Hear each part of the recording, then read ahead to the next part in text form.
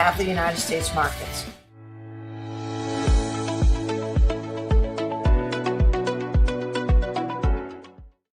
We encourage you to follow us on Twitter at IndianaSRN.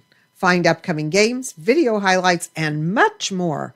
Follow us now at IndianaSRN.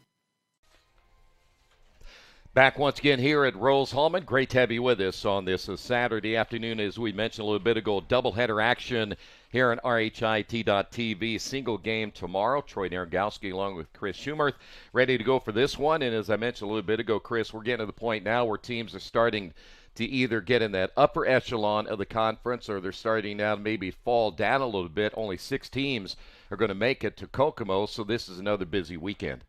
Yeah, and both of these teams are kind of middling. Mount St. Joe has more work to do than Rose-Hulman does, but Mount St. Joe's schedule is maybe a little bit weighted from their trip south early on in the season. They went 2-7 on that trip, so if you take that away, their record is a little more even. I expect that the quality of the pitching is going to have a lot to say about whoever succeeds today. Liam Richardson will be going today for Rose-Hulman. He'll be making his 7th appearance. He's thrown 30 2/3 innings, 31 hits, 16 runs, 10 of those earned, 24 strikeouts and 15 walks. He has a record of 1-1 with an ERA 2.93. Opposing teams are hitting at a 258 clip against him this season. When you look at the numbers, the walks are probably the one area that might be of a little bit of a concern. 15 walks in 30 innings. He also has 5 hit batters, so control maybe has been a little bit of an issue in his first 6 starts. Yeah, and I think we'll see that a little bit on the other side as well. And, again, pitching can be different day to day. As you look at the offensive side, Rose-Hulman stands out a little bit more, so you'd expect they might get a little bit more support. So they maybe can get by with some pitching and defense that is less than excellent. Not that they'll want to do that. But Mount St. Joe is really going to need great defense and great pitching this weekend in this series. Mount St. Joe's a team that just came off a win over Heidelberg 6-5. They scored 4 runs in the 4th inning to win that game. Austin Buckle had a couple of RBI in their last HCAC series against Anderson. They ended up having kind of a rough first 2 games. They lost the first one 21-1. They lost the second one 4-0. They ended up winning the nightcap of that series 12-6. We'll talk more about that coming up in just a few moments as Richardson is set to throw and we are underway. The pitch low and inside, 1-0. And leading things off for the Lions will be Jordan Harley, the left fielder. Give you his numbers here in just a couple of moments as Harley ready to go once again, and that pitch is outside 2-0. We call it a strike. It's 1-1. Wow. He is very, very liberal today. Harley, 263 on the year, no home runs and 9 runs driven in. We'll give you the defense here in a couple of moments as Richardson set to throw once again, and that pitch, should I wait? 2 balls and a strike. You're being mean to the umpire. Already. As a former umpire, if it's 2 or 3 inches outside, and we're calling a strike early, we're just trying to tell it to the offensive players that they need to be swinging the bat today. Exactly. 2 balls, 2 strikes on the swing by Harley. Harley 10 out of 11 in stolen base attempts this season, so they're hoping to get him on early. Here's the pitch on the way and a ground ball to the second baseman. Furtado will scoop and throw, and there's one away. Yeah, you mentioned 10 of 11 stolen bases for Harley.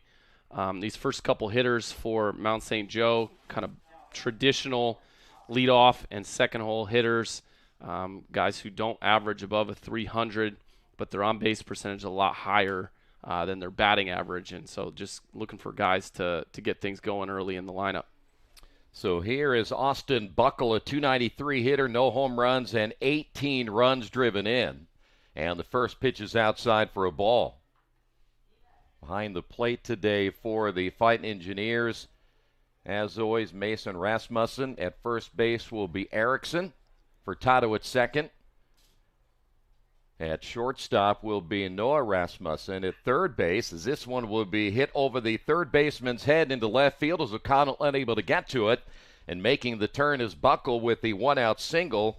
And the Lions have a man on here in the first. I couldn't tell. Was that ball chopped or was that looped? Looks like it might have caught the right in front of the home plate area. That's what I thought. Okay. As here is Brennan Martin, 319, 4 home runs, and 11 runs driven in. Mentioned O'Connell is down at third base with the outfield looking like this with Takahashi. As that ball will be fouled away. Takahashi in left, Summers in center, and in right field for today will be T.J. Pipkins. Buckle was in motion there on the first pitch. Martin is one of the guys that stands out offensively for Mount St. Joseph's. He is 8th in the conference in batting average, 366. Pitch was outside.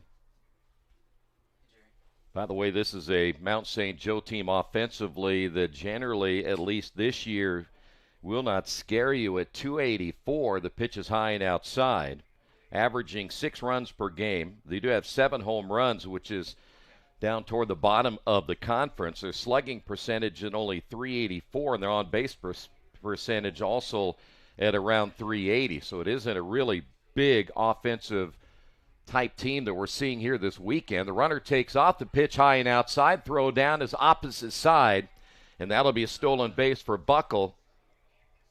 And now the Lions have a man in scoring position.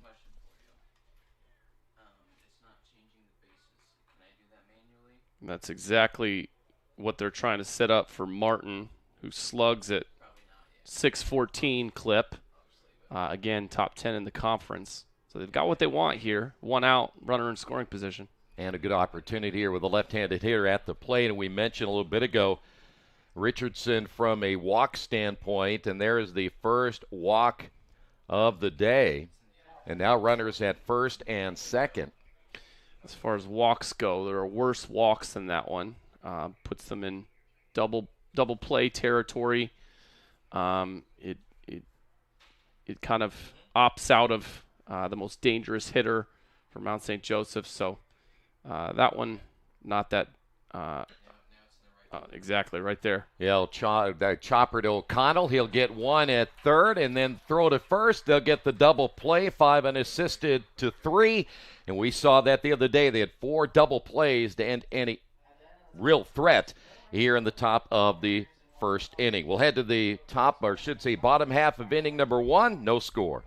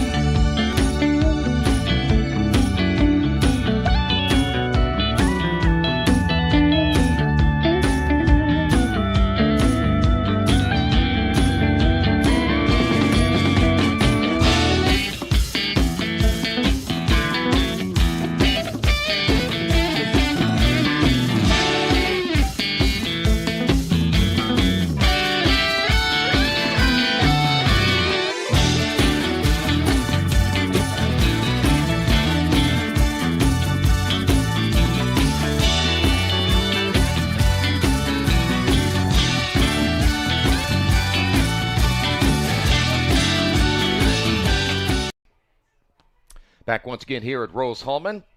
Left-hander going today for the Lions will be Sam Huston, 15 innings this year. In fact, his ERA is at 1.17. This young man right here's had a good start to his season, and they'll need it today against a Rose-Hulman team, one of the top teams in the conference in hitting. But let's give you the numbers on Huston. He is making his 6th start, 19 and a third innings, 21 hits, 7 runs, 6 of those earned, 27 strikeouts, and 10 walks, and an ERA of 2.79. And leading things off will be Jackson Summers. Summers at .397 on the year. Has a home run and 7 runs driven in. So Huston set to throw. And the first pitch is on the way and swing and a miss. Summers is one of the guys on this Fighting Engineers team that really jumps off the page. 7th in the conference in batting average, 4th in runs scored, 8th in hits. Very dangerous. Swing and a miss. And Summers quickly down at no balls and 2 strikes. By the way, Huston played his high school baseball at East Central in St. Leon, Indiana. Next pitch on the way is a little chin music. Count now 1-2. A lot of times that's coached. 0-2 count. Brush him back a little bit and throw something with some movement on the outside corner. Here's the 1-2 pitch. There it is. Foul tip held on. Strikeout number 1. Pretty good pitch there by Now Huston. batting the left fielder, number 16, Issei Takahashi. Takahashi will step to the plate. Takahashi at .265, no home runs and 7 runs driven in. It was a nice job by Gutzweiler, too, to hold on to that. I think it was tipped by Summers. First time we've seen lefty against lefty, and right now looks like Huston dealing early in this first inning. Takahashi was kind of pulling out a little bit there toward the right side on that swing. Be interesting to see if he has that problem again. Yeah, his foot is going toward the dugout. The Rose-Hulman team fresh off a road loss to DePaul 6-5. They had shut out DePaul here in that previous meeting 2-0. That was the game in which we talked about they had the 4 double plays that really helped their effort. One thing that's kind of surprising about Rose-Hulman this year is their 3-8 home record. 1 ball and 2 strikes now to Takahashi. Stay at 1-2. Huston doing a great job of really attacking that zone. He's gone up 0-2 on his first 2 hitters. Yeah, to your point about the home record, this Rose-Hulman team, as you know, last year was the 3rd seed, but they lost their 2 games in the HCAC conference. And got him looking. There's your consistency on the outside there from the umpire, which Now batting the I designated appreciate. hitter, number 23, Jackson Harms. Here's Jackson Harms at .273, 3 home runs and 18 runs driven in. Well, one thing, like you said, though, Chris, you better be up there ready to swing the bat. Absolutely, and I think Harms will be. By the way, perfect last name for a hitter that can get the ball out of the ballpark. That pitch is outside, and you can hear there's some pretty good velocity on Huston's pitch.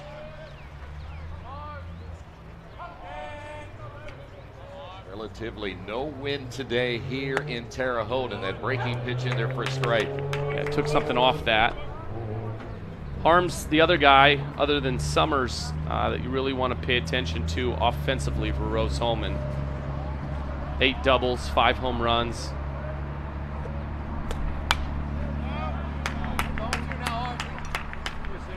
$13 walks.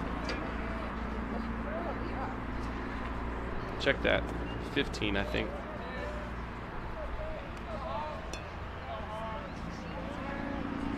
Yeah, Harms the kind of player that another one you want to get on base. They're not a team that runs a whole lot, and got him looking as well. Striking out the side is Huston after 1. At the end of the bottom of the first, no runs, no hits, no errors.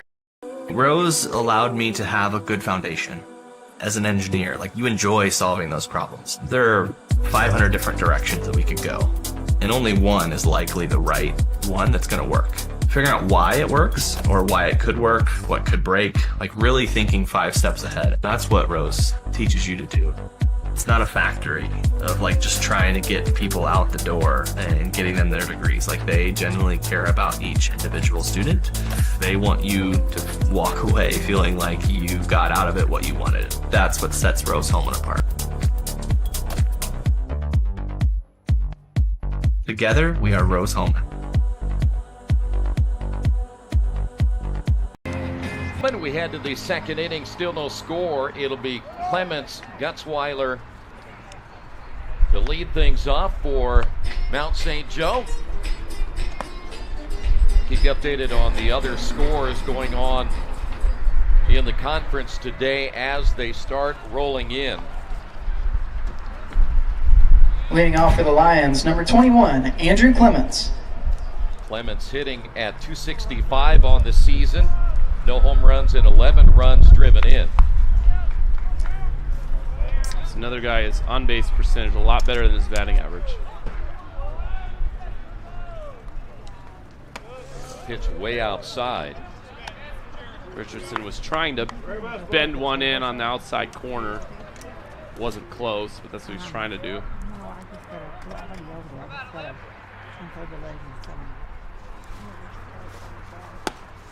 It's outside once again, 2-0. There was one game played yesterday. We'll get you that score here in a moment. In fact, it wasn't even close. The Hanover team is struggling over the last couple of weeks. There's a called strike. Last night, Transylvania beat Hanover 15-0. It only went 7 innings. So Transylvania now moves their record in the conference to 9-1. The breaking pitch low and inside. Well, you mentioned Hanover struggling in their recent series with Rose-Hulman. Rose-Hulman won those game 2 and 3, 39-2 between the two of them. There's a called strike. Yeah, that Hanover ERA has got to be probably around 9 or 10 by the time they're getting done. Give you the updated standings here in a moment. That one is hit foul.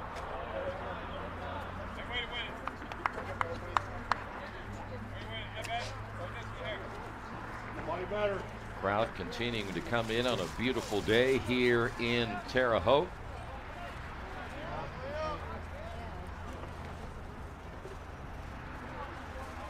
Clements, one of the top 3 in slugging percentage from the left side for the team this season. He had a pretty good cut there. So right now, Earlham and Transylvania both at 9-1, with Anderson at 6-4, Rose-Hulman at 5-4. With that loss, Hanover falls to 5-6. Franklin and Mount St. Joseph 4-6, Manchester Berea 3-6, and Bluffton at 1-9. Breaking pitch. That one misses low. And it'll be the second walk given up by Richardson. And we'll head now to Gutzweiler. Now batting, Did have number a chance 50, to Jackson Gutzweiler. Connect with Jeff Newman, Mount St. Joe's coach this week, and emphasize some of the losses due to graduation from the past couple years' success. They were a team that went 26-17 a year ago. And the pitch is low. Both coaches emphasized just feeling like they were getting inconsistent efforts from their team, trying to find out who they are, who they're going to be. Breaking pitch called strike. Gutzweiler, 261 hitter, a home run, and 6 runs driven in. Yeah, it's awful tough a lot of times when you lose some pretty good players to graduation to fill those holes in just one season as that pitch stays inside. Richardson seems to have 2 breaking pitches. One is a slower, probably a curve. And then I'm not quite sure what the other pitch is, but it's a quicker breaking pitch. That breaking ball stays low and inside as well. So you can kind of tell right now Richardson having A couple of issues just trying to find some consistency in that strike zone. Short lead down at first base by Clements. And that one misses as well. Back-to-back walks. And boy, we all know in this game of baseball, you keep walking people and it will come back to get you eventually. Now batting number 5, Zach Clough. Zach Clough will step to the plate. Clough, only a .250 hitter, 12 runs driven in on the season, but now runners at first and second. That's another thing Coach Newman did say is he wants his guys to get deep in counts, and then once they get runners on, they will do things like this. But at third base side, O'Connell charging and throwing and safe at first base. So the bases will be loaded. What was they hoping to be a sacrifice bunt turns into now bases loaded. And that'll Now batting number 3, A.J. Meyer. bring up A.J. Meyer. He is a .300 hitter. There's an exact quote from Jeff Newman. Offensively, we like to play an aggressive pressure style game, grind out at bats, find ways to get on base, and then create some chaos from there with bunts, steals, and hit and runs. Well, now's their opportunity to do just that. Swing and a miss. They had a runner in scoring position in the first, and now they've had 3 runners in scoring position in the first couple of innings. The pitch on the way, and that's in the dirt. Rasmussen able to knock it down. They got to find a way to get on board here because they're on the road. They're further down in the standings. They got work to do to get into that conference tournament. You got to start feeling good about yourself by getting on the board. And that one misses at the knees.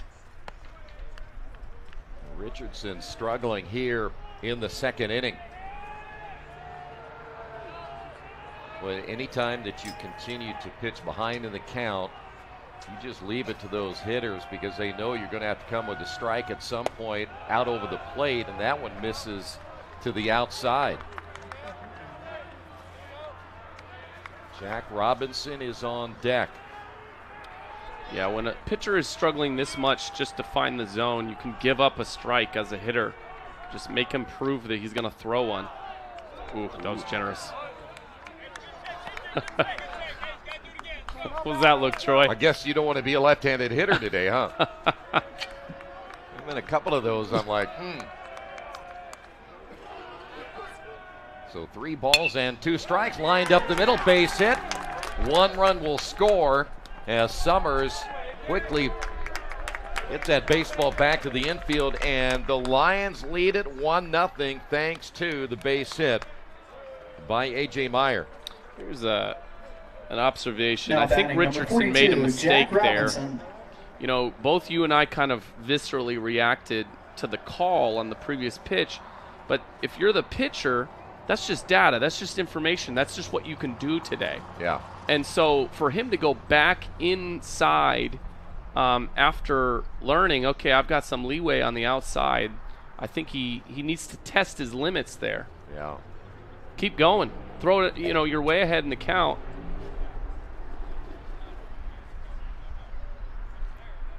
Well, they're going to have a relatively long talk here with Richardson as Rasmussen out there as well. The umpire will break up this meeting with Robinson set to hit. And here's one thing, too, now, Chris, you don't want to give up a really, really big inning here and get yourself in a hole. If any indication of what we saw pitching-wise early for Mount St. Joe, runs could be at a premium here today for the Fighting Engineers. So here is Robinson. Only hitting a .217 on the season. Yeah, Robinson splits time in right field with Will Record. Presumably he's out there for defensive reasons. But Coach Newman said that he makes that decision based on matchups, which guy's going to go. But yeah, it's certainly not anything Robinson's doing offensively that has him in the lineup. Hit foul down the right side. And the count 0-2. And when you have a guy like that up, you got bases loaded. That's a see how far he can hit it kind of situation. Put it in the zone and make him do some damage. The pitch on the way, and a swing and a miss and a big out as Robinson strikes out. That's the first strikeout of the day for Richardson. Richardson goes inside Now there. Number 23, Jordan and Harley. Robinson just can't catch up to it. And that'll bring up now Jordan Harley. Harley 0 for 1 today. Grounded out his first time up. Now currently hitting at 292. Outfield will play the left-handed hitter straight away. And that pitch in there for a called strike. More than straight away. I mean, pretty shallow. There's Yeah. a lot of room out there. If Harley just finds something in the gap, he doesn't even necessarily have to burn an outfielder here. If he just puts it in a gap, they're going to be running for a long time. Going quickly down to 0-2. And Harley is bailing on his swing there. He's ending up almost outside of the box. Saw another left-hander. You mentioned that earlier with Takahashi doing Yes. the exact Yep. same thing. That one's going to be lined into left field. Base hit. That'll score 1. Takahashi ends up bobbling the baseball. The throw not in time, and it's now 3-0. And again, this is absolutely an ideal situation for Mount St. Joseph to jump out with some confidence in this series. Now batting number 4, Harley able to Austin drive Buckle. in 2 runs, and by the way, the 2 leadoff walks, mentioning Clements and Gutzweiler, both coming in to score. So here's Austin Buckle. Buckle singled his first time up, now hitting at 293, and they love to keep the inning going as he'll check swing and he goes around.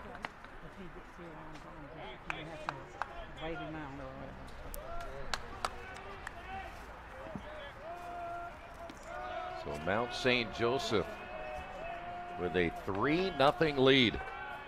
Clements, Gutzweiler, and Klo all coming in to score. A breaking ball in there for a called strike.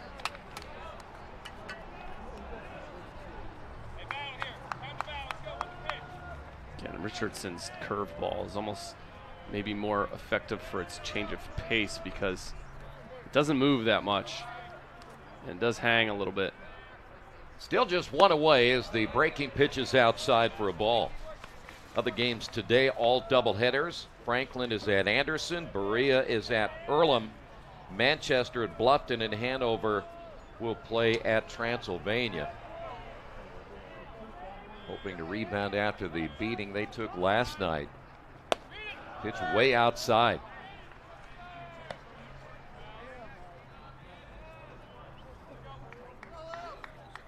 You know, last time we were here, we saw Gavin Druger, who we may see in the second game, just absolutely pitch a phenomenal day. Runner will take off, and that's hit foul.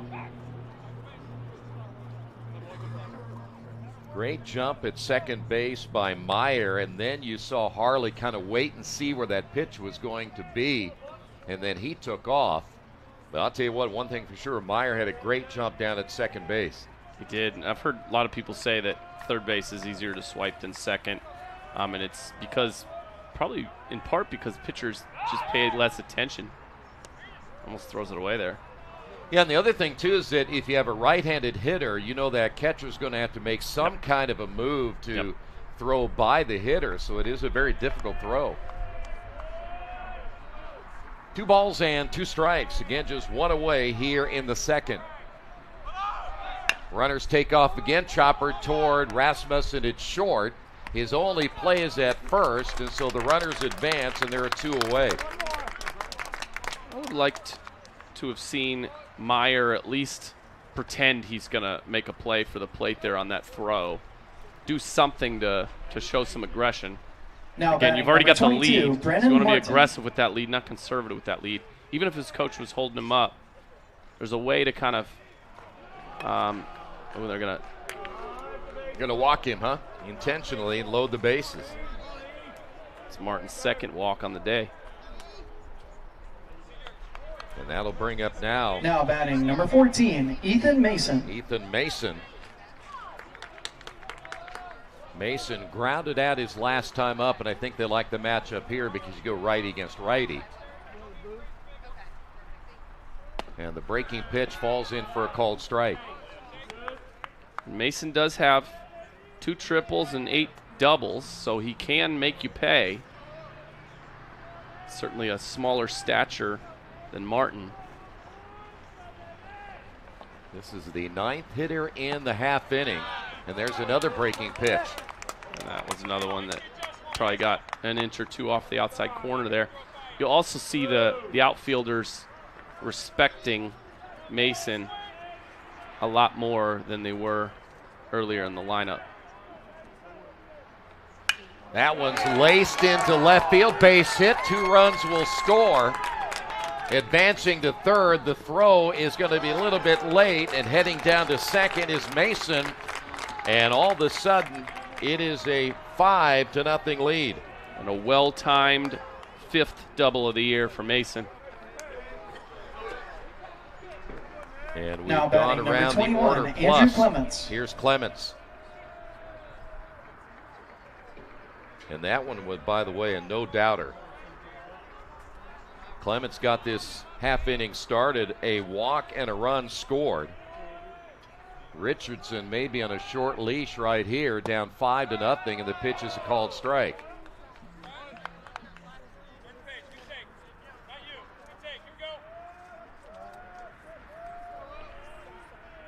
This inning is not even close to being over yet. You have 2 more runners out there. It'd be great if you're a Lions fan to get these 2 in. As an example there, the pitch was probably roughly in the same spot, the first pitch and the second pitch, but where the catcher was lining up had to do with whether or not it was called a strike. If you got to dive across the plate, you're not getting it. Fastball sails outside, 2 balls and a strike.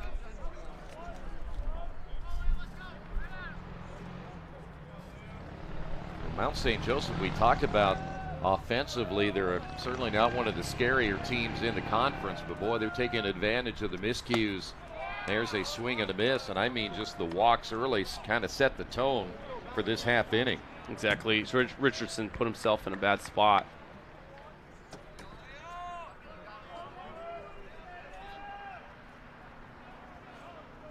Richardson now gets the sign with runners at second and third. Here's the pitch on the way. Check swing, but he watches it go on by.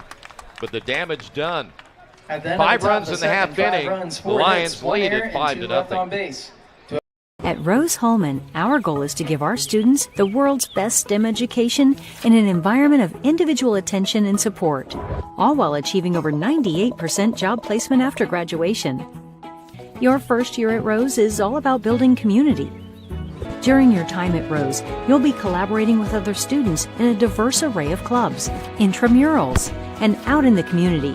You might be in the 40% of students that play a sport, or the third that are involved in fraternities and sororities. Over 90% of all Rose-Hulman students have at least one internship, co-op or research opportunity, or study abroad by the start of their senior year.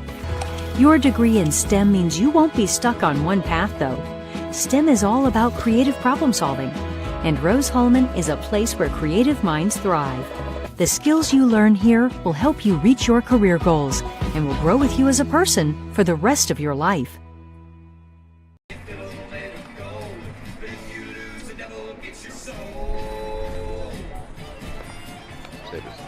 Back once again as we're ready for the second inning of play. Houston back in for another inning of work. It's O'Connell, Rasmussen, and Pipkins. Well, you got to like having a 5-run lead for sure. Now the offense will have to get going. Well, and to your point, Houston for Mount St. Joseph looked real good in the first inning. Leading off for the Fighting He's Engineers dealing. is third baseman, number 35. If you give him a 5-run Connor lead, I O'Connell. mean, that might be all he needs to coast for the rest of the way. I'm not saying that's what's going to happen, but a lot of times if a good pitcher gets handed that kind of lead, you're really in trouble. O'Connell a .304 hitter, no home runs, and 14 runs driven in. His first plate appearance of the day as Houston set to throw, and the pitch is outside for a ball. O'Connell, one of the guys on this team that's been around for a long time, second team academic All-American a year ago. Fouled it off his foot. And that one probably hurts just a little bit. Looked like it went off his front foot.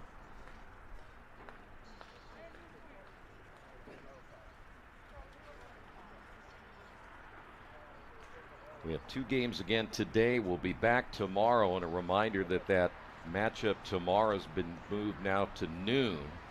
It is a senior day, and we'll have, I think we're on the air at about 11:35 to give you all the senior festivities. Houston's pitch is fouled away.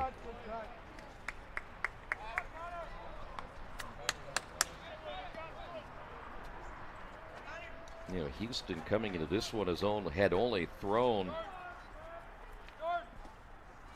14 innings. Had a 1-2-3 inning in the first, striking out the side. And this one is going to be hit toward the second baseman. Just a little blooper caught as Buckle nabs that one for 1 away, and that'll bring up Rasmussen, the catcher.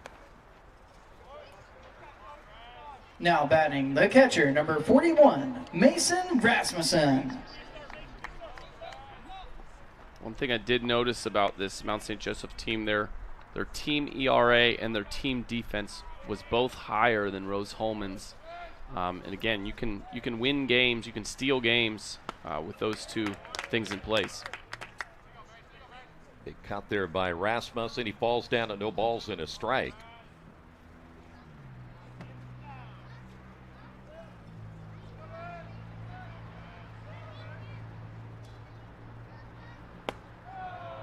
That pitch will miss low.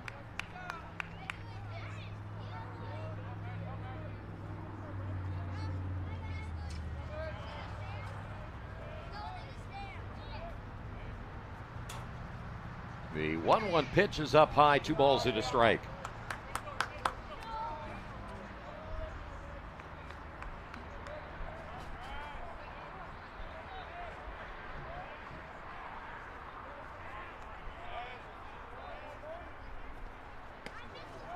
Nearly got him. So we'll go to 3-1.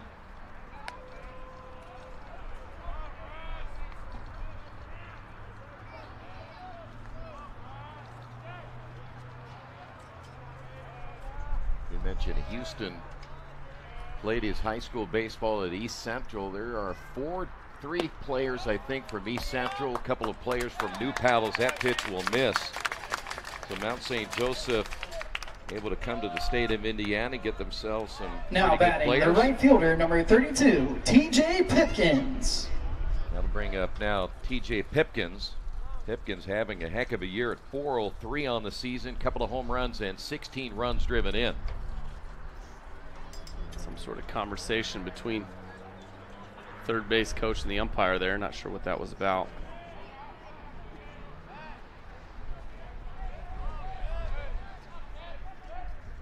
You talk about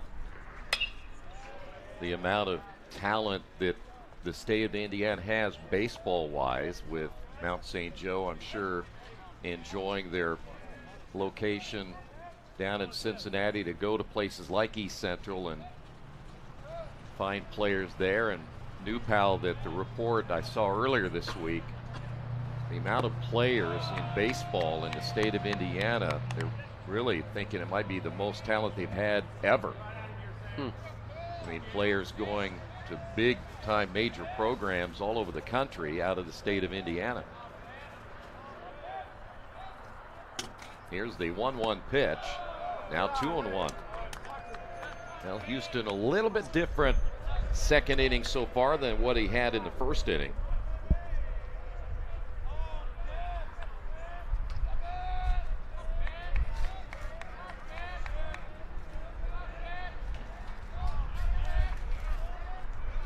The 2-1 pitch hit into center field. Meyer playing that one perfectly. And there's 2 away.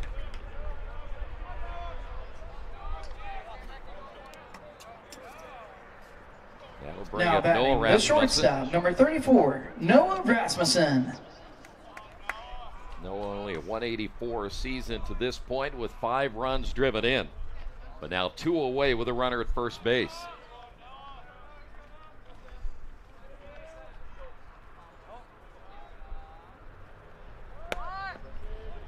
As he squares to bunt, falls down at 0-1. Trying to do it for a hit there. A lot of times you don't get the bat down quick enough.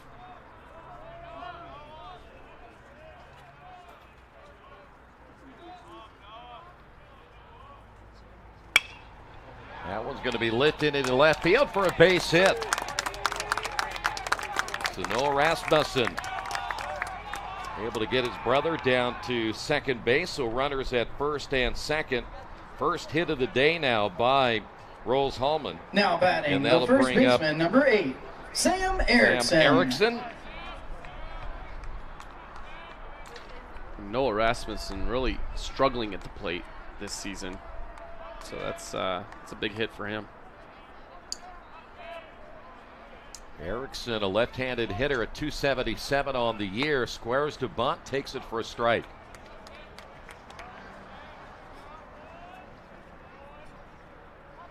We're in the bottom of inning number 2, 5-0 Mount St. Joseph.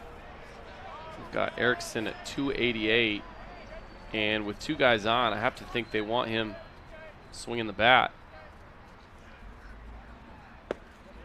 And the pitch is in there for a called strike. Lefty on lefty, maybe not ideal. You got to find a way to at least move the runners here. You notice how he waited that time. And a couple of those pitches look like they may be a little bit outside, so as a left-handed hitter, again, you better be ready to swing as he pulls that one toward Buckle at second. And the Fighting Engineers will leave 2 runners on here in inning number 2. We head to the third. At the end Lions of the lead at 5-0. no runs, 1 Thinking about what to do after high school? Consider a career with Boilermakers Local 374. As a Boilermaker apprentice, you'll earn while you learn. We offer excellent wages and benefits, and as part of our no-cost hands-on apprenticeship program, you'll learn from the best in state-of-the-art training centers and on the job. Become a union Boilermaker and get on your way to a great career. Find out more, visit www.local374.org or call 219-845-1000.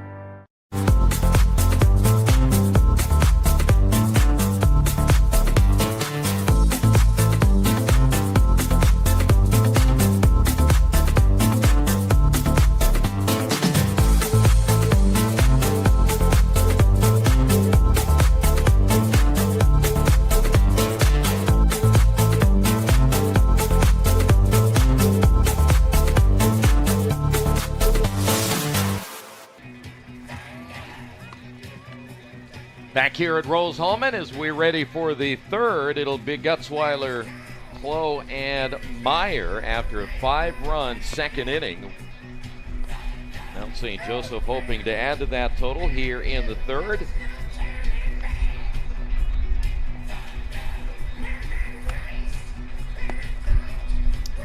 Of course, if you're Rose-Hulman, you don't want your first starting pitcher of the weekend to get taken out of the game early, but I can't imagine that Richardson has much more leading off for the patience Lions, from number his 50, coach Jackson this stage. Gutzweiler. You can't concede the game this early. Well, I'm like you, though. I think that if you're probably on a short leash if you end up walking a couple in this half inning.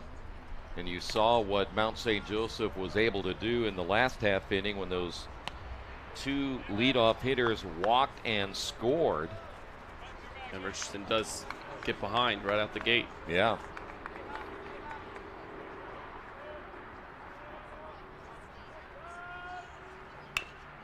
That'll be fouled away. You know, we've talked in our games before that a lot of times you see pitchers try to get a little bit too cute And what I mean by that is, again, they try to pitch around hitters instead of really attacking them. And you generally will find that unless you are really good with your command, that's an awful hard thing to do. Well, and Richardson isn't a power pitcher, so if you're a power pitcher, you can almost get away with being a little bit wild. But if you're a guy who doesn't have a fastball that's going to overpower very many guys, you got to be accurate. So the count, 1 ball, 2 strikes. Gutzweiler walked and scored one of those 5 runs in the second. Here's the pitch. Had him off balance with that pitch.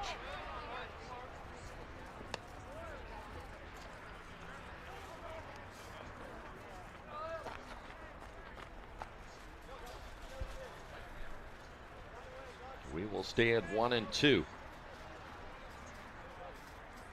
And the pitch by Richardson. Trying to snap that one off, but high and inside. It'll go to 2 balls, 2 strikes. Gutzweiler now at 261 on the year. May have been a missed opportunity for him to kind of lean into that one a little bit.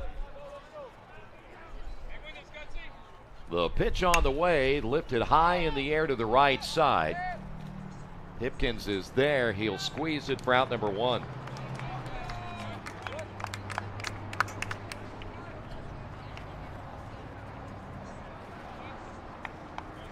So a better start here for Richardson.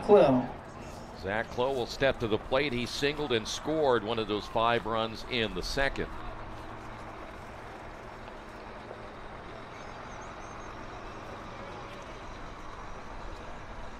Clough has that wide open stance from the right side. His first pitch on the way that he'll watch will be in there for a strike.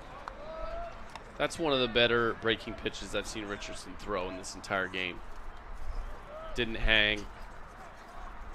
Placed it where he wanted to place it. Popped him up. Third baseman and the shortstop come together, and it's going to fall in. Rasmussen and O'Connell came together, and then miscommunication, and Clough will be down at first base. And that is what we would consider an infield base hit because nobody touched it. Yeah, I think Now batting Rasmussen number thought 3, A.J. Meyer. that his teammate was going to get it, but O'Connell lost it in the sun. So here is Meyer, who singled and scored. He'll show bunt first, or should say third base side, and it goes foul. And I was looking back again, when you look at the numbers for Mount St. Joe, they're 6th in hitting in the conference. They're 7th in runs scored. They're 8th in home runs.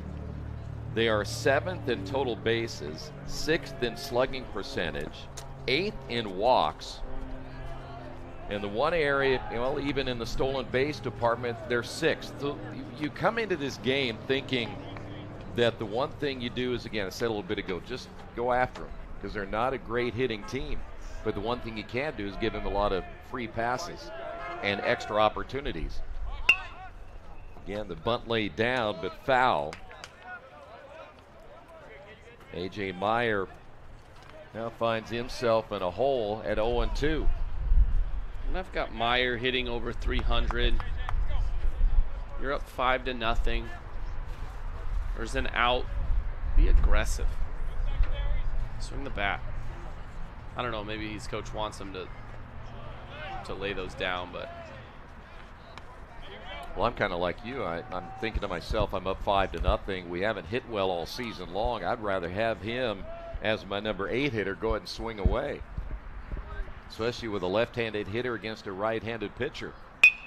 That's going to be lifted down the line and foul. He just missed that one. That was almost perfect.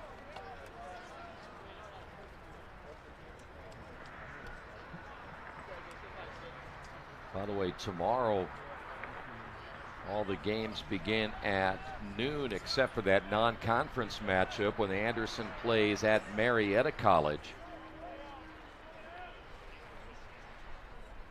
There's that breaking pitch. It really has not had a whole lot of success today. There will be 2 non-conference games tomorrow. DePaul is the other game with Franklin. And we mentioned Anderson and Marietta. Another one hit foul.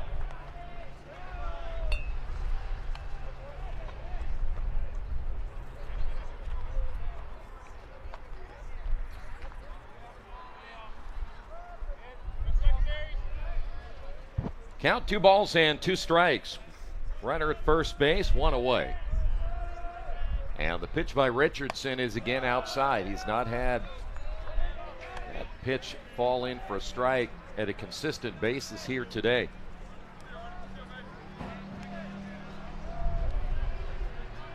Now maybe you think about putting the runner in motion here. They were maybe thinking the same thing. Richardson, well aware. Mount St. Joseph came into this, as we mentioned, 6th in the conference in stolen bases with 47. Transylvania leads the way as he is caught looking. Second strikeout, actually 3rd strikeout, but the 2nd strikeout looking now for Richardson, and that's a big strikeout. Now batting 2 number away. 42, Jack Robinson. Here is Jack Robinson. Mount St. Joseph head coach coming out to talk with the home plate umpire. I'm sure to ask him the location on that pitch. Robinson struck out in the 2nd inning. I thought the umpire may have initiated that conversation. He kind of turned and started walking that direction. Maybe he heard something.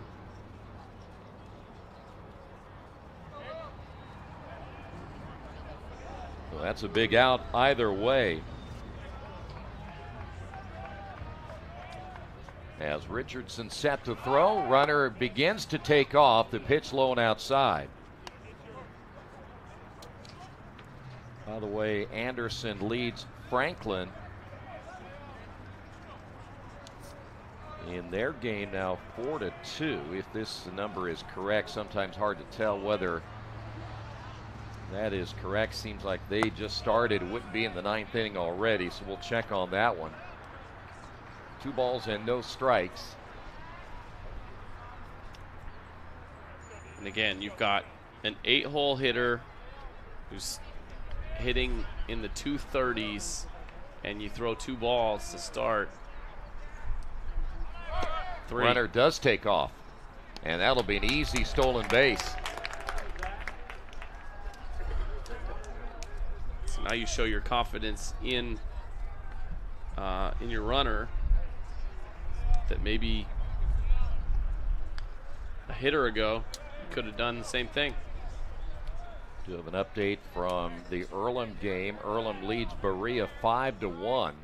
That pitch a called strike. By the way, Berea has committed 5 errors in that game. It's a great pitch by Richardson. Hit his spot.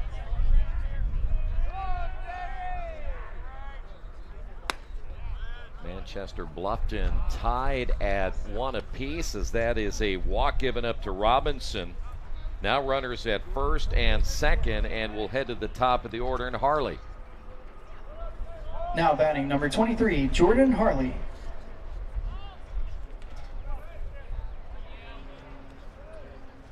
Jordan Harley now hitting a .292 on the season.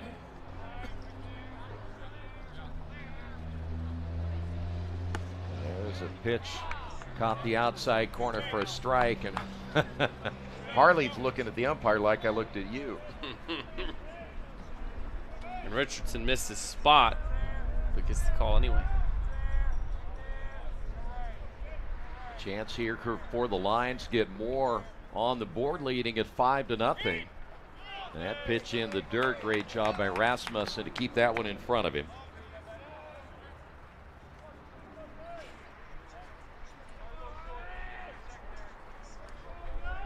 All 3 innings now where the Lions have had either runners in scoring position or have put runs on the board.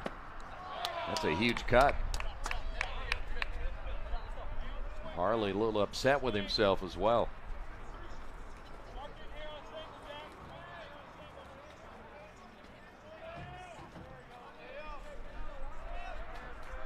Richardson will check the runner at second base, and the pitch, and it's fouled away.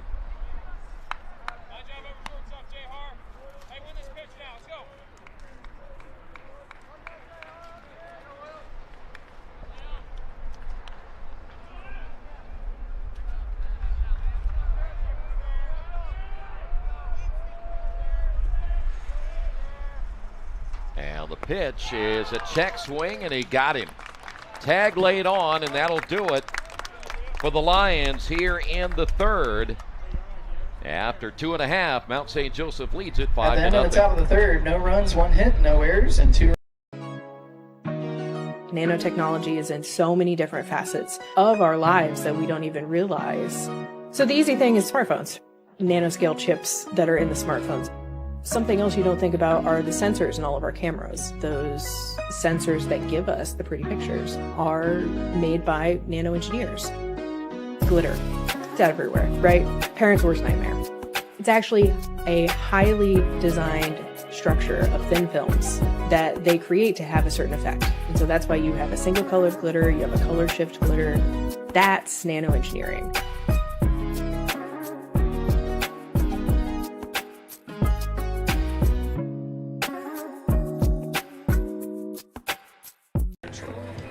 We're back once again here at Rose-Hulman. 5-0 your scores. We head to the bottom of the third. Furtado will lead things off, followed by Summers and Takahashi.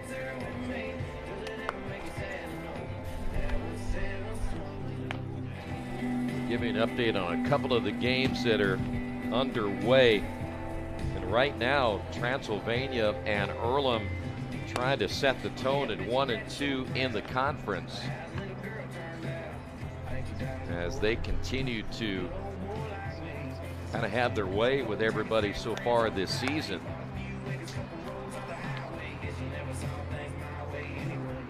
Hanover and Transylvania in the top of the fifth. Leading No off score for there. Rose-Hulman, the second baseman, number 33, Matthew Furtado. As Furtado will step to the plate.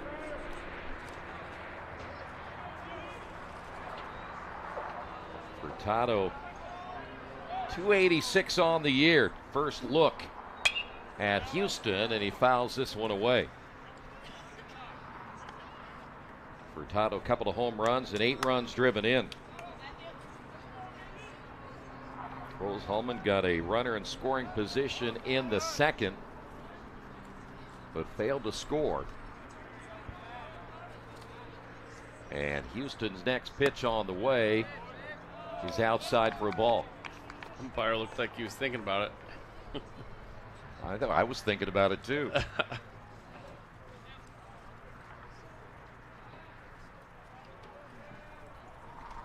Here is Houston's 1-1 pitch, and it's low for a ball.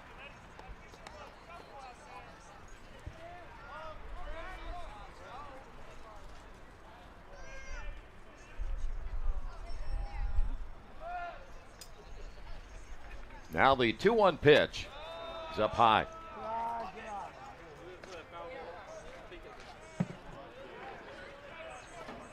By the way, top of the ninth now, Anderson leading Franklin 4-2.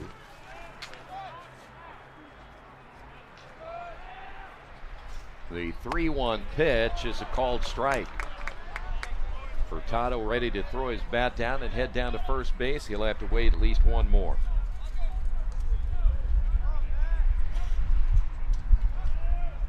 So far, the Fine Engineers crowd hasn't had a whole lot to cheer about in the first game of our doubleheader.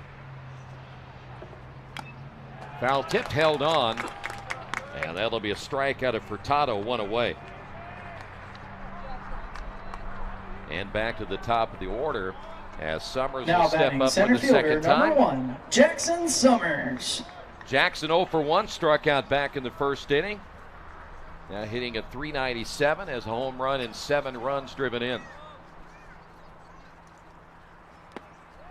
Another one foul tipped and held on. It has been a slow start for the guys that Rose-Hulman most heavily depend on offensively, and Summers, of course, is one of those guys.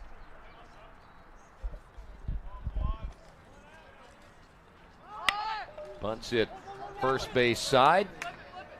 Good job, and he's going to be safe at first. It looked like maybe Houston got the throw over in time, but apparently the first baseman, Clements, took his foot off the base, and so the Fight Engineers have a runner on. Left fielder, Here's number Takahashi. 16, Issei Takahashi.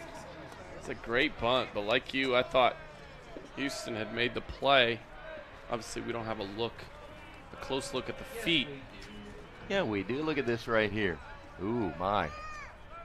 I think he got him, didn't he? Let's take another look.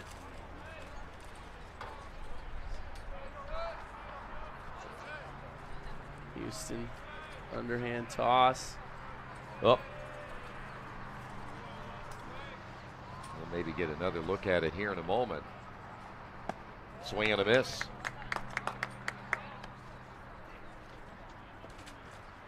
Well, nonetheless, Summers down at first base. Here it is.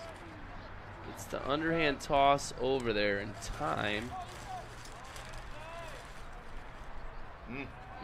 Yeah. No comment. I'll go ahead. Audience can make their own decision. That's why we pay you the dollars we do for your opinion. For my analysis. Yes. 2-1 the count now to Takahashi. Caught looking back in the first inning.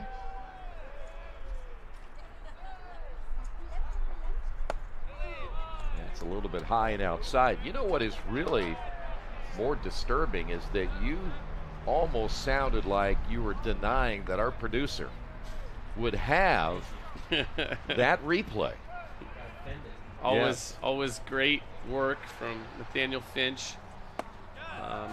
Yeah, my many apologies. That'll be a walk to Takahashi, and that'll bring up Harms. So now runners at first and now second. batting the designated hitter, number 23, Jackson Harms. Jackson struck out looking back in the first inning, currently hitting at 273.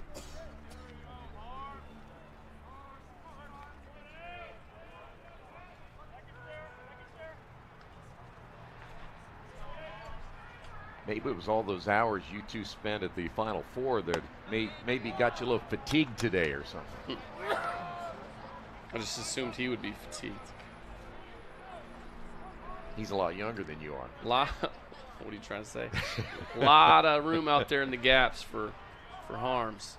Yeah, if he can get it between center and right field. Good breaking ball. So just the second time here in game one where the Fighting Engineers have had a runner in scoring position.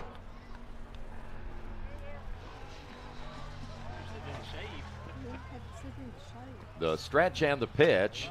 Check swing, and he went around. Well, that was a pitch that was out of the strike zone. Yeah, that was a gift.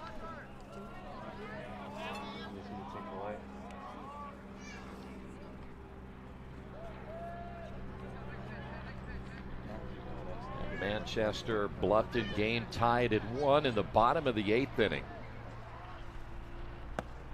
Pitch low and inside.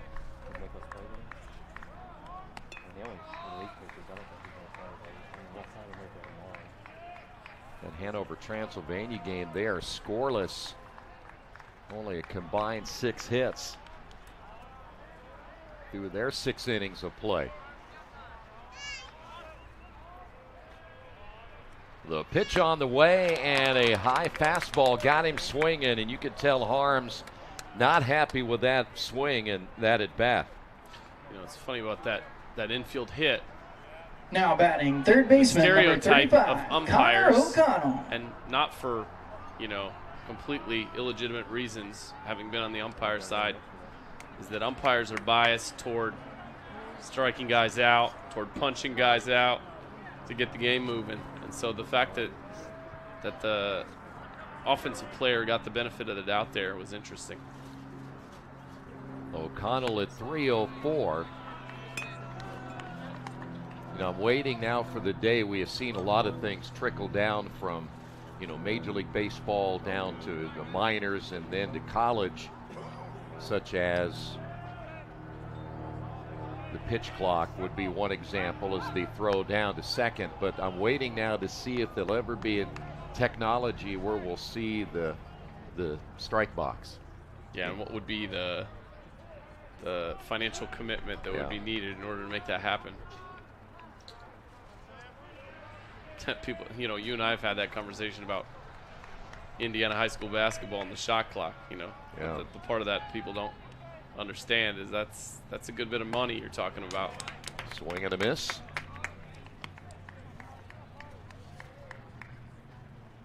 Yeah, I can't take it with you.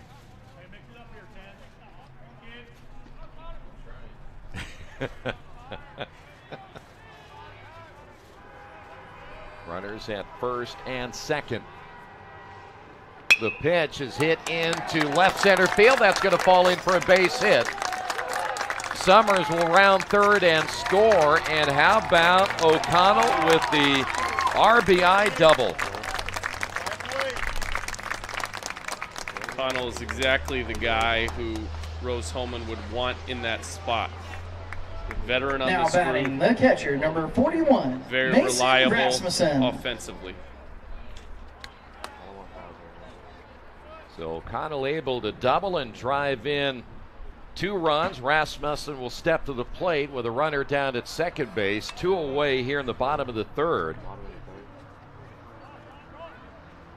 And Rose-Hulman able to get on the board.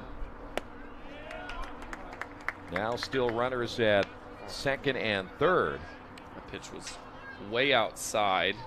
So interesting aggression there for understandable reasons. Wants to pick up those 2 runs, but just gave away a ball. And he's down to the count now at 0-2. One thing about a pitch low and outside, if you can be patient enough, and again, there's a big gap between the second baseman and the first baseman. I'm sure his eyes got kind of big seeing that pitch, wanting to take it that way because you have so much more room. Yep. That one skips in the dirt in front of Gutzweiler. 1 ball, 2 strikes. Great opportunity once again for the Fighting Engineers to get perhaps another run on the board after the big double by O'Connell. And that pitch in the dirt as well, and Houston almost fell off the mound himself.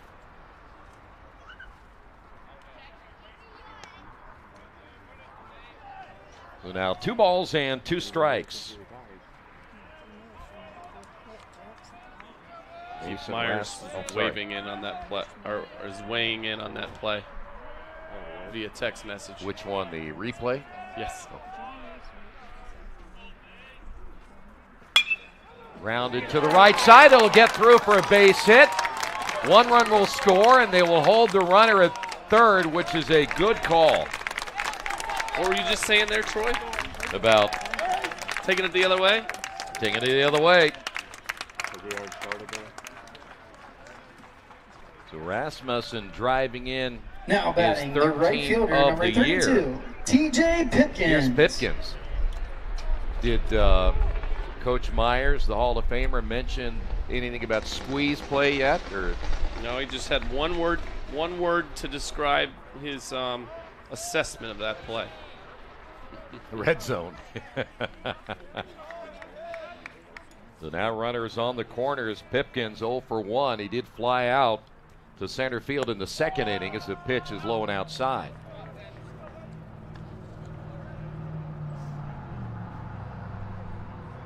It wouldn't matter if you had nobody on base, everybody else was in the dugout, and not even a guy at the plate. Coach Myers would want to squeeze him in from the dugout. With 2 outs. Yes. Pitch is outside. He loves the squeeze play, does he? Oh, my. There is not a situation in any level of baseball where he didn't want to squeeze him in. The guy could be a terrible bunter, and he's still trying to squeeze him in.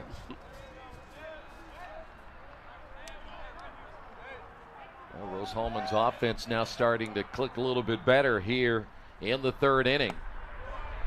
Oh, man, in there for a strike. That was a little, for me, too comfort level to let that one go. Pipkins I've got at 359 with 2 home runs, so not a bad guy to have up there. Well, the reason I said what I said is if I have a pitch inside, I'd love to pull it. Again, that hole is pretty big between first and second. The runner will take off. They will throw through, and then the second baseman unable to clutch that one. Buckle should get charged with an error here as a run will score, and it's now 5-3. Yeah, they seem to be on the same page about what they're trying to do there, trying to cut the throw and come back home, which doesn't show a lot of faith in your ability to just throw the guy out. But yeah, there's a problem with the exchange. So now Pipkins, chance to get the 4th run of this half inning across. Lifts it high in the air to left center field. The center fielder, Meyer, coming over, and he had a long way to go to make the catch. In fact, he was almost shaking hands with Harley in left field. But 3 runs across, we head to the 4th. Lions lead at 5-3. IndianaSRN wants to put more kids on TV. And honestly, that's exactly what these kids deserve. They stream more than 350 high school and college games every year, giving Indiana athletes the spotlight they've earned. All games are free to watch with On Demand on their YouTube channel. The cost is amazingly affordable, which means more kids get their moment to shine. IndianaSRN, where you always have a front row seat. At Riskwork, we're Team Indiana through and through, from coaching youth basketball to protecting critical infrastructure. Like our partners at IndianaSRN, we invest in people first. That same grit and leadership on the court drives our work in cybersecurity. We help businesses stay secure, resilient, and ready with no guesswork. If you can trust us to protect the grid, you can surely trust us to protect your Indiana business. Now Rose-Hulman gets 3 on the board. We'll head to the 4th inning. Buckle, Martin, and Mason all due up.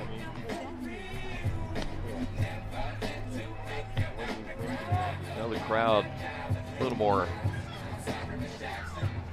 feeling like they're right back in this game now, 5-3.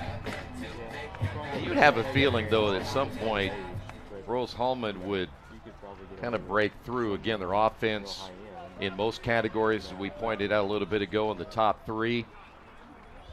I know they get off to a slow start. 4, Austin Buckle. As Buckle steps in, and now it's up to Richardson to kind of shut the door the rest of the way and let his offense go to work. Buckle 1 for 2 today, hitting at .293, and Richardson will miss on his first pitch. 5-3 with a long way to go. Looks a lot better than 5-0. Yeah. That one in the dirt. And, you know, the one thing that you talk about in a lot of collegiate baseball is, again, pitching is at a premium at all levels. The idea is to get to the bullpen because you can generally feel pretty good about getting to a lot of the team's bullpens because they're just not that strong. There's a called strike. And I just want to check Mount St. Joseph out of their bullpen. Matt Fry might be the guy right now. A couple of saves. He's already appeared in 10 games. That pitch is outside for a walk, so Buckle will head down to first base. And again, Richardson with the control problems. I don't think he's going to get very many patients. Now batting number 22, Brennan Martin. We mentioned the team ERA for Mount St. Joseph coming in today was at 5.70. We may see, as that's grounded up the middle, backhanded by Furtado. He'll get the runner at first as Buckle advancing down to second base. See, I'm not sure we're going to see the second game as Nolan Miller may be the one. They're hoping perhaps to get the win here. Now and batting number let 14, Miller go to work Ethan in game Mason. 2. That was a great play, though, by Furtado down at second base. There's also a missed opportunity by Martin and Buckle because Buckle had the base stolen. Martin must have liked what he saw. Ethan Mason takes that pitch low and outside. And maybe another foot or two, and you've got an opportunity for a single with the runner making his way to third.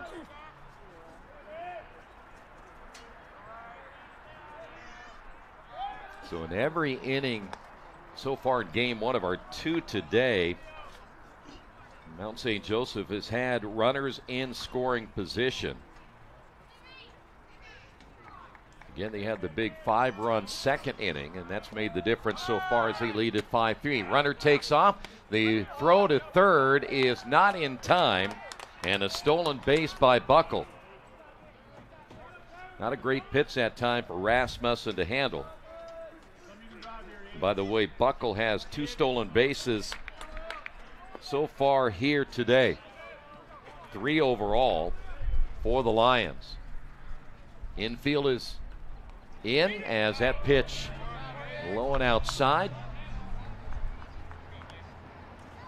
You can see he's putting the pressure on in terms of just his secondary lead from third, which I like. You still have the lead. Be aggressive. The 2-1 pitch. That's a called strike. Caught the inside corner.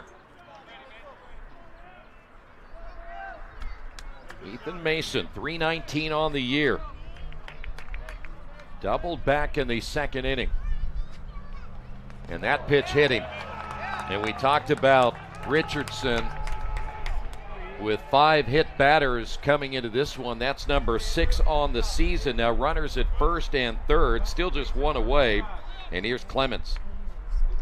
Now batting number 21, Andrew Clements.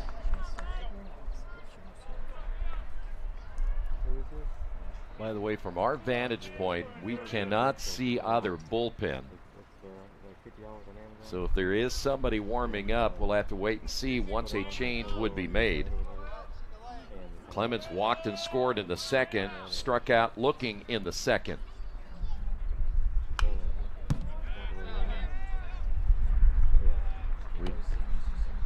Yeah, somebody is down in the bullpen.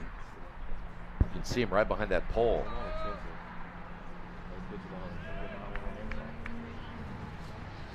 Richardson able to come back strong in the third inning, got a couple of strikeouts, but now finds himself in trouble with 1 away. They bluff the steal. The pitch is low. Boy, if you're Mount St. Joe, you love this right here. You got a left-handed hitter.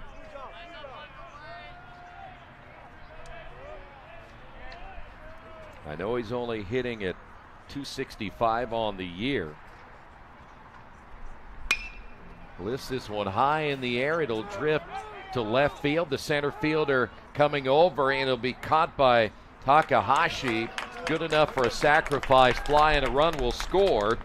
And the Lions get a run back here in the 4th inning.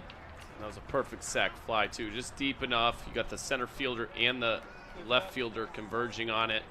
You know, they've got to communicate about who's going to get it.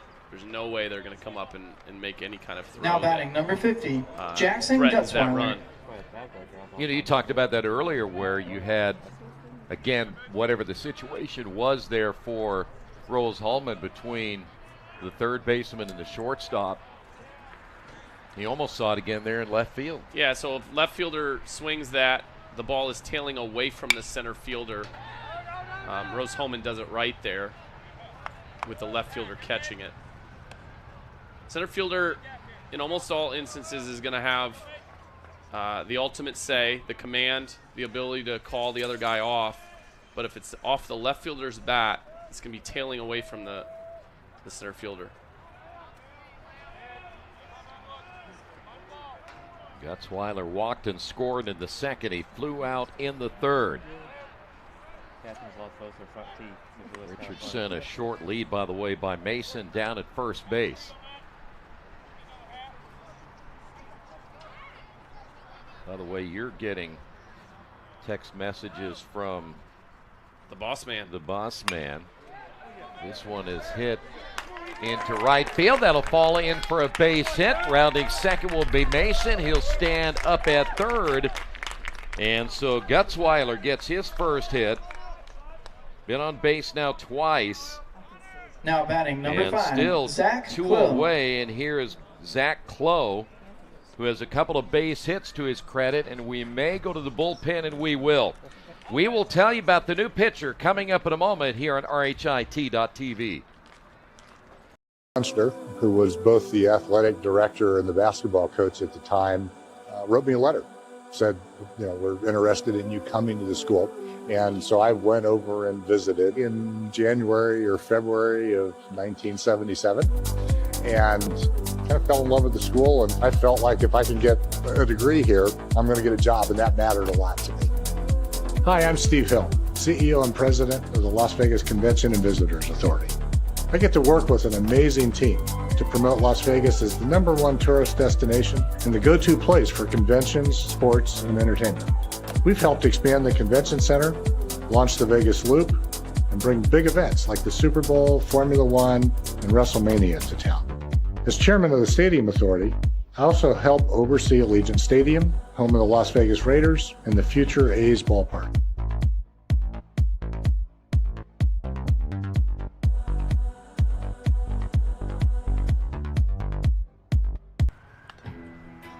Your kid's Friday night touchdown. Just Wit HD on Roku. IndianaSRN is bringing Central Indiana high school sports right to your living room in crystal clear quality. With over 350 live contests streaming each year, from football under the lights to basketball buzzer beaters, we're putting local athletes in the spotlight. Search IndianaSRN on your Roku device today and never miss a moment of hometown glory. Countdown 3, 2, 1.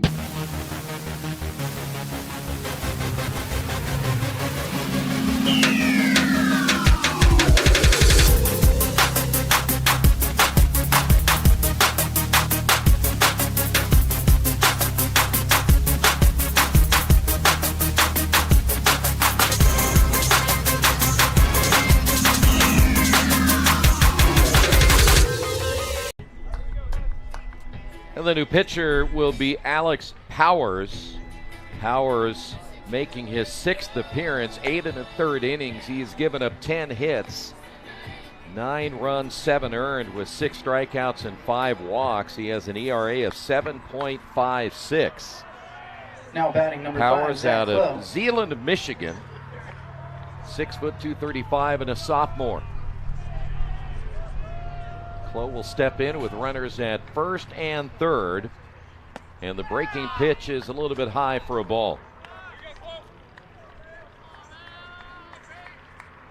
I was mentioning to you a little bit ago that Keith Myers says that Rose needs to bunt more. That's why we don't have him back here again. That pitch is a little bit outside. Does he coach in his spare time also? I don't think so. I think he just likes to bunt.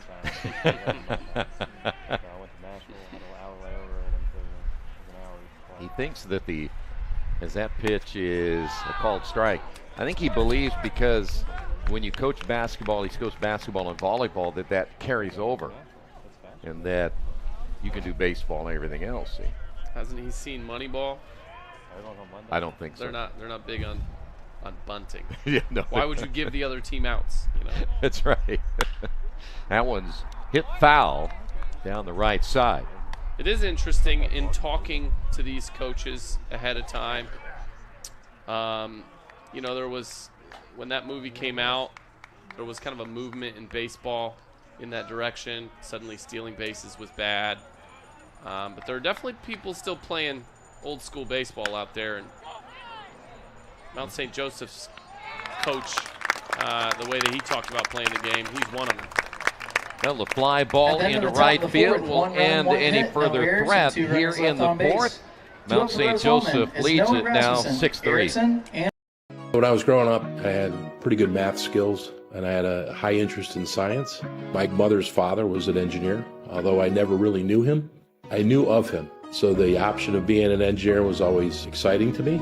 And as I progressed through high school, one of the things that really stuck out to me, our football training room in high school had a Rose-Hulman football poster. As I got closer to making a decision, I learned a lot about Rose, and the appealing thing to me was that it was going to be a small setting. I would maybe have an opportunity to play football, which I knew I wasn't going to be a professional football player, but the team association, the friendships, the camaraderie had always been important to me.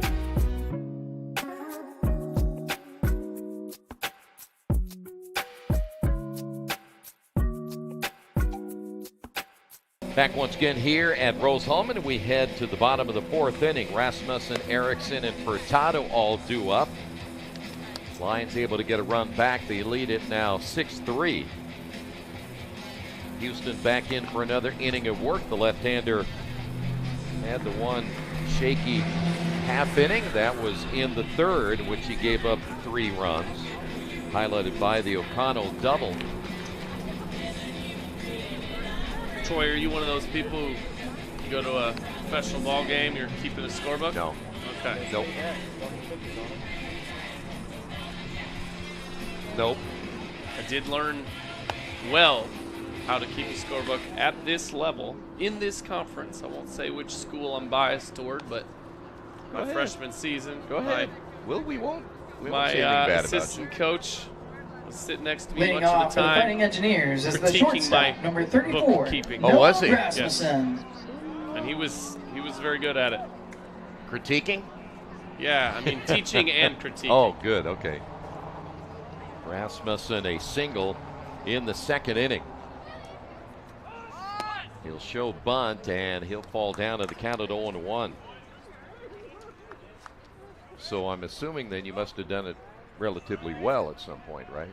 I think I was pretty good at it by the end of that season. I'm sure I would not be as good if I did it now. It's been a few years. The 0-1 pitch hit foul.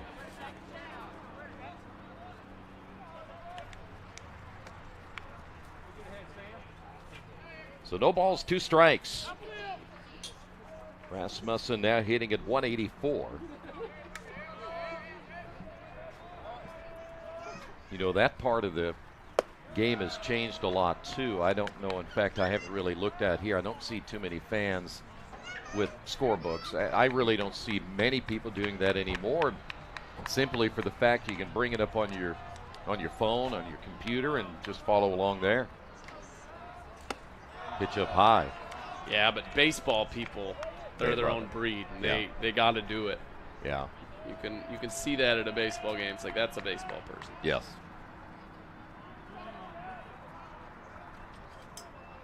Two balls and 2 strikes. Rasmussen out number 1. By the way, for those of you, and I know Chris didn't want to mention where he went to school, but he is an Anderson grad. A Raven. Now batting first baseman, number 8, Sam Erickson. So date me too, but the year before I got there, they finished 3rd in the nation in Division III.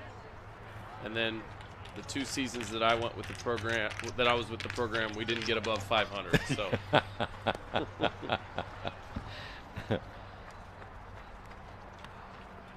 So a couple of lean years. Yes. Toward the end of the legendary coach Don Brandon's career. 1,000 wins. That's a lot of games. Yep. Bunted third base side foul by Erickson, who's 0 for 1 today. When I came back my sophomore year and they wanted me to keep the book again, I knew how much I was really in the mix. It's a good indication of how in the plans I was. So you go in the office, all right, coach, what's my role this year? Do you know how to keep the book? Last year we called it a red shirt. What do we call it the second time? Big cut and a miss by Erickson. And then you kind of knew then your baseball career was over. That was about it.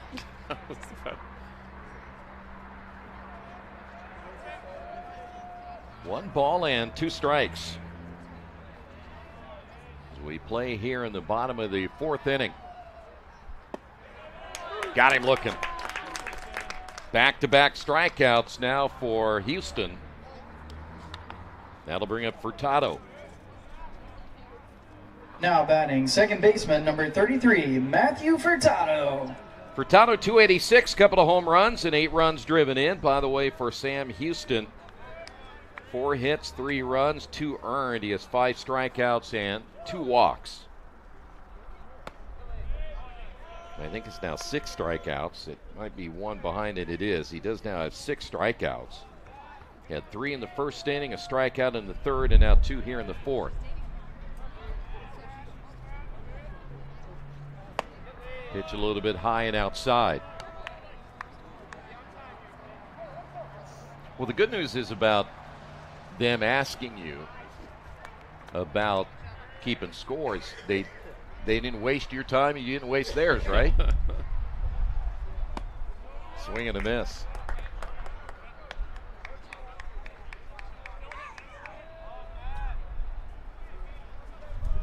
Hindsight, if I'd have been a more mature, mentally tough person, I'd have said no thank you on keeping the book, but I will prove to you that I should be on the field. Here's the 2-1 and there for a called strike. So what you're telling us is that you weren't mentally strong the way you needed to be at that time. That's definitely the case. That's definitely true. Well, it takes a good man to admit that at that point. But you're a teenager, right? Right, yeah. The break-even pitch. Blowing inside, we'll go to 3-2.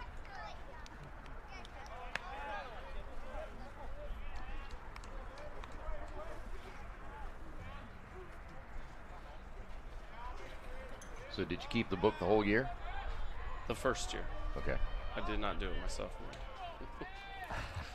year. Payout pitch on the way is up high for ball 4. 2-out walk to Furtado. Will head to the top of the order now in Summers.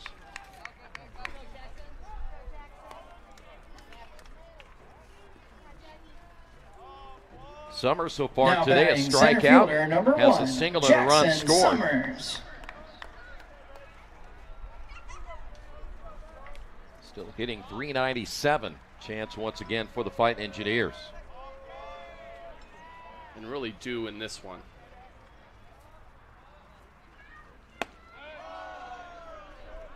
He's had a couple looks now at Houston. Both Summers and Harms having a slow day for Rose-Hulman. They could really use a nice little breakout inning here.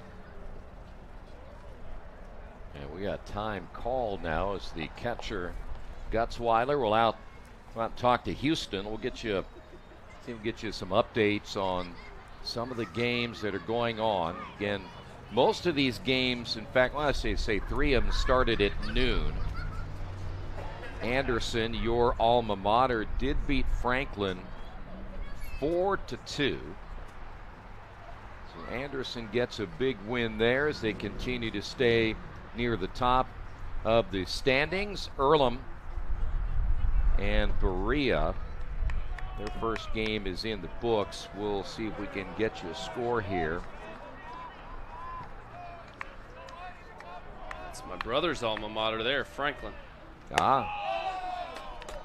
Pitch will miss the strike zone. Earlham ended up not recorded the score on that portion of their website. In fact, they haven't done it there either.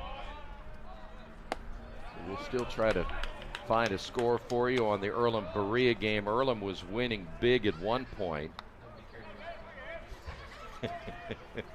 It's a change up, took a little something off it for Houston, called strike. I laugh because of the comments sometimes that are made in the ear from our producer. He thinks he's a comedian. Yeah. By the way, Bluffton, Manchester, 3-3 in the bottom of the 9th inning. Update on the Hanover Transylvania game, and right now Transylvania leads it 2-0.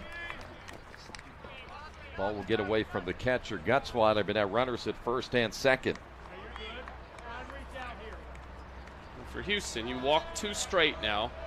You want to make sure that this inning doesn't get to Jackson Harms. So this is a huge at-bat here. Now batting left fielder number 16, Issei Takahashi. Takahashi will step to the plate. Struck out looking in the first inning, walked and scored in the third. Got a lefty on lefty. Everything in Houston's favor here. Can't squander this opportunity to end the inning. Pitch is a called strike.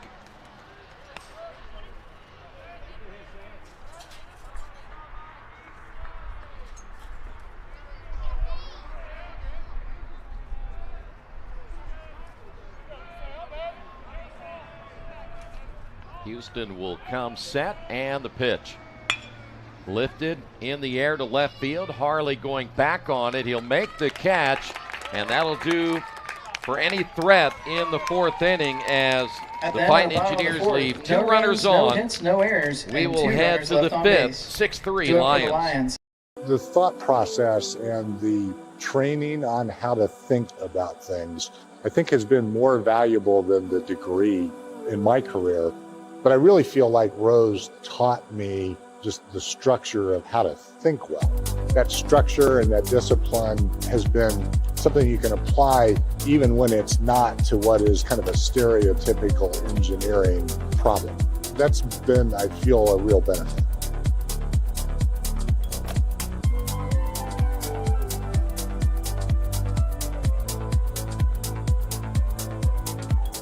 Hey sports fans, are you ready to get even closer to all the action with IndianaSRN? Subscribe now and never miss a moment. Subscribe to our YouTube channel and get instant access to exclusive live streams. Stay updated with real-time scores and breaking news by following us on Twitter, your ultimate source for everything Indiana sports related.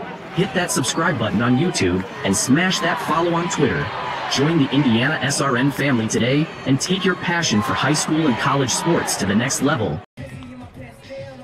Sunny day here in Terre Haute. Welcome back.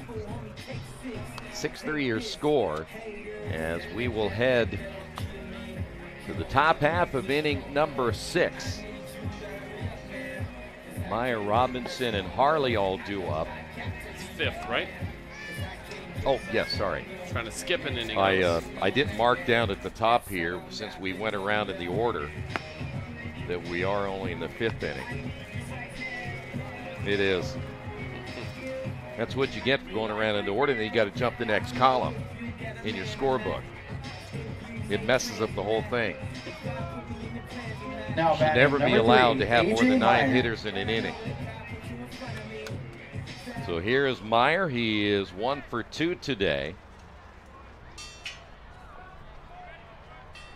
Currently hitting .300 on the year. He'll show bunt. Powers coming off, throwing to first, and he throws a strike for out number 1. That's a great play by Powers. Almost no time to react there. Throws perfect throw. Fields Now with his batting bare number hands. 42, Jack Robinson. Here it is. It was definitely bang bang for sure, but bottom line is that was a heck of a throw. Well, and if he uses the glove there instead of the hand, that's a base hit. Agreed. Robinson struck out his first time up and then walked in the third as he fouls this one away.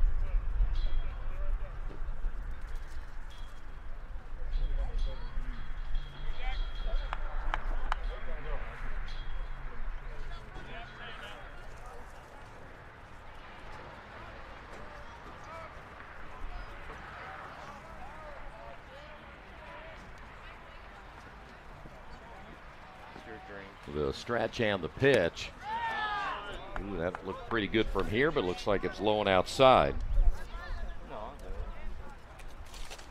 The breaking pitch, and Powers got a little more on his breaker than Richardson did. That one hit to the screen, which always makes the fans jump a little bit.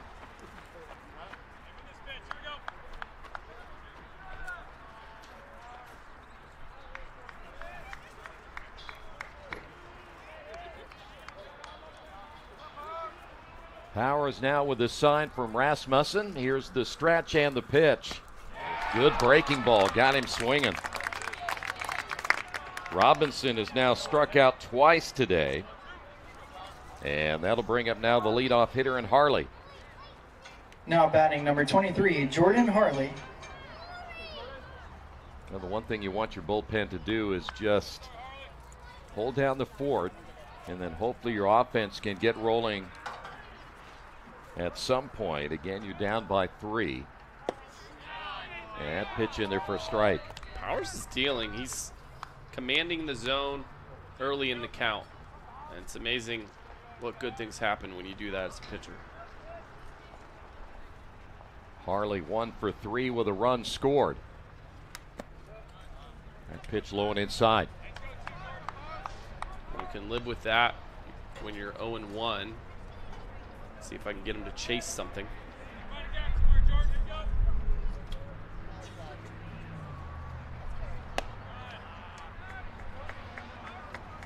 Now 2 balls and a strike.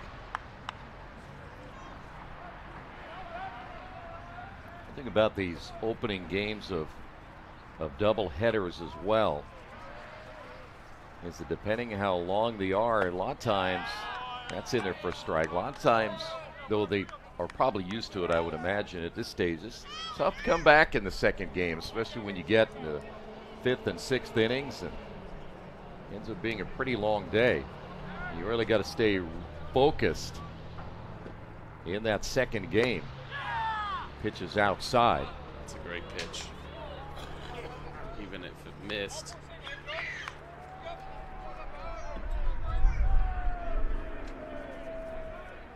So the count full 3-2. Again, 2 away here in the top of the 5th inning. The pitch. Check swing foul.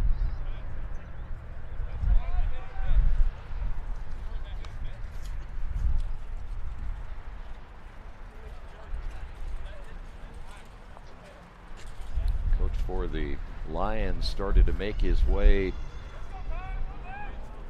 toward the umpire. I'm not sure what he was going to talk to him about. The ball clearly was fouled off the bat of Harley on the check swing. Now pitch on the way is a breaking ball and got him as well. Powers has come in and pitched extremely well in relief for the Fighting Engineers. Mount St. Joe comes up empty. Take a look at the strikeout right there. 6-3 Lions. Independent studies, I came across the indiedining.com domain name, and so I built kind of this restaurant listing platform that was a kind of Yelp before Yelp was really popular. So after graduation, I continued work on Indie Dining. I ended up meeting a CEO of a company called FormStack, and from that experience, I ended up starting another business. I built out the company, and then we merged companies again with FormStack. And I took some time off after selling that business, and I realized at my core, I just enjoy like tinkering and building things. I started this venture studio where we kind of come up with ideas and we build them out, and then they kind of run with them. I'm behind the scenes, kind of just doing what I really enjoy is building those products.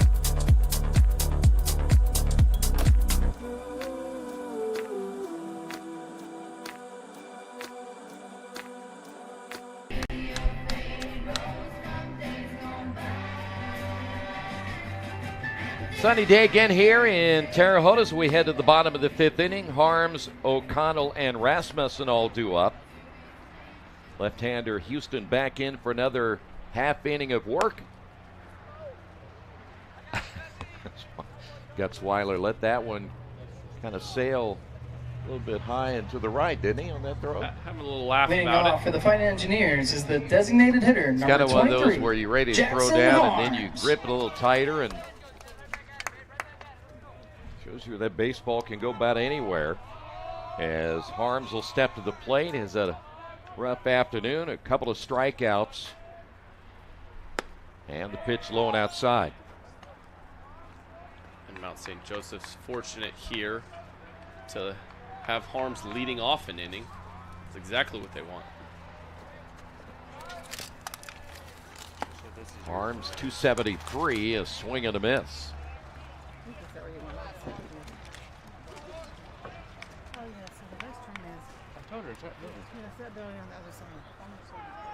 Arms caught looking in the first inning, swinging in the third. That pitch up high.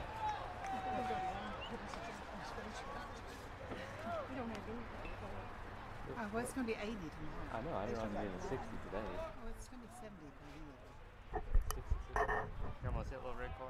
I love getting a weather forecast for us. 80 tomorrow, swing and a miss. That's what they gave me. You don't have anything to do tomorrow anyway, do you? I have a feeling tomorrow's game will be relatively quick, and you and I will be home enjoying the rest of the afternoon. Wow, you definitely just jinxed us. We're getting got him looking. We're getting rain. That is going to be like a huge delay. We're probably going to be here till midnight tomorrow now. Can't believe you just said that. That'll be a huge traffic Now jam batting on the 70. third baseman, number 35, Connor O'Connell. We better just call Keith right now and tell him we need a hotel room tomorrow night. Well, I can't. I got to be back. I got to work Monday. Yeah, well, I don't know if you're going to get there. Here is O'Connell. Like the game might be on Monday at this point. That pitch outside corner for a strike.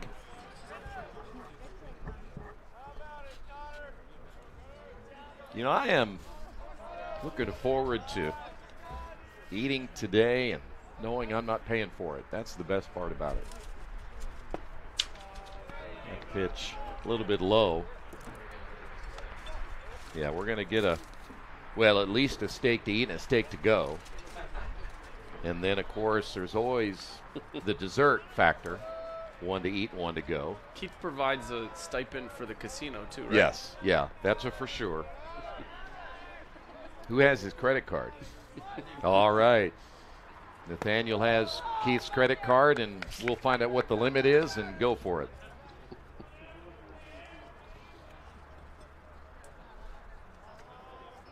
Think he can put a stop on that credit card in time?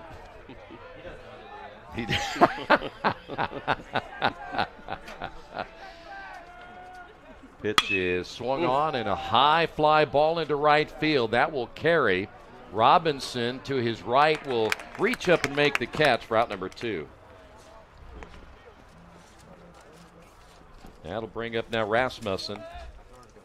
Been on base twice now today. batting the catcher, number 41, Mason Rasmussen. O'Connell just missed that one. Yes, he did.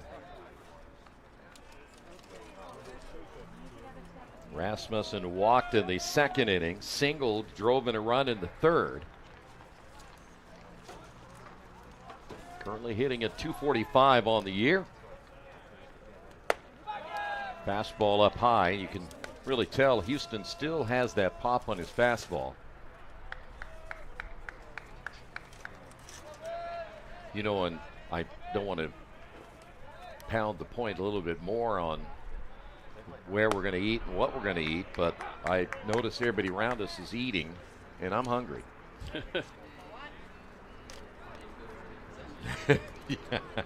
Yeah, give me your card. I'll get you guys something, whatever you need. You did pass on the McDonald's this morning. Yeah, I wasn't hungry then, as that pitch high and outside. And I am pretty sure that at that concession stand over here, they take credit cards. You now need something to hold us over. 2 balls and 1 strike. Oh my. 2-2 the count. Oh, is it 3-1? I was about ready to say that I was listening to somebody in the outfield. You can kind of hear them all the way up here. There's a swing and a miss. And I'm pretty sure he thought it was a strike way out there. And he's nearly 300 feet away. Nothing like the view of the right fielder. Yes. For balls and strikes. 3 balls, 2 strikes. And the pitch on the way is outside for ball 4. Second walk for Rasmussen. And that'll bring up Pipkins. There is 2 outs here, but again, I don't think Houston gets much patience. Now batting right fielder number 32, TJ Pipkins. You want him to finish the inning. Well, maybe you don't. Well, at least I think they're going to see how he feels at this stage. Whether they'll stay with Houston or not, or let the bullpen again get a little extra work. And while we're waiting on that, we can update you and see what the Manchester Bluffton 3-3 as they've now moved into the bottom of the 10th inning. So extra innings there. Hanover, Transylvania. And they are 2-2 as they are into the back top of the 8th inning. We've got a couple of close games that are still going on that haven't been decided. We will assume that Earlham ended up beating Berea, but we went over to the not only the stats side of the HCAC, but also their website, and they have not posted the final. As we mentioned, Anderson did beat Franklin today, 4-2.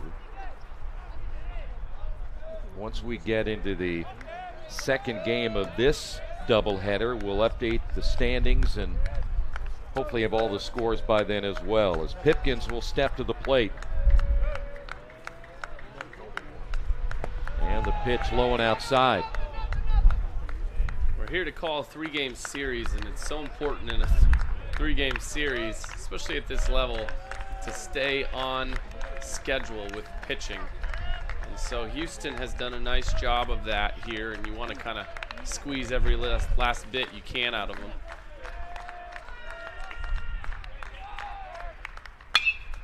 High fly ball into right field again for Robinson, though shallow this time. And Robinson will make the catch, and the threat is over for the Fighting Engineers here in the 5th inning. They leave another runner on. We head to the 6th. No errors, and Lions lead at 6-3.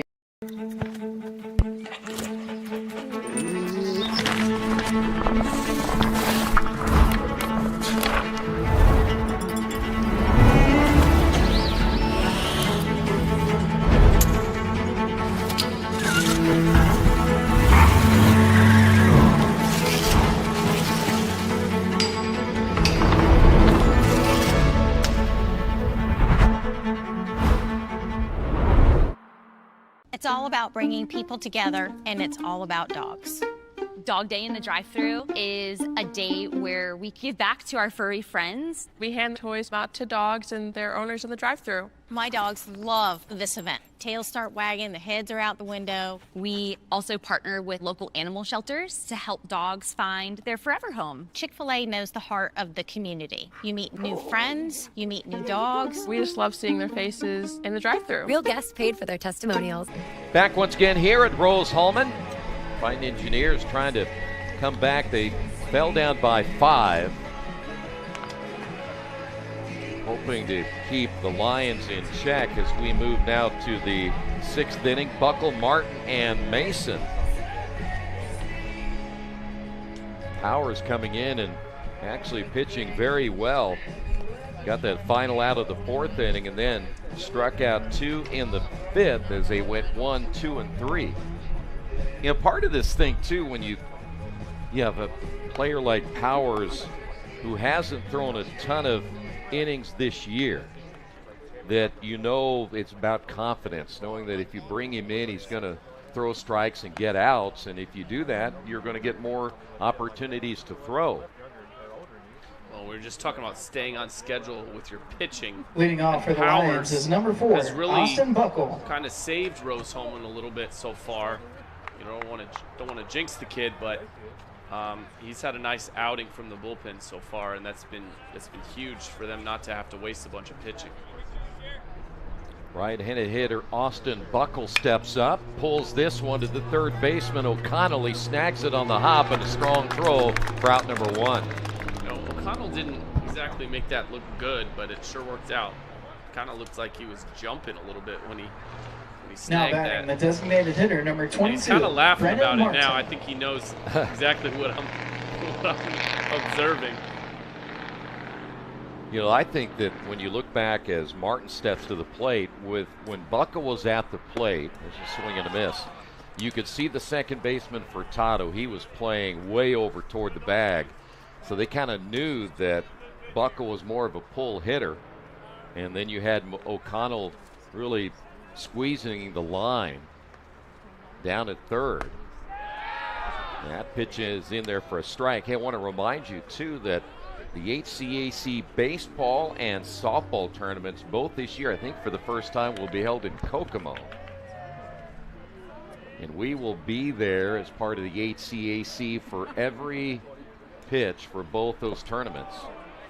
And believe it or not, that's not that far away. I think we're, what, about a month? So where has the baseball's been in Kokomo before? Where's the softball? Yeah, depending on who won the regular season. Okay. Breaking pitch in there for a called strike. Right now, Powers is pitching with a ton of confidence. You think that Now batting number 14, now, of course, the Ethan Mason. softball games have a tendency to go a little quicker than baseball, but if you think you want to see a lot of people eat over those couple of days. Here is Mason at the plate. And a breaking pitch called strike. I can tell you are hungry because you just keep I'm bringing it going to back talk up. about food. You just keep bringing it back up. It's going to be a rough second game. I think that helps when you just keep talking about it. Yeah, doesn't it? Another good breaking pitch. Boy, that thing is snapping off. No, we'll get you something in between the games, I think. Someone who's just watching the game is going to like call something in just they should. Because they feel sorry for you. They should. I hope they do. The 0-2 pitch just outside. You know, what I find interesting is, you know, in my ear I hear, you know, people saying bad things about my Wolverines who won the national championship that you both attended, by the way. Now, I don't understand the hatred. Breaking ball high and inside. How long do you think it'll be before we start hearing about how they cheated or? Oh, it already happened. Probably happened 1 minute after the game. Hit foul. No, I think if you're Michigan basketball, you have to feel real good about where you are for a while. I will.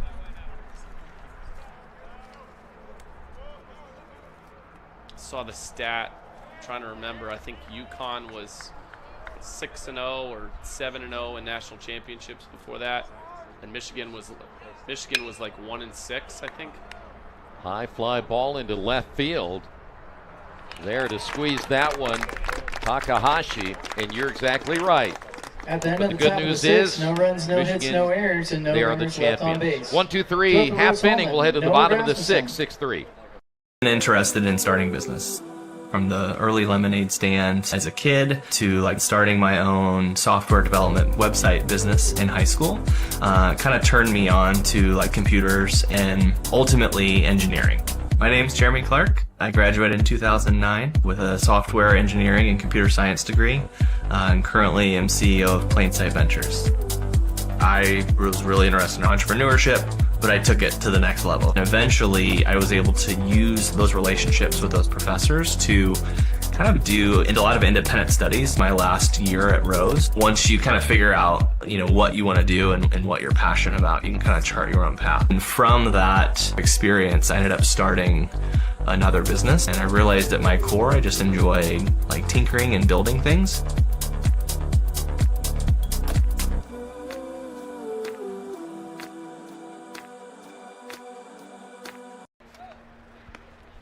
Daniel Brayton will take over for Mount St. Joseph. Daniel, a 6'1", 195-pound senior. He, too, played his high school baseball at East Central. So for the first time today, they will go to their bullpen. Brayton making his 6th appearance, 12 2/3 innings, 13 hits, 8 runs, 7 of those earned, 14 strikeouts, 8 walks. He has a 1-1 record with an ERA of 4.97.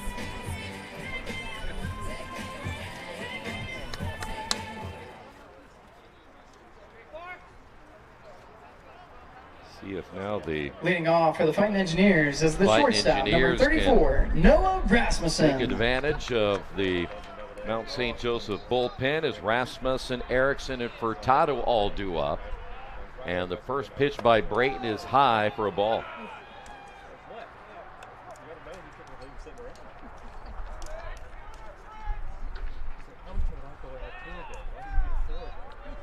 Rasmussen singled in the second and struck out in the fourth. And the fastball misses the strike zone. It's 2-0.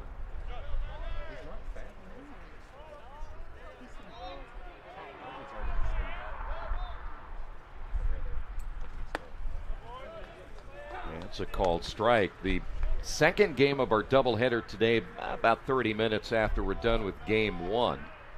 Tomorrow's start time, it was originally set for 1. It is now a noon start time on senior day. Check swing, and he went around.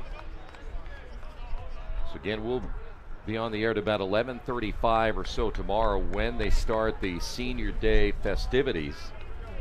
And the first pitch again scheduled for noon. Break-even pitch on the way is low and outside, 3-2.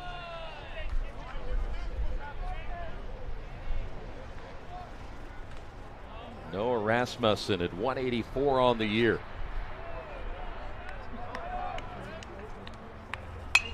That one hit foul.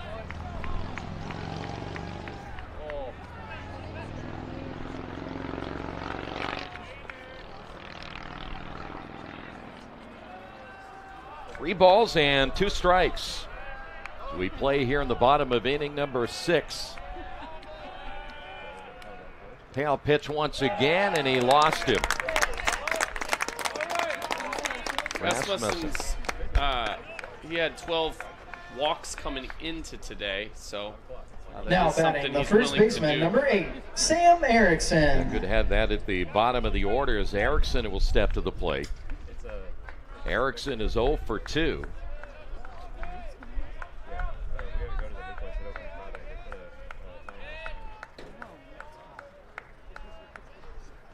And the pitch is outside, ball 1.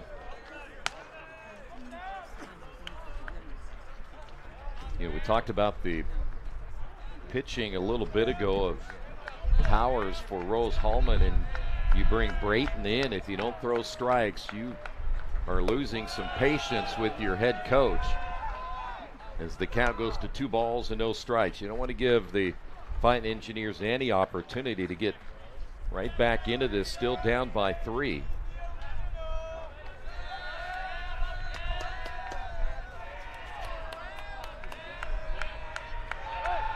Snap throw to first, not in time to get the base runner. This is again a Rose-Hulman team. You're down by 3 and they don't run a whole lot. Earlier we talked about as a team, Rose-Hulman near the bottom when it comes to stolen bases. Is that pitch missing the strike zone? Mount St. Joseph's coach Jeff Newman did highlight some guys that he would need quality bullpen innings from this weekend, and one of them was Brayton. Brayton really struggling here to start. And that pitch will miss the strike zone, and back-to-back walks, and we'll go to the number 9 hitter, Furtado. In a 3-run game, in game 1 of the series, you can't afford to be very now patient. Batting the second baseman, number 33, Matthew Furtado. You can't find the strike zone. Furtado at 286. 0 for 1 today, a strikeout back in the 3rd. He did walk in the 4th inning. And now Gatzweiler and Clements will go out and talk with Brayton.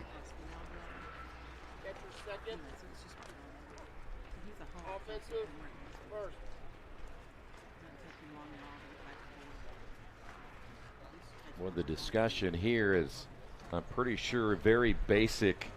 We have got to throw strikes here.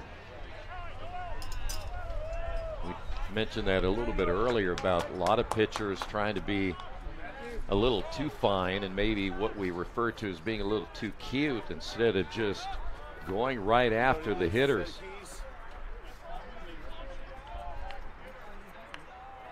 Mentioned the Anderson legend, Don Brandon, one of the Don Brandon isms that I'll never forget. Sometimes when he was especially frustrated with the pitcher for not throwing strikes, he'd just yell out, "See how far he can hit it." I think this is one of those situations. There's a breaking pitch in there for a strike. Well, that ought to get your attention, right?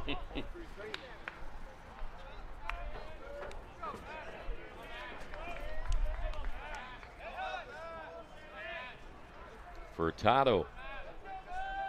Now runners at first and second as the Fighting Engineers threatening here in the 6th inning. Another good breaking pitch.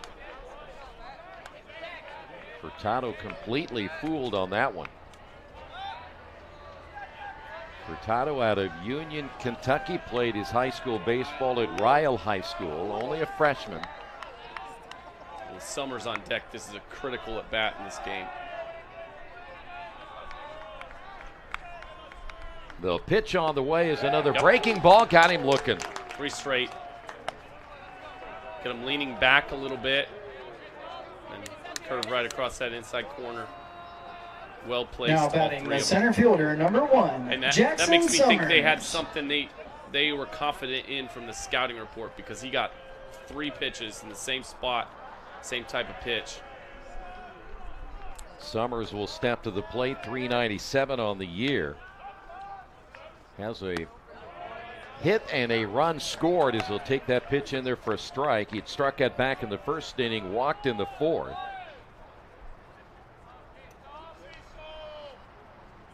Well, it sets up a chance to get a double play and get out of the inning. If you're a Mount St. Joseph fan, that's exactly what you're looking for. And another swing and a miss. Another good breaking pitch that time by Brayton.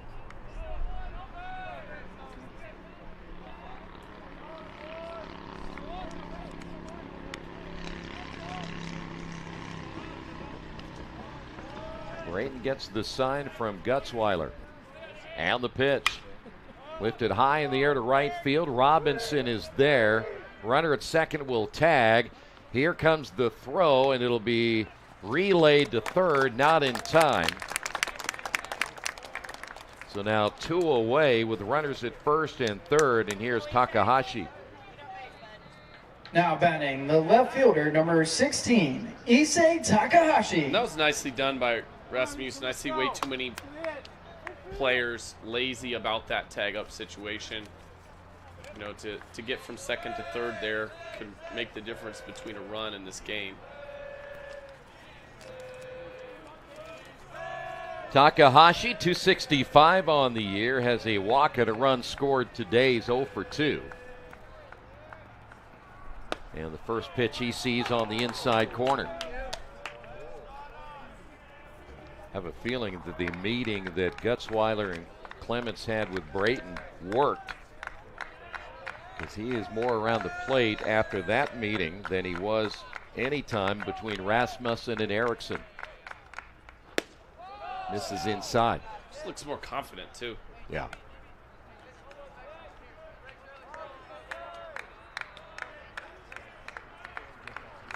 Winner of this game will look for the doubleheader sweep today, as Rose-Hulman trying to move to 6-4 in conference play. Only 3 winning teams in the HCAC. As that one's hit into right field, base hit. That'll score a run. So Takahashi with the RBI single, and it's now 6-4. And they not only get the run there, but then they get Jackson Harms up an at-bat here with a runner in scoring position. That's exactly who they want. Now batting the designated hitter, number 23, Jackson Harms. So Harms will step up. He's had a rough day, 0 for 3, all 3 strikeouts. He has been caught looking twice. Pitch high and inside.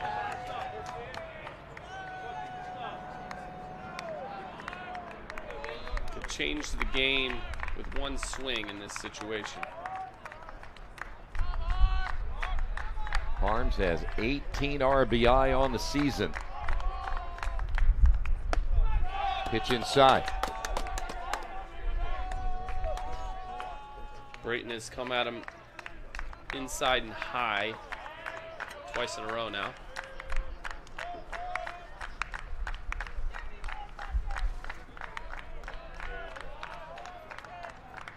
The stretch and the pitch, and he misses low and away. Green light here?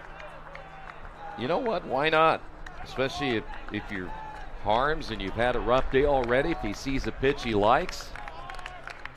Got O'Connell behind you, who had a big RBI last time up.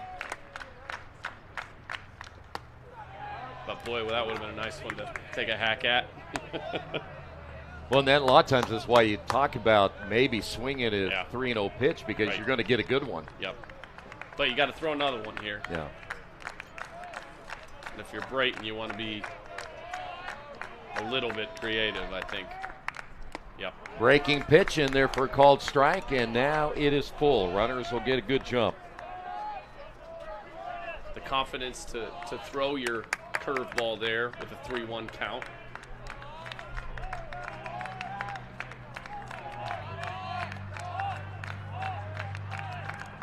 Runners will take off, and the pitch inside and hits him. Bases are loaded. I think he was about ready to make him stay there, but he realized it was ball 4. Wouldn't have mattered either way, huh? Here is Connor O'Connell. Now batting the third baseman, number 35, Connor O'Connell. Boy, what an opportunity right here, and looks like we may have a visit, and we'll have a new pitcher. We'll tell you about the new pitcher for the Lions. Are trying to hold on. They lead at 6-4. I'm Barry Schneider. I'm the President and Chief Operating Officer of Steel Dynamics Incorporated. Steel Dynamics is the largest recycling company in the United States. Faculty here is here to teach. You're not a bother, you're a purpose, but you can't be shy about asking. That's where you figure out I can only be better if I'm willing to accept the help and ask for it. Year in, year out, the caliber of graduates that comes out of Rose-Hulman stands above, because this is a challenging environment. But it's a challenging environment that's designed to help us be successful. And that, again, is the small school approach where the faculty is committed to your education. You are the purpose. The school's here. Rose-Hulman is and will always be a special place for me because of the people that I've shared the experience of being here with. Together, we are stronger.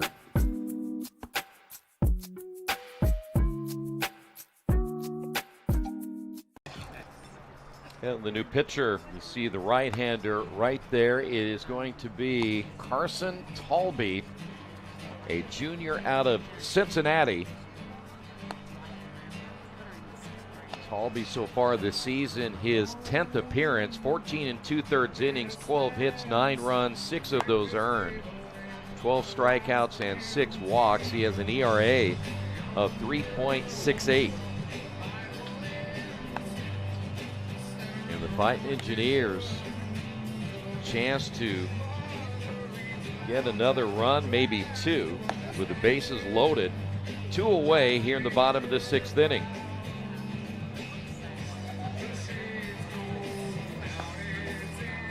They put Talby in kind of a tough situation right here. And Connor O'Connell will step to the plate. Connor's a 300 hitter. Has not hit a home run this year. Does have 14 runs driven in, but now a chance to deliver. Senior listed at 6'5". He's from Florida. Great opportunity for him. Off the end of the bat. Going to be a tough play, and everybody is safe. Another run will score. In the scorebook, it'll look just like any other single. Got it right off the end of the bat. Just dribbled out there like a bunt. And that'll bring up now Rasmussen. Now batting the catcher, number 41, Mason Rasmussen. Well, the good news about that with O'Connell is you had the third baseman playing so deep, it would have taken a Brooks Robinson tie up play to get him at first base. Is that breaking ball in there for a strike? If you're Rose-Hulman, regardless of what happens here, you have to feel great about yourself to only be down 6-5 the way they started this game. The 0-1 pitch in there for a called strike. So 0-2. Rasmussen has walked twice today, got a single. He's been on base all 3 times. Pitch is outside.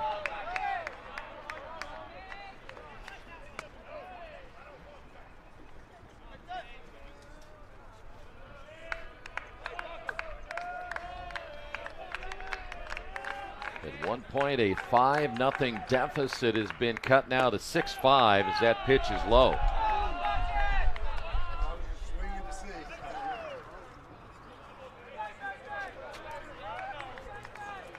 Two balls and 2 strikes.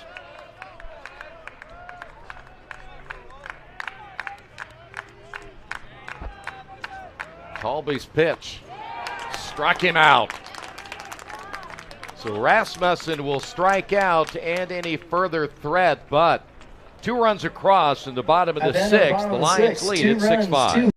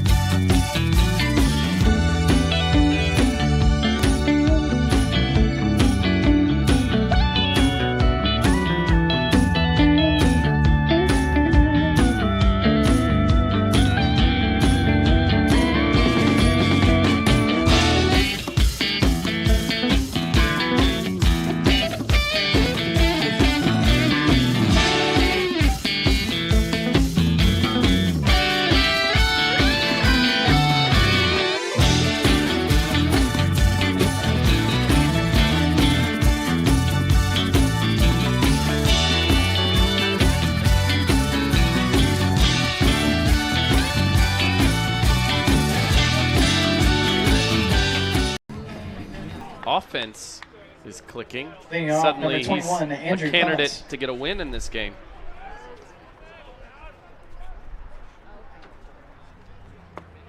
Pitch is a little low and outside for a ball. Clements walked and scored in the 2nd, struck out looking also in the 2nd, and flew out in the 4th.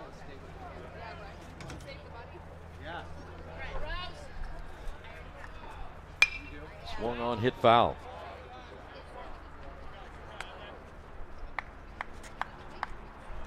Clements currently hitting at .265 on the year. Powers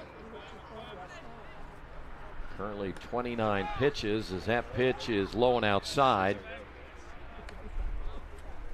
And the count goes to 2 balls and a strike.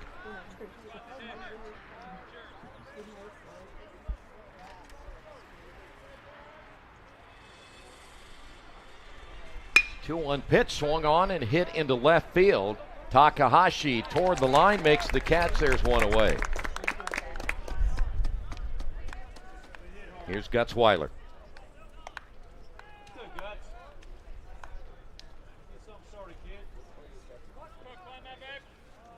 Now batting, number 50, Jackson Gutzweiler.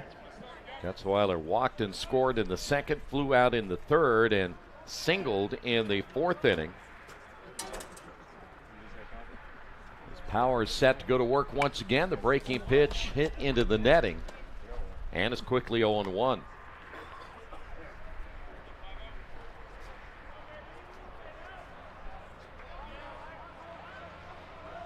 League leading Earlham. We did find out they did win that first game. We didn't get a final score as that pitch is outside. They're now winning in the 2nd game against Berea. 2-0 in the 1st inning. They get the sweep today. They will go to 11-1 in the conference. Ground ball, third base side, takes a hop. O'Connell can't come up with it. And Gutzweiler with a single.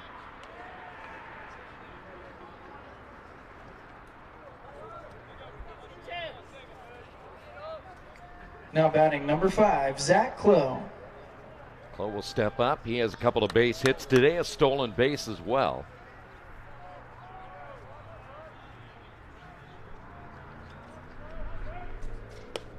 And the pitch, a little low and outside for a ball. Seems like that zone's tightened up a little bit since that first inning. Sometimes umpires do that.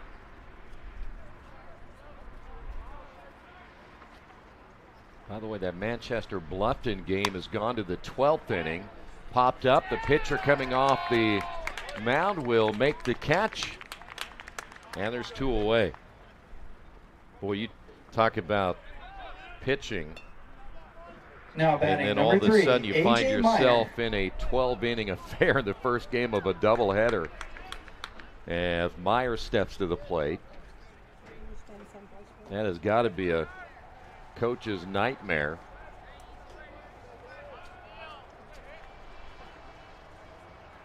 So now 2 away here in the 7th, and the pitch is inside for a ball.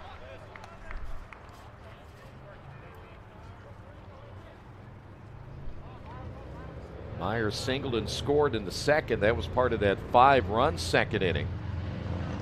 He struck out in the 3rd and then grounded out in the 5th inning off the end of the bat foul.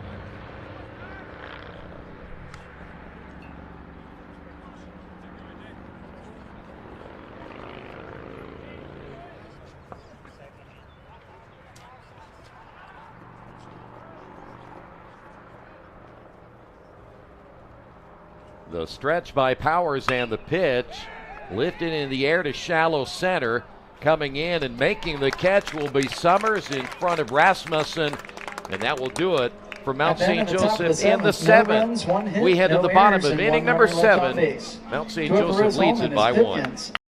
Rose allowed me to have a good foundation as an engineer. Like, you enjoy solving those problems. There are 500 different directions that we could go, and only one is likely the right one that's going to work. Figuring out why it works or why it could work, what could break, like really thinking 5 steps ahead. That's what Rose teaches you to do. It's not a factory of like just trying to get people out the door and getting them their degrees. Like, they genuinely care about each individual student. They want you to walk away feeling like you got out of it what you wanted. That's what sets Rose-Hulman apart. Together, we are Rose-Hulman.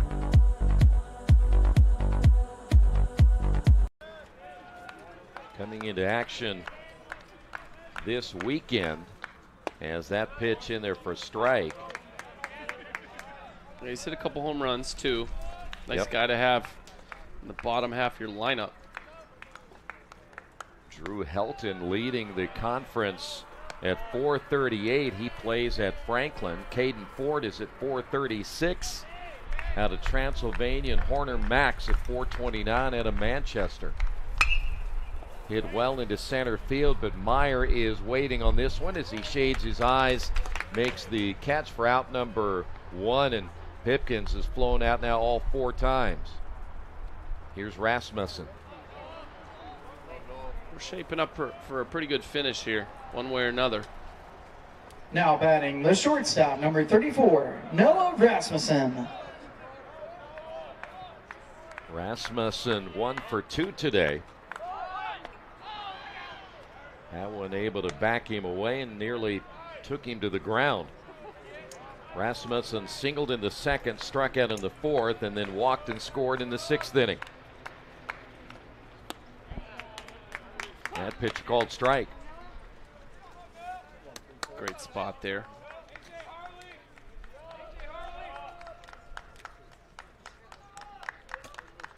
Now the 1-1 pitch, high and outside.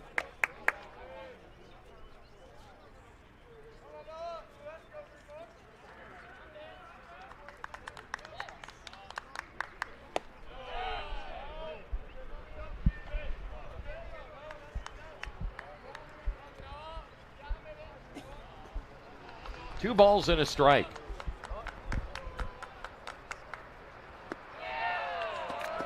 Actually, 3-1 was the count, so it'll go as a walk for Rasmussen. His 2nd walk, and that'll bring up Erickson. Now batting the first baseman, number 8, Sam Erickson.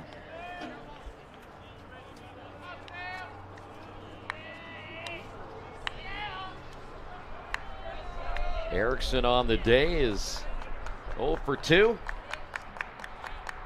That's a walk and a run scored, and takes that pitch for a ball.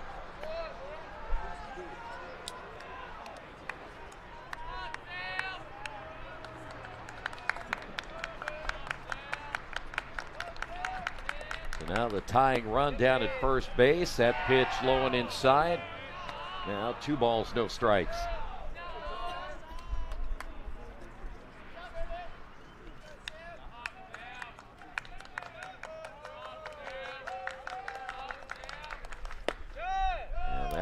Misses low and inside. And just like that, 3-0. Talby may be on a short leash as well here in the 7th inning. At the score, everyone is. There's a strike. Sam Erickson, 277 on the year.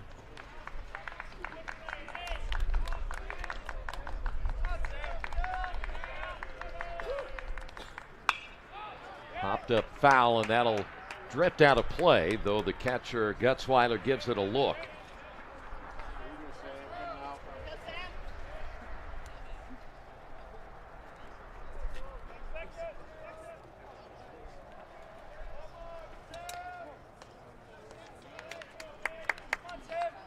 Rose-Hulman 3 runs in the 3rd inning. Couple of runs in the 6th inning. Again, still trail at 6-5 as we play here in the bottom of the 7th.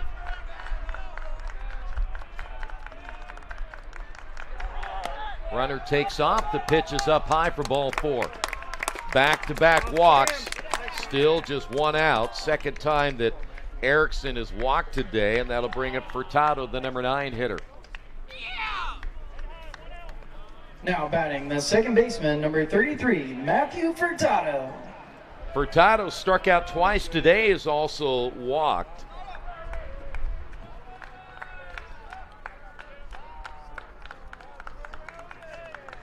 Talby got him looking in the 6th inning. And Talby finds himself in a little bit of trouble now here in the 7th with runners at 1st and 2nd. Foul tip caught a piece of Gutzweiler. With 2 strikes, and with Summers on deck, you could do a lot worse right here than just hit a ground ball on the right side. You can't get hit into a double play, but if you can advance these 2 runners for Summers, feel pretty good about the at-bat.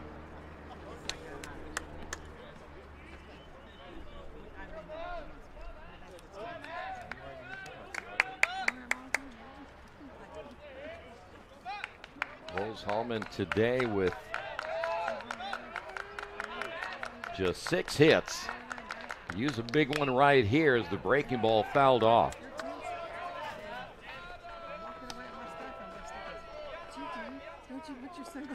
They've also struck out 10 times today, but they've also put together 9 walks.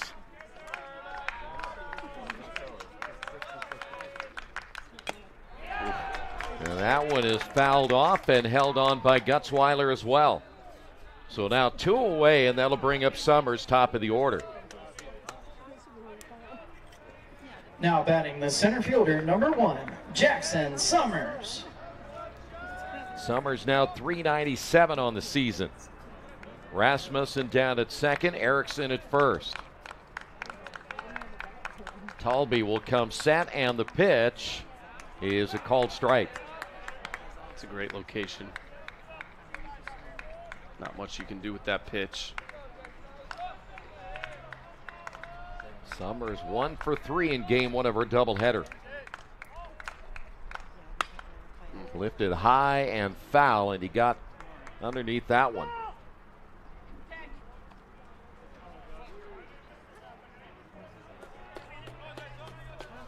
Now, if you're Talby, 0-2, you can't throw something that Summers can do anything with right here. Throw a ball, that's fine. Make him chase. Rasmussen at second, Erickson at first. They'll get their leads, and the pitch way outside. And the count goes to 1-2.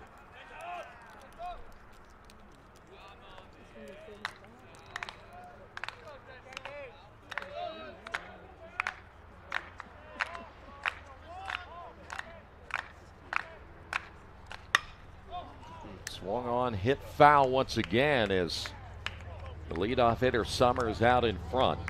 Summers is turning on these pitches, but he hasn't hit either of those solidly.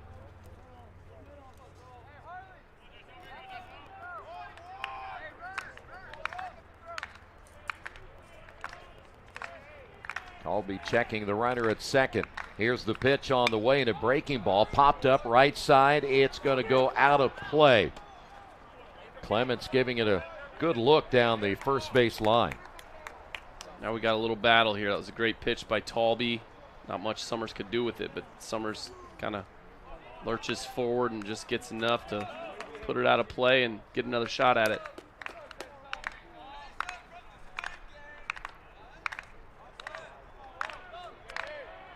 Talby will come set, checks the runner again at second, and the pitch on the way popped him up in the infield. Mason, the shortstop, will squeeze it for out number 3, and the Fighting Engineers had 2 runners on base. They cannot score a run here in the 7th inning. We head to the 8th. 6-5 your score. 2 up for the Lions is Robinson, Harley, and Buckle.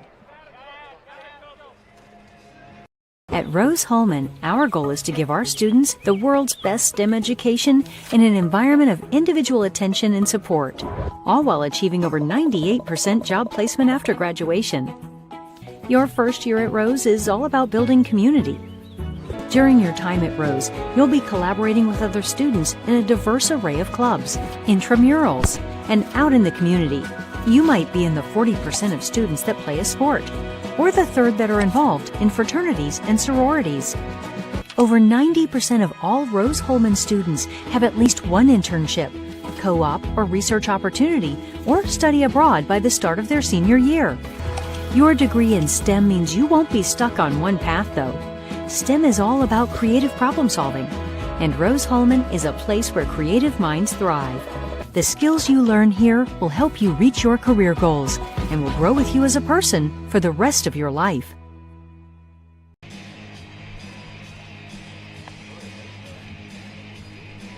Head to the top of the 8th inning.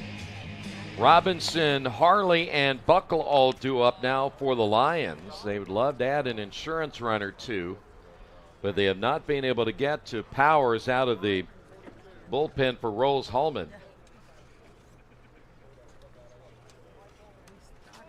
Now batting number 9, Sean Moore.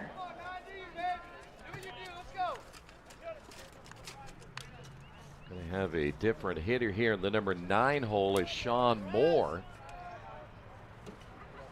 Out of Greenwood High School, played his high school baseball at Lutheran. Will pinch hit for Robinson here in the 8th inning.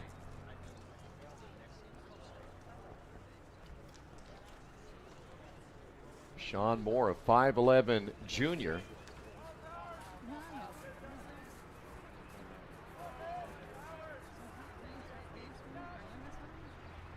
As Powers' first pitch to Moore is low and inside for a ball. We'll probably get some Will record defensively on the other side of this.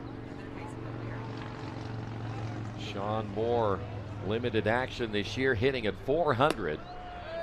And the pitch is low and outside. Back Moore just playing in his 8th game. He has 10 at-bats on the year with 4 hits and 3 runs driven in. Sounds like a pinch hitter. Yeah. Breaking pitch called strike.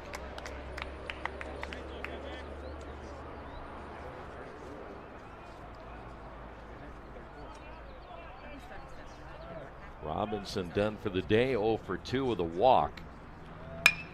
Grounded toward the third baseman. O'Connell bobbles it, regathers, and throws to first and gets the out.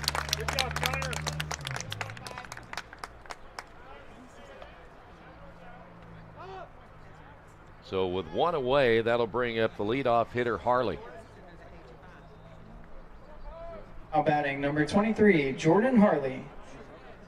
Harley, 292 on the season, no home runs and 6 runs driven in. Had a couple of runs driven in back in the second inning as part of that 5-run second. He'll show bunt, and it's low for ball 1. 10 of 11 stolen bases. They'd love to have him on here.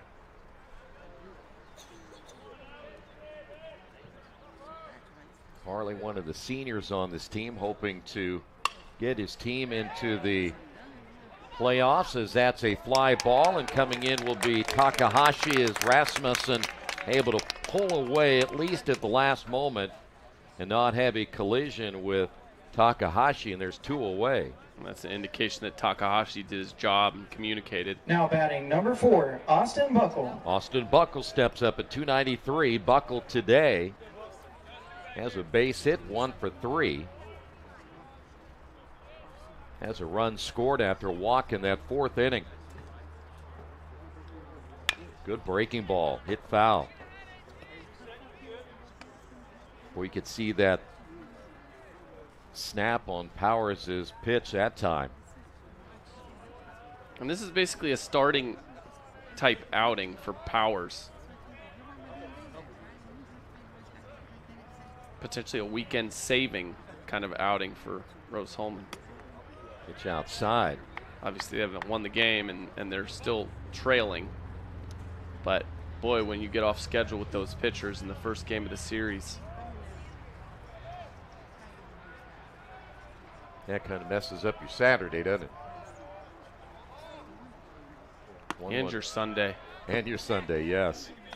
Well, that's why it's so important. You think about getting the highest seed you can in the regular season, because if you play that first day and you think you're going to get to the championship game, you better have a whole lot of pitching. Mm-hmm. Yep. We've been there too many times in Kokomo over the last few years. Now a team or two has made it to the championship, but generally they don't last in the championship game. There's just not enough arms left. That gets away from Rasmussen. Buckle takes a look, and once he makes the turn, he'll stay at first base. So a 2-out walk for Buckle, and that brings up Martin. Well, and you mentioned that Powers doesn't have a lot of work from the season. Now batting number 22. And so we'll Brennan see Martin. who their third game starter, what he looks like tomorrow. But he's auditioned for a starting role in this one. Yeah, he has really thrown well today as that pitch a called strike. And shown that he can extend his the speed of his pitch, you know, several innings in. He doesn't look like he's wearing down. Runner takes off, pitches outside, the throw down, and looks like they got him, and they did. Buckle trying to steal with 2 outs. We'll head to the bottom of the 8th inning, 6-5 Lions.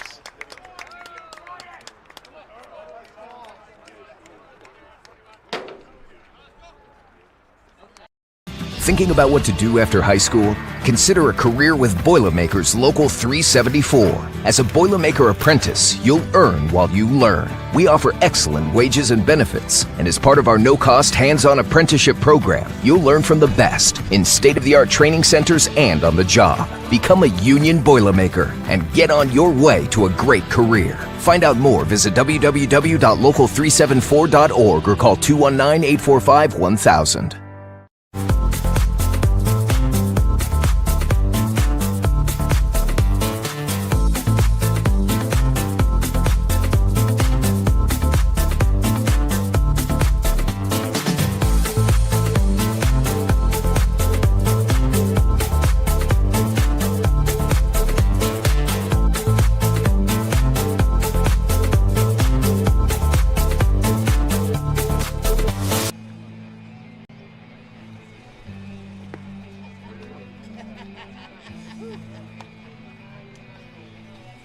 Now the right-hander Powers has done his job. Now it is up to Talby to do his job and hold the Fighting Engineers in check here in the bottom of the 8th inning.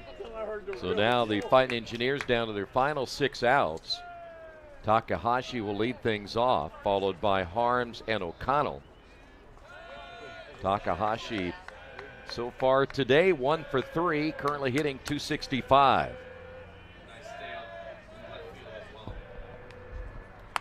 Off the end of the bat foul. I don't think your producer wanted you to say anything right there.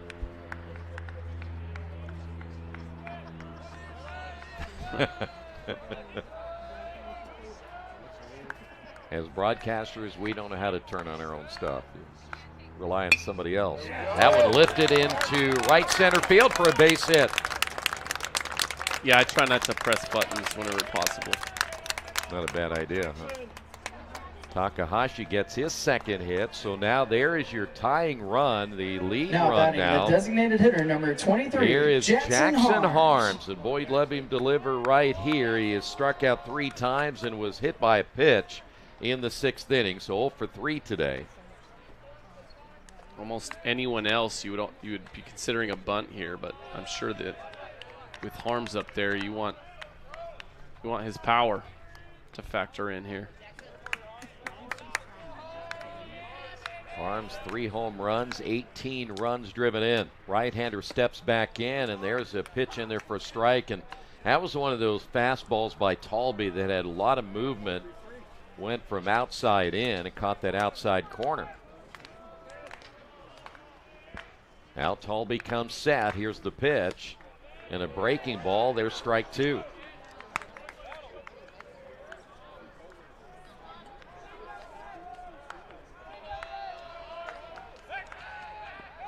Boy, great job by Clements. Otherwise, that one gets away. Takahashi's down to 2nd base if he picks up the baseball in time. I don't think that was Clements. I think that was off of Takahashi. See if we can get another look at it.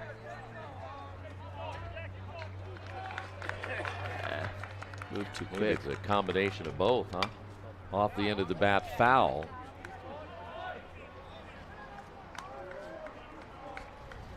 All I know is that the first baseman Clements is like, crap, now I got all this dirt in my glove and everything.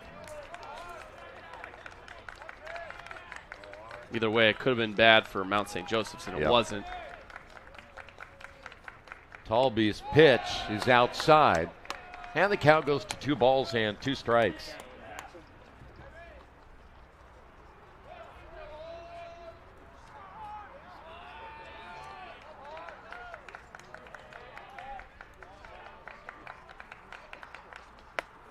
Swing and a miss.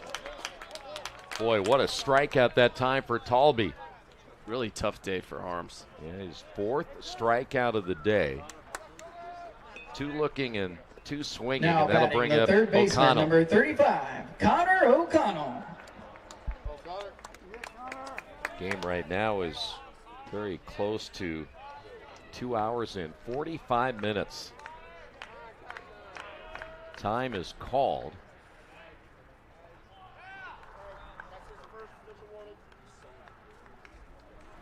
Not sure. I just heard the home plate umpire say that's his first official warning. I'm wondering if, I want to speculate what that might have been. Is the now field umpire saying something to Talby?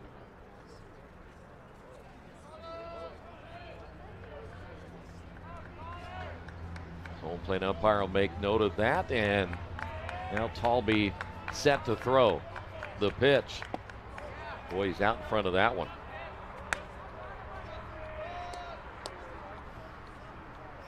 O'Connell 304 on the year.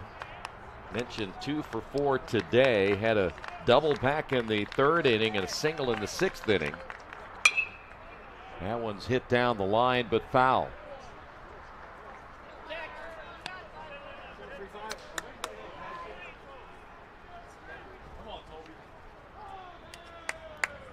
Takahashi down at first base, and not sure at this stage you would think about moving him especially when you're needing runs, but O'Connell strikes out. 2 straight strikeouts now for Talby. Now he batting the definitely catcher, is number Takahashi, 41, by the way, Mason 3 for 3 in the Rasmussen. stolen base department, but that pretty much dissolves that. Rose-Hulman. Here's Rasmussen. Rose-Hulman had exactly what they wanted to there with the leadoff hitter on, and then Harms and O'Connell. And Talby doing a great job mowing those guys down. Yeah, 3 and 4 hitters. And neither one able to deliver here in the 8th inning. Rasmussen, 1 for 2 today, currently hitting .245. Talby trying to settle this one quickly as that pitch caught the outside corner for a strike. You would be looking if Rasmussen does not get on. Pipkins, Rasmussen, and Erickson 6, 7, and 8 in the bottom of the 9th inning. Runner takes off. Ground ball toward the third baseman. Clow will throw on to first, and that'll do it. They got the leadoff runner on in Takahashi, but then they go down 1, 2, 3. We head to the 9th inning. No Mount runs, St. Joseph 1 hit, leads no it by errors, and 1. 1 runner left on base. Due up for the Lions is Martin, Mason, and Clemens.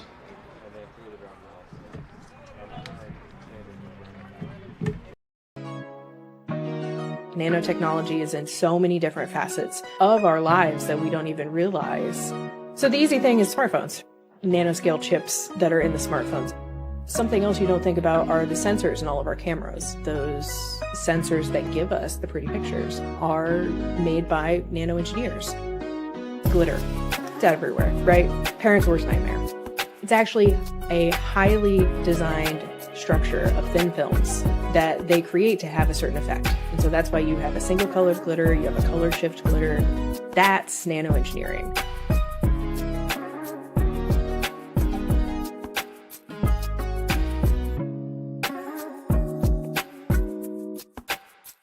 We're going to have a new pitcher now for the Fighting Engineers, a guy that we're very familiar with, Brad Nardi, the 5A junior out of Covenant Christian High School.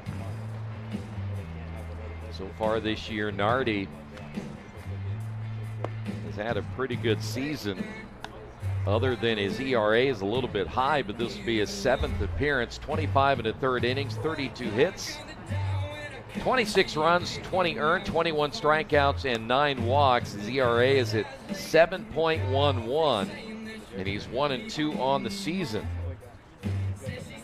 The left-hander getting a chance now to hold Mount St. Joseph in check and then let the offense try to go to work in the bottom of the 9th inning. That breaking ball he's showing is dirty.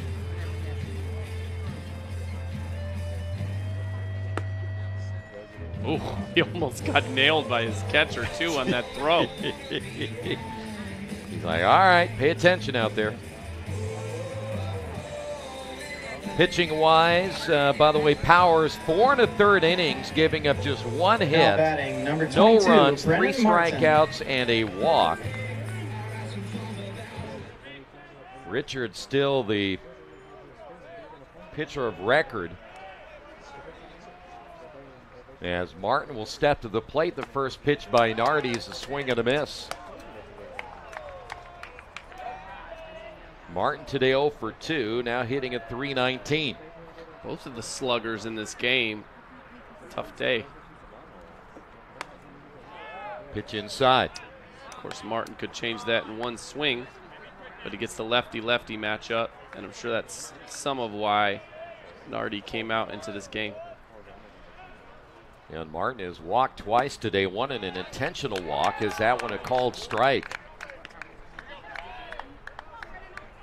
That was part of that 5-run second inning, which right now is the difference between the win and a loss here today for the Fighting Engineers. This one is into right, or should say into left field. Takahashi is there to make the catch. He covers a lot of ground out there. And there's one away now for Mason. Ethan Mason, 1 for 3. Now batting number 14, Ethan Mason. Been on base twice today.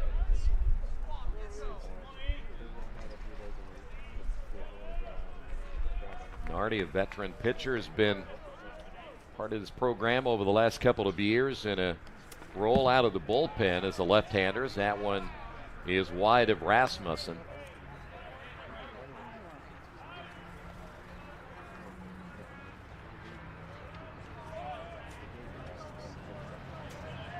Boy, the Fighting Engineers, we mentioned coming into this one only 3-8 at home. That would be very unusual that a team struggles at home the way that Rose-Hulman has done, but for whatever reason, they just have not had the success here at their home stadium.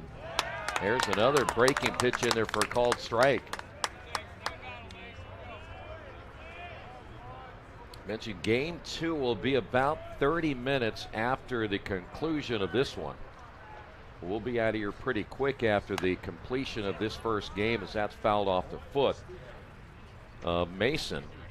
Now in the second game, we're planning on having a rather lengthy post game. I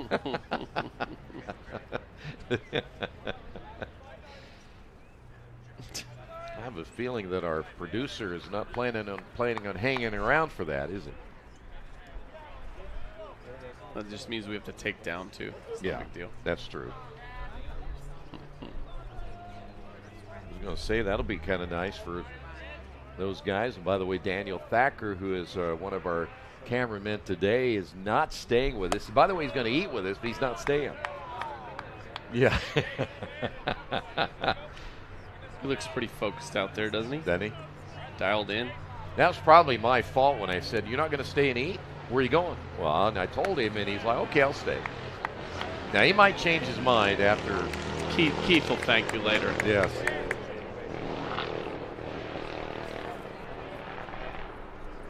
He deserves it. He does. 3 balls and 2 strikes, grounded foul. You know, it's not an easy thing to do to stand out there for 4 hours, 3 hours, or longer.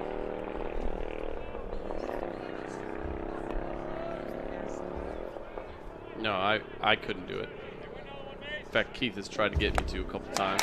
Foul tip held on, and Mason strikes out. I've informed him more than once that he does not want me working a camera. It's not that I'm unwilling, it's just that it won't be good for your broadcast. That's true. Now batting number 21, Andrew Clements. Clements will step up 0 for 3 today. You know, it is a job that, first off, you got to really stay focused. Exactly. You can see the focus on Thacker right now, right? Yeah, he's peeking. Hey, that's my phone right there. 1-0 pitch. Hit hard toward the first baseman. Erickson will step on the bag. We head to the bottom of the 9th inning. Lions lead it by 1. Top of the 9th, no runs, no hits, no errors, and no runners left on base. 2 for Rose-Hulman as Pipkins, Noah Rasmussen, and Erickson. IndianaSRN wants to put more kids on TV. And honestly, that's exactly what these kids deserve. They stream more than 350 high school and college games every year, giving Indiana athletes the spotlight they've earned. All games are free to watch with On Demand on their YouTube channel. The cost is amazingly affordable, which means more kids get their moment to shine. IndianaSRN, where you always have a front row seat. At Riskwork, we're Team Indiana through and through, from coaching youth basketball to protecting critical infrastructure. Like our partners at IndianaSRN, we invest in people first. That same grit and leadership on the court drives our work in cybersecurity. We help businesses stay secure, resilient, and ready with no guesswork. If you can trust us to protect the grid, you can surely trust us to protect your Indiana business. Now the new pitcher for Mount St. Joseph will be Matt Fry. So far this season, Fry, his 11th Pitching appearance, change for the 9 Lions. Now on the 2/3 mound is number innings, 11, 8 Matt hits, Fry. 4 runs, all earned, 6 strikeouts and 3 walks. He does have 2 saves, an ERA 3.72, and he's 1-1 on the season. So he'll try to close it out here. It'll be a big first game win for the Lions. Jeff Newman said Matt Fry has been solid at the back end of the bullpen and brings good velocity. For Mount St. Joseph coming in, they would pick up their Leading off the fifth bottom win of the ninth in the is conference. their right fielder, number 32, T.J. Pipkins. They go to 5-6. Rose-Hulman, if they can't win this one, it would be 5-5. Here's Pipkins. He has flown out all 4 times today.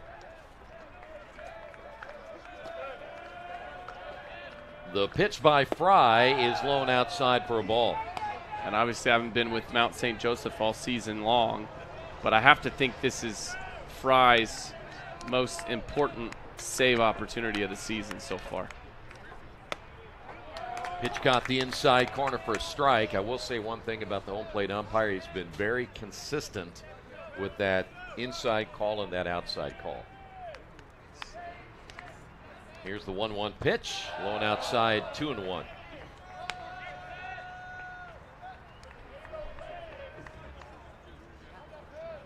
Pipkins has flown out to center field 3 times today.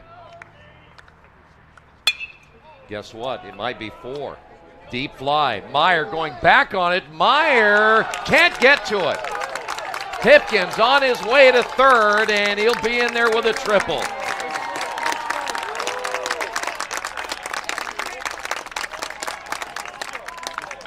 Look like it might be the 4th time that Pipkins would fly out to center field, but we were watching Meyer where he set up earlier. He was shaded more toward left field. I have a feeling if he's straight away on that, he probably makes the catch. So now the tying run is down at third base.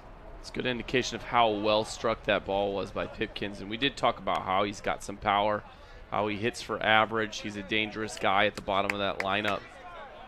Now all of a sudden, you know, get an out or two and maybe Keith will get his squeeze opportunity. Sure, surprised he's not wanting it right now. Pitch is low and outside. Infield is in, as you would expect. They'll try to cut down the run at home if they have to. Rasmussen been on base 3 times today, and the pitch is inside for a ball.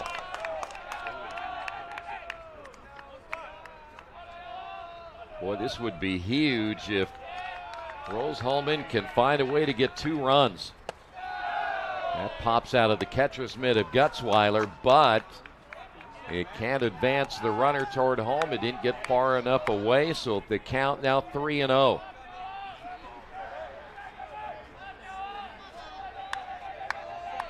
Rasmussen's lone hit came back in the 2nd inning. The pitch. Outside corner for a called strike.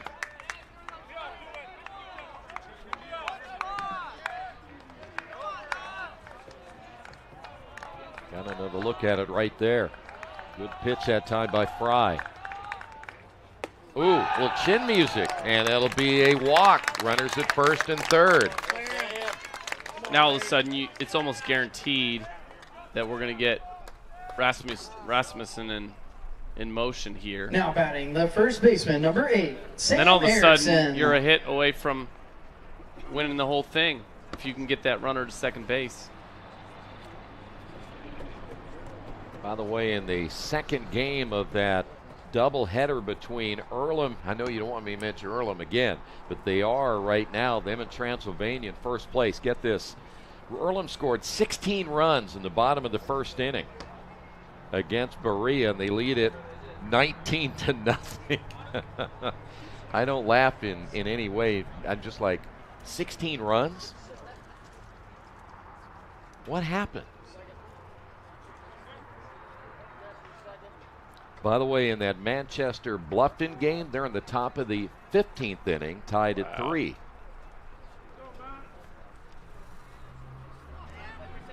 Maybe one of those 2 teams could borrow a run or 2 from Earlham today.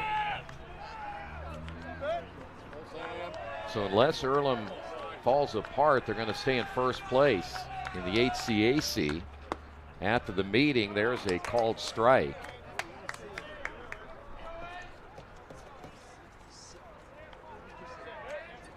Game 2 underway between the Pioneers and Hanover. Currently 2-0 Hanover in that one. Way outside.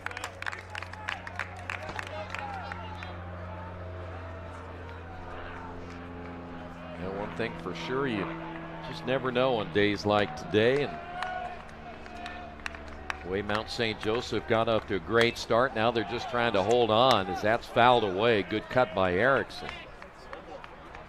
And Erickson hitting just under 300. He's fully capable of being the guy to deliver this hit too. The infield is back. I think that if they can get 2, they will, but they'd give up the run. That one's lifted into left field. That's going to be caught, and the throw, or did he make it? They're going to say no, it was not caught. And the ball gets away in the infield, and the tying run scores. The go-ahead run now down at third. Good effort, though, by Harley in left field. If Rose-Hulman finds a way to finish this off, just a devastating situation for Mount St. Joseph, who really wanted to feel good in this game 1 and had the lead for 8 innings. Pinch inning And there number will 14, be an error Joe charged Neville. to Mount St. Joseph as we're tied at 6, and we will have a pinch hitter now for the Fighting Engineers as Joe Neville will step up.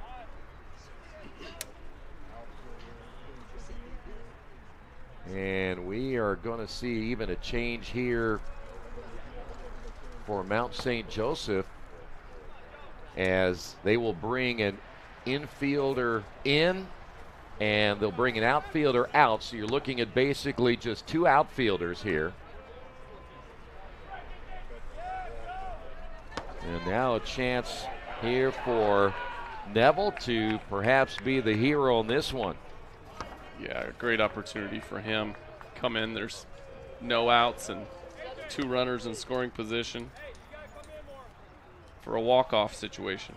Neville, by the way, hitting a .216 on the year. He does have 4 runs driven in. Runners again at second and third. Big hit there by Erickson to tie the game. Just get it out of the infield if you're Neville. Fry stands now to perhaps take the loss if Neville can get a base hit here and the pitch low and outside. An interesting setup here from Mount St. Joseph. They're sure not showing much confidence that Neville can pull the ball. Shifted in the opposite direction. And the pitch low and inside, 2-0. In both the infield and the outfield.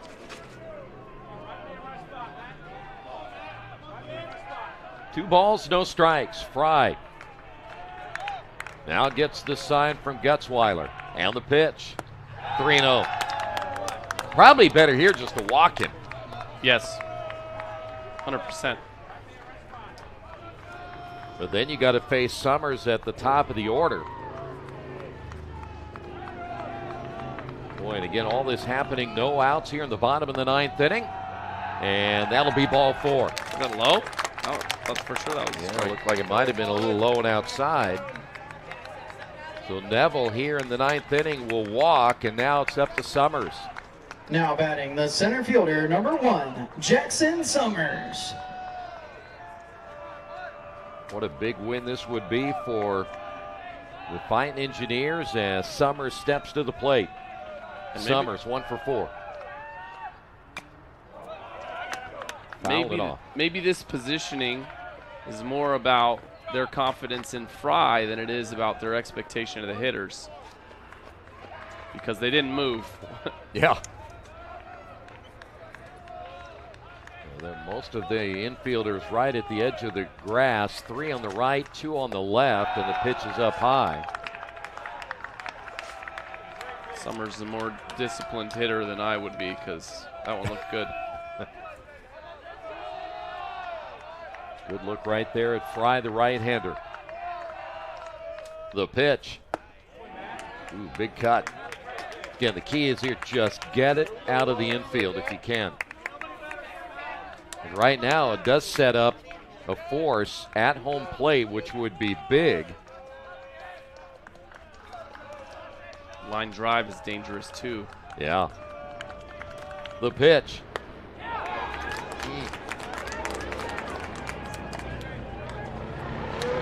Continues to be a tough day for the Jacksons at the top of the lineup for Rose-Hulman. Now back, the left fielder, number 16, Issei Takahashi. This guy, on the other hand, has had a very good day.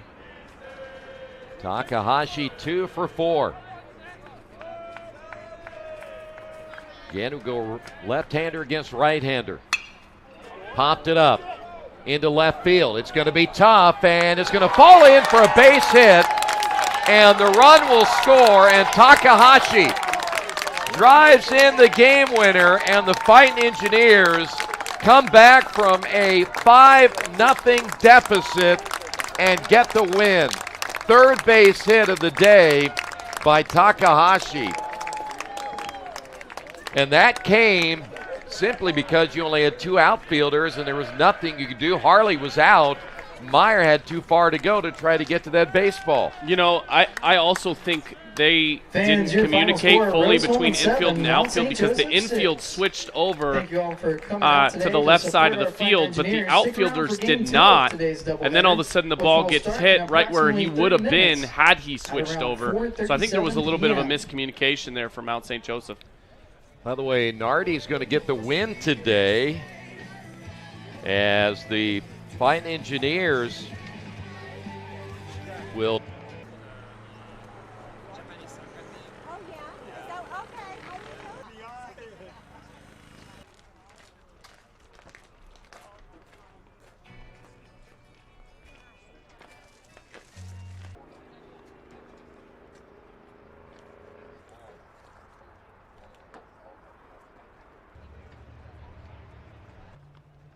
Hello, fans, and welcome to Game 2 of today's doubleheader.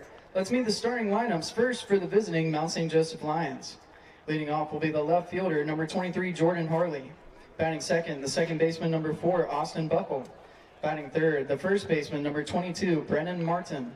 Batting fourth, the shortstop, number 14, Ethan Mason. Batting fifth, the designated hitter, number 21, Andrew Clements. Batting sixth, the catcher, number 25, Caden Snodgrass. Batting seventh, the third baseman, number 5, Zach Clough. Batting eighth, the right fielder, number 15, Will Record. And batting ninth, the center fielder, number 3, AJ Meyer. Pitching for the Mount St. Joseph Lions in Game 2 will be number 49, Nolan Miller.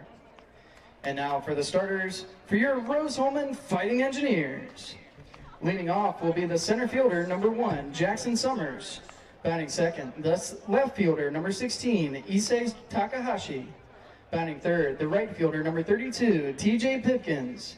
Batting fourth, the third baseman, number 35, Connor O'Connell. Batting fifth, the catcher, number 41, Mason Rasmussen. Batting sixth, the designated hitter, number 23, Jackson Harms. Batting seventh, the shortstop, number 34, Noah Rasmussen. Batting eighth, the first baseman, number 8, Sam Erickson. And batting ninth, the second baseman, number 14, Joe Neville. On the mound for the Fighting Engineers in Game 2 is number 21, Gavin Druger.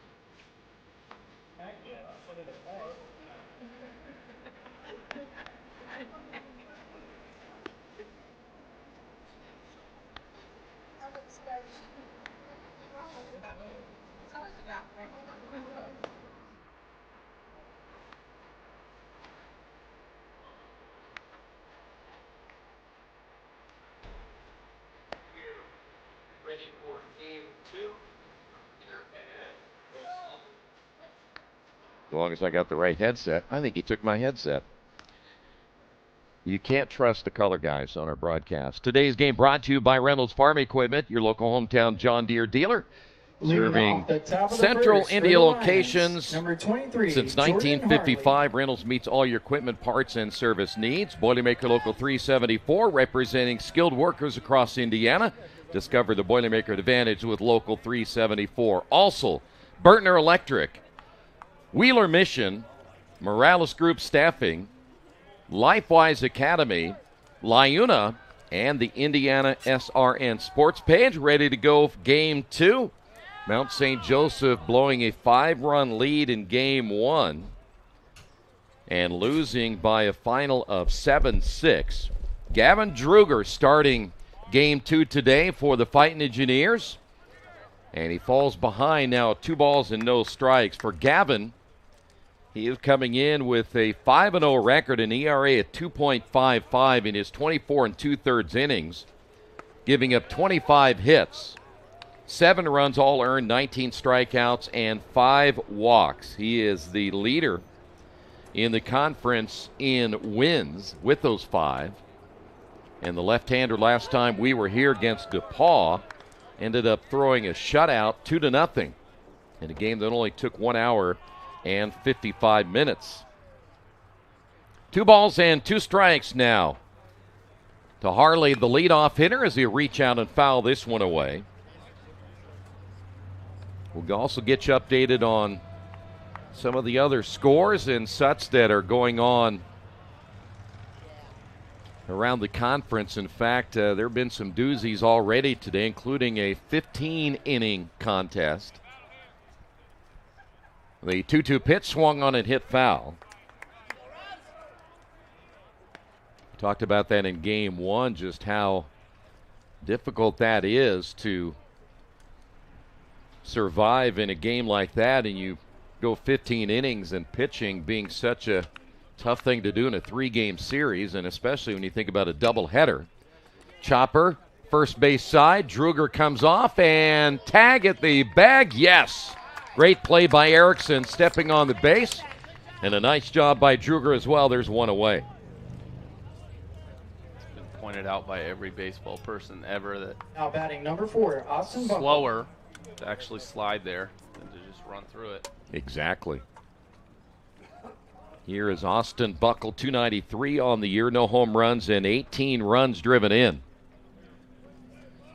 Well, you go back to Game 1 as Buckle takes that one for a strike, and you kind of looked at the way the Mount St. Joseph got off to such a great start, but then you got to give Rose-Hulman a ton of credit just battling back, got it into the final inning of play as Rasmussen will charge and throw, and there's 2 quick outs. Well, we'll see if that becomes an indication of their depth as a team, particularly their pitching. But, yeah, throughout their roster as well. That'll bring up Brennan Martin. Martin, 319, 4 home runs, and 11 runs driven in. We mentioned some of the games that have been played and that are complete as that pitch is up high. Anderson beat Franklin today 4-2. Earlham beat Berea 10-1 in the first game. They were leading the second game in the 3rd inning 20-0. So it looks like they're going to go in for a doubleheader sweep today as that pitch in there for a strike. The 15-inning game was Bluffton beating Manchester. That final 4-3. Transylvania, they knocked off Hanover 15-0 in Game 1 of that doubleheader. It's a good cut by Martin, and he fouls it away. Druger looks real sharp here to start, and he's 3rd in the conference in wins, ERA, and walks given up. So very accurate. 1 ball and 2 strikes as Rasmussen behind the plate in Game 2, and that'll be a called 3rd strike. And Druger 1, 2, 3 in the top half of inning number 1 after half inning of play. Mount St. Joseph nothing. Rose-Hulman coming to bat. Rose-Hulman is Summers, Takahashi, and Pipkins.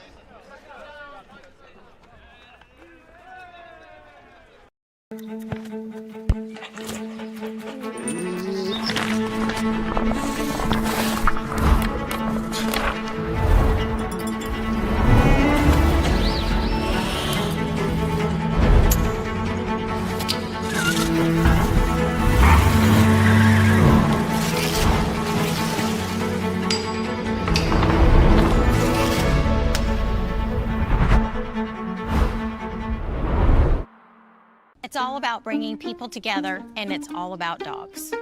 Dog Day in the drive-thru is a day where we give back to our furry friends. We hand toys out to dogs and their owners in the drive-thru. My dogs love this event. Tails start wagging, the heads are out the window. We also partner with local animal shelters to help dogs find their forever home. Chick-fil-A knows the heart of the community. You meet new friends, you meet new dogs. We just love seeing their faces in the drive-thru. Real guests paid for their testimonial. Right-hander will be going today in Game 2 for Mount St. Joseph, as Nolan Miller has had a solid season to this point. This will be his 8th start. 37 in the third innings, 29 hits, 20 runs, 16 earned, 41 strikeouts, and 16 walks. Opposing teams only hitting at a .212 clip against him. He is 1-2 on the year with an ERA 3.86. So though he is certainly pitched extremely well in the first 7 games, only 1 win to show for it for the Lions. You were talking about accuracy in the first game. Miller's going to be another interesting one to watch there. He leads the conference in opponent batting average, so he's very difficult to hit. Center fielder, number he also 1, leads the Jackson conference. Summers. Check that. Second in the conference in opponent batting average. Leads the conference in wild pitches. So he will throw the ball away. Summers will lead things off for Rose-Hulman. 1 for 5 in the opening game. Had a run scored and a walk. And the first pitch by Miller is a called strike. You can see the velocity there. Humming it pretty good in comparison to the other guys that we've seen today. The stretch by Miller in the pitch. A little late on the swing. It was foul tipped and held on by Snodgrass. Nathaniel was supposed to bring the radar gun, wasn't he? Yeah. Well, he forgot.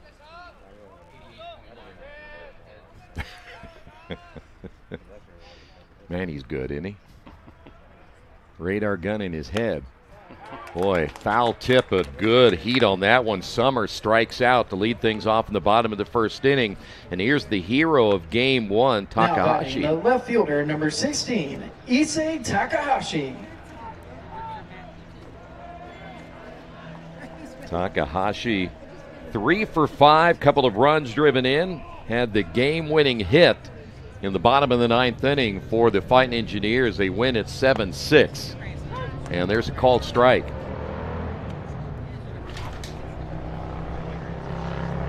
Sort of a mid-level fly ball down the left field line. Interesting if the player had been positioned differently, if he might have been able to make a play on it and get the throw to home in time. I doubt it. Yeah, and the point well taken is at that time that Mount St. Joseph had brought in an extra infielder, played with 2 outfielders. You don't see that very often, despite what the situation may have been, but they were really feeling if they could get a ground ball and get a force out at home and then maybe force a double play and send it into extra innings. Check swing. Did he go around? He did. And another strikeout is Takahashi. 2 straight now for Miller, and that'll bring up Pipkins. Pipkins gets Now batting the right fielder, number 32. He had a big hit in that game. Pipkins. The big hit, really. I mean, walk off a side, and all of a sudden he's in the 3-hole for the second one here. Pipkins, Game 1, 1 for 5 and a run scored. Lines this one into center field, and a 2-out base hit for Pipkins. Ooh. Throw back to first. Not quite in time, but closer than maybe it should have been. Yeah, trying to catch Pipkins, perhaps sleeping a little bit. Down at first base, that'll bring up Connor O'Connell, 2 for 5 in Game 1. He did drive in 2 runs. A nice job there by Caden Snodgrass to get up there to first base from the catcher position.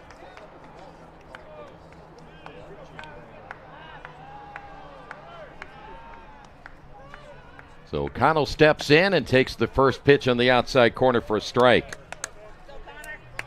Connor hitting at .304 on the season.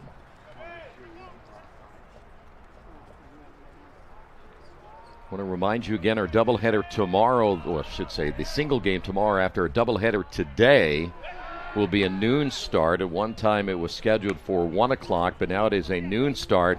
We'll be on the air at around 11:35 or so because it is senior day, and we'll give you an opportunity to see the festivities for that. The pitch by Miller, swing and a miss. Senior days aren't generally what they used to be, where you did them on like the last weekend of the year and things like that. A lot of teams push them up, especially if they know the weather may be pretty decent. You want to get them all in.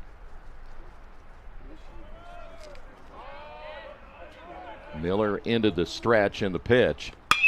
Hit well by the first baseman Martin into right field. Now runners at first and second. And this happening again with 2 outs here in the bottom of the first inning. And that'll bring up Mason Rasmussen. That's O'Connell for Rose-Hulman. Now batting the catcher, number 41, Mason Rasmussen. Mason hitting .245 on the season.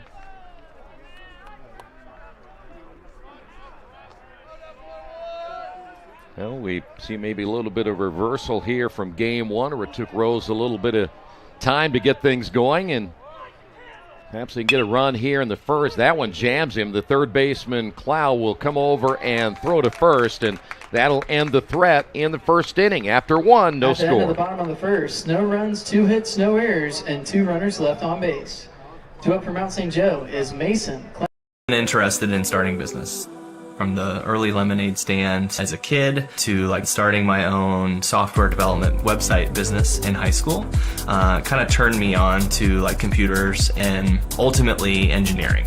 My name's Jeremy Clark. I graduated in 2009 with a software engineering and computer science degree, and currently am CEO of Plainsight Ventures.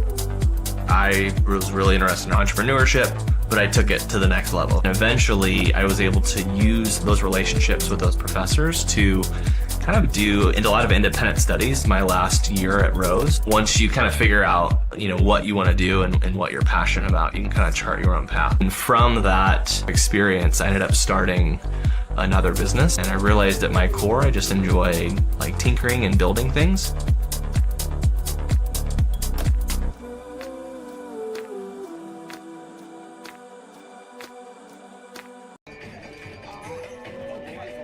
Back once again here at Rose-Hulman. We move on to the second. Mason, Clements, and Snodgrass all due up for Mount St. Joseph, trying to today get their 5th win in the HCAC season. We talked about some of those games earlier, and right now Earlham has a half-game lead over Transylvania, as Earlham is 10-1, Transylvania 9-1. Anderson is now 7-4. Rose-Hulman 6-4. Everybody else below the 500 mark. Hanover 5-6. Franklin, Mount St. Joseph both 4-7. Now batting Manchester number 14, and Berea Ethan both Mason. at 3-7, and Bluffton is now 2-9 in conference play. Here is Mason at the plate, and the pitch in there for a strike. Mason went 1 for 4 in game one. He did drive in 2 runs. That'll be hit foul down the third base side.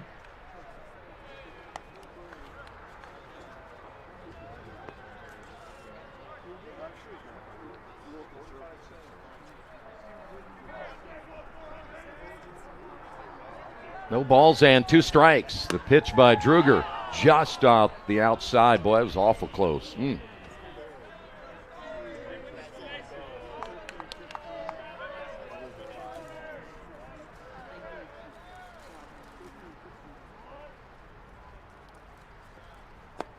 That pitch missing low.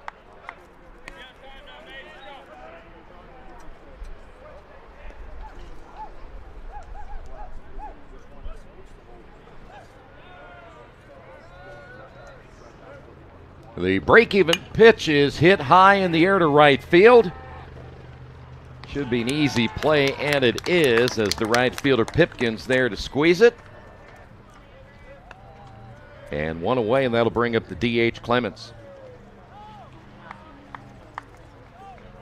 Now batting number 21, Andrew Clements.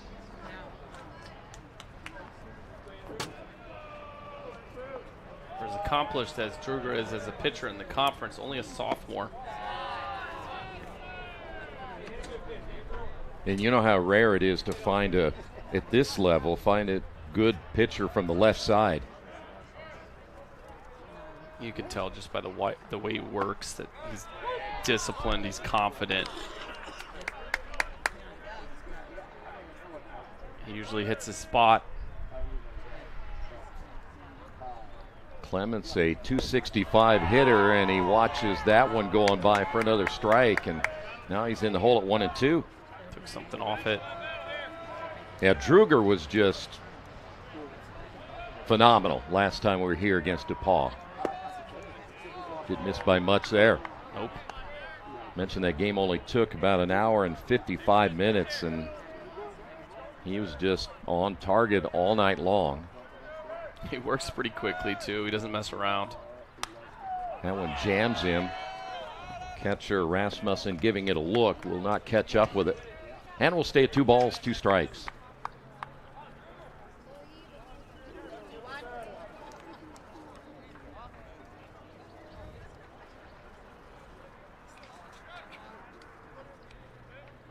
Now, one important thing to remember in these 3-game series is to win the series.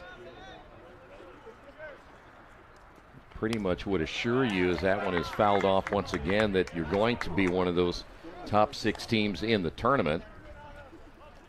You know, on the road, if you can play .500 baseball and at home win every series, you're going to get in. But we talked about it early. You got to try to be that #1 seed if you possibly can. Rest those pitchers.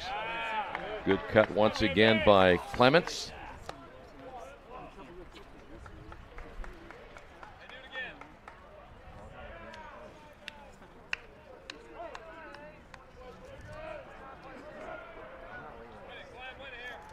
Two-two pitch is low for ball 3.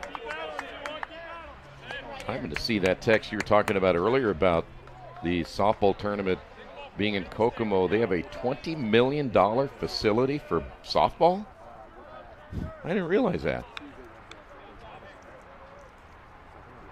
Comes from Jerry, it must be right. Yep. Popped up right field.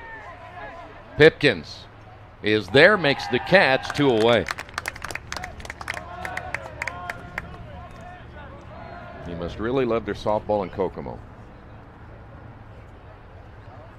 Here Now is batting Snodgrass. number 25, Caden Snodgrass.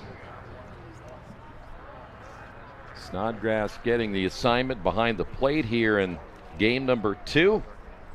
What does the softball stadium have to have for it to be a $20 million facility? Is there like a swimming pool out in left field? Like, you know what? I don't know. And it's only a high school field. I don't have any idea. a slide? Like Milwaukee? Yeah, no kidding. Tune in next month. And elevators and maybe a gigantic press box. And couches that Keith can lay on during the game and sleep. Locker rooms under the dugouts. Yeah. 1-1 pitch. 1-2. You know, the one thing about... Probably a pretty good training table for the broadcasters. I would hope that's so. That's probably what yeah. it mostly is. Now that's where Keith will be probably the entire tournament, laying on the training table. Here's the 1-2 pitch. Got him. Second strikeout of the day for Druger.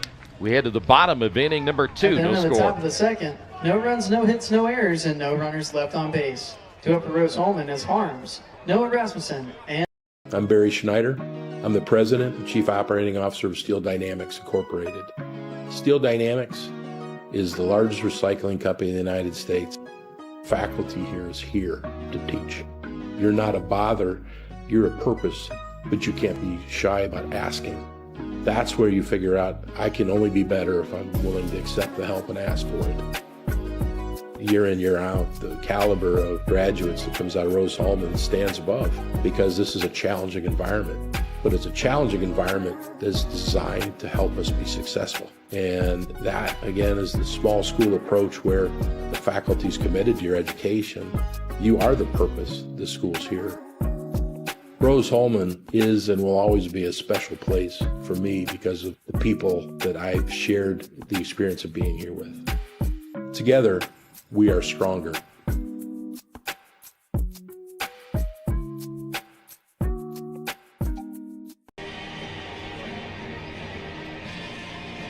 Back once again here at Rose-Hulman. Will Harms, Rasmussen, and Erickson here in the bottom of the second inning. Harms gets a little bit of a lineup demotion for the second one. Tough first game for him.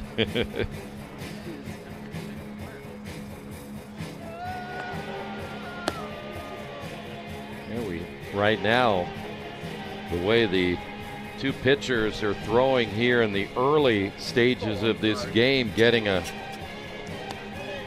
3 or 4 runs might be pretty tough.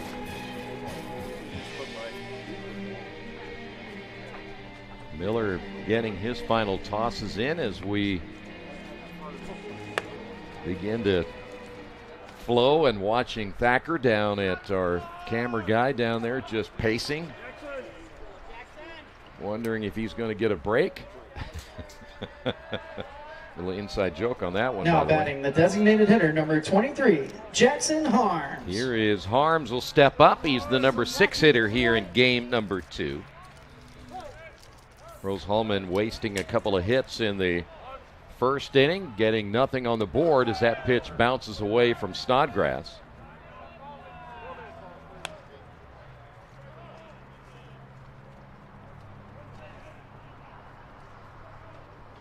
Harms, a .273 hitter.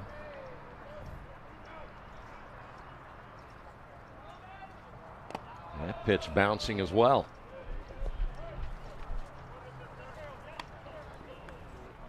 So 2 balls and no strikes. Harms, 18 runs driven in on the year.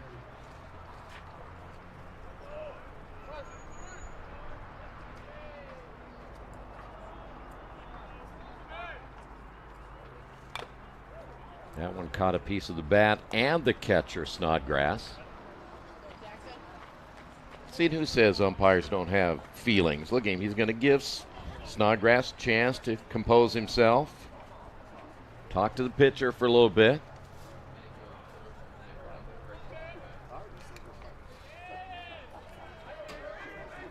So 2 balls and no strikes.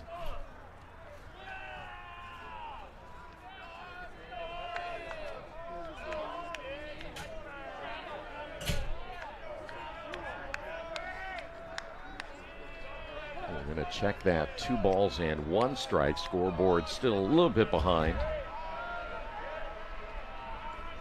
Miller's pitch on the way, off the end of the bat, foul. So 2-2.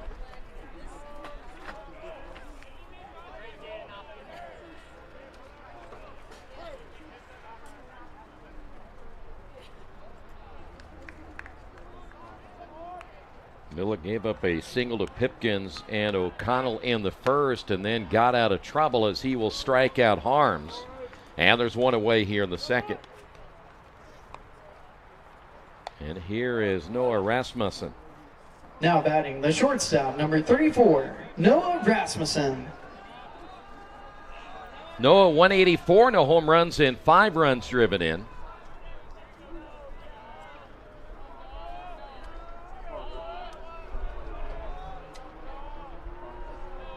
Stretch by Miller in the pitch.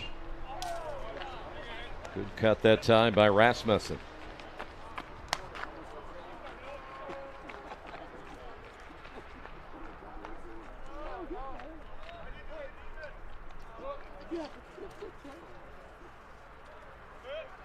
Miller comes set, and the pitch is a good breaking ball. Good pitch. You tell Rasmussen that time kind of buckling on the pitch. Yeah, that's what a good breaking ball looks like right there. No hang whatsoever. Oh. Awful close, and Rasmussen able to get out of the way as Miller coming right underneath his chin. Yeah, it's doesn't look good, but strategically you can do a lot worse than that when it's 0-2. Ground ball to the second baseman. Throw on to first in time. Easy play for Austin Buckle. And that'll bring up Erickson, 2 away.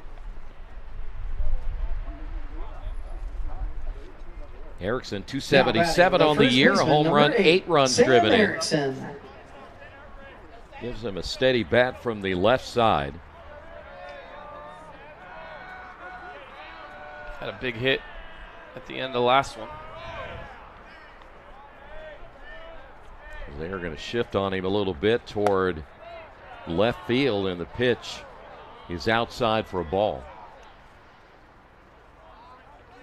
Erickson out of Woodridge, Illinois. He can play first base. He can also play in the outfield if need be. Just a sophomore. Pitch low and inside.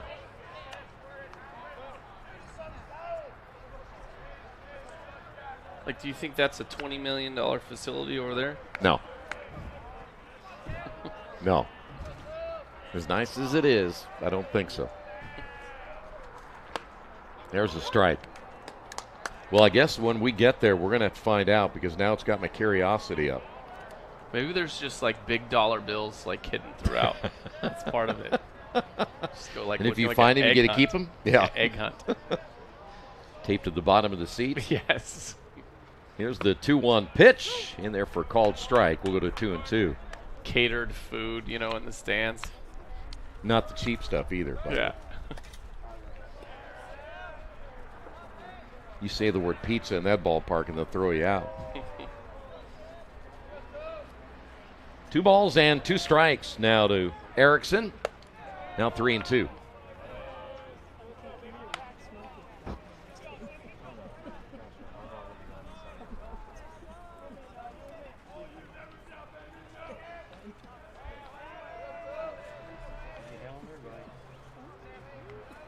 Miller will come set.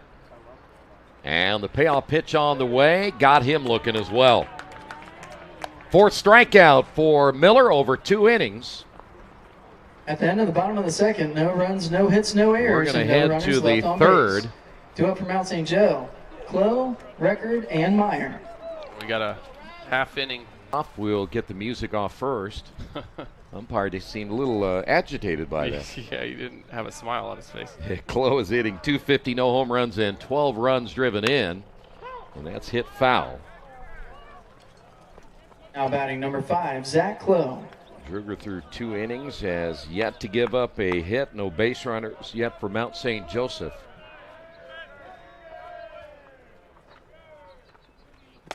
Swing and a miss. You know, actually where it would be a lot of fun to do the game would be right down there where the relief pitchers are, holding the gun on the pitchers. A radar gun. Hit foul. That's where it would be fun to just be right behind the plate and you could hear everything down there. Unless it were raining, of course. No balls and 2 strikes. Clough back in, and the pitch didn't miss by much. What would also be interesting to have access to is his balls and strikes overall in the game. Next time I work and he's pitching, I might keep it myself just to know, because he's pretty automatic.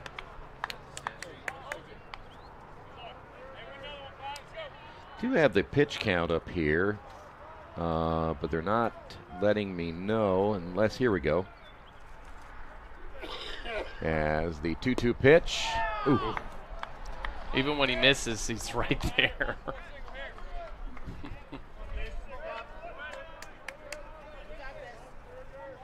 It's like you know it's going to be in the zone and they're still not hitting it. That one hit into center field. Ooh, hit well. Yeah, Summers going back on it, makes the catch at the warning track, and there's 1 away.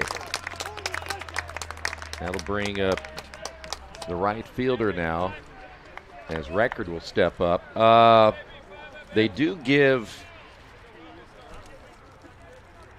some 21, information. 21 strikes out of 30 pitches is what I see there. Yeah. Yeah, right there. Which is really good.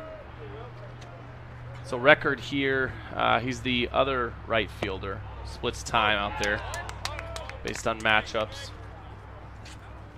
Yeah, he's a 320 hitter. And 10 runs driven in. So he must be the offensive right fielder, and then you got a defensive right fielder as well. Say right field is the more difficult position to play than left field. So you want to have a good defender out there when you can. 1-2 now to Record. Will is out of Cincinnati, played at Oak Hills. Ground ball to the shortstop, Rasmussen. Strong throw to first, 2 away. 8 retired in a row now for Druger. Right field gets that reputation from a young age of being the place where you put your worst defender, but that's only true in Little League. So why is right field more difficult to play than left field? Because more hitters are right-handed than left-handed. And so the balls that go out to right field are often tailing away from the right fielder, whereas the balls hit to left field. In spite of the several we had last game hit by left-handers, if they're coming from a right-hander, they're not spinning away from them. That one will be hit into left field for a base hit for Meyer, opposite way. Single, and the first base runner for the Lions here in Game 2. That'll go to the top of the order now, and Jordan Harley. Harley 0 for 1. He grounded out now batting in number the first 23, inning. Jordan Harley. Almost had an infield hit last time up. Yeah, Druger made that nice play to get the out.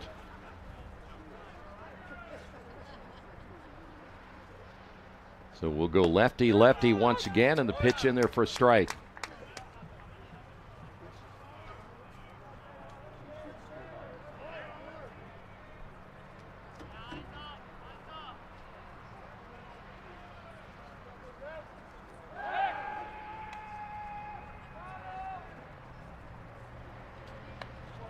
After today, Rose-Hulman, to show you how busy this schedule is going to get. And of course, they play tomorrow. They have a non-conference game over in Illinois at Blackburn.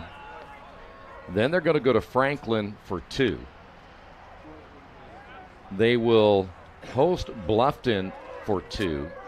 Non-conference game against Greenville. They still have Anderson and Transylvania on the schedule after that, with a game with Milliken squeezed in the middle of that. So you can see between now, as that pitch is outside, between now and the end of April, that Milliken game will be the last game they'll have in April, and then they'll have those 3 big games against potentially one of the top 2 teams in the HCAC on May the 1st and 2nd. Fly ball into center field. Summers can't get to it, and that'll be a base hit. So back-to-back singles for Meyer and Harley. It's happening with 2 outs, and that'll bring up now Buckle, who's 0 for 1 today. Would those conference doubleheaders be makeup situations? Why are they doing conference doubleheaders? Now batting number 4, well, Austin Buckle. Just like today, I mean, you're looking at, we play 2 today and then 1 tomorrow. No. So what do you mean? I'm talking about Franklin and Bluffton. Well, they'll play just the 1 game there. They'll play 1 at noon and 1 and 3, so they'll play both on 1 day. They're not playing everybody gotcha, 3 times. Gotcha. Yeah.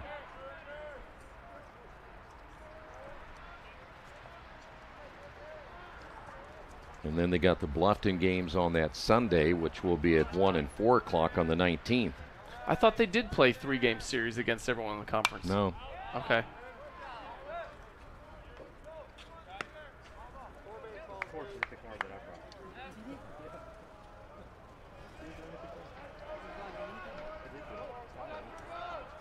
Yeah, you get this late in the season, And yet you kind of dread those non-conference games because you're just trying to recover from a pitching standpoint. Then you got to head over and play, a midweek game. Base hit left field, rounding third, heading to the plate to score the run, and Mount St. Joseph leads it 1-0 as Meyer crosses the plate. And again, this happening with 2 outs. Now runners at first and second as Buckle drives in the run. Well, to Mount St. Joseph's credit, Now batting, number 22, I think they're Brandon figuring out Watson. what we're figuring out, which is that pretty much every ball is in the strike zone. And so you can kind of time him up and then just sort of tee off if you can just sort of count on that he's going to be throwing strikes. Here is Brennan Martin as they'll try to surprise the runner down at second base as Harley, getting the lead. And he's not going to overpower you. Yeah. He is a crafty pitcher. He's going to hit his spots. He's going to change his speeds. But he's mostly going to be in the zone.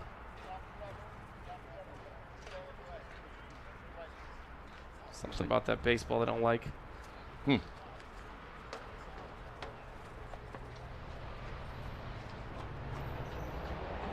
So did the umpire just put that ball back in his bag? No, I think he's still holding it.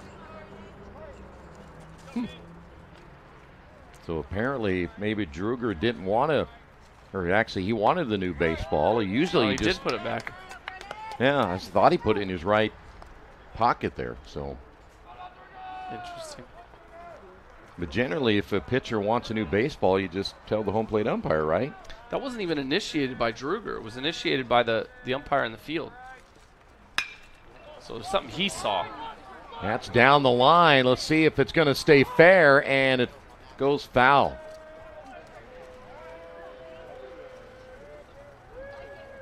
Well, now how do I know that he just didn't get that same baseball back just now? Yeah, because it came out of the right pocket.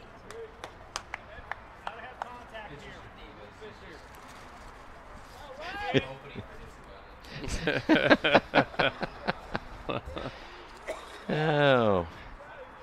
I think that's why we need somebody on the field. Let's see if we can get that into the budget.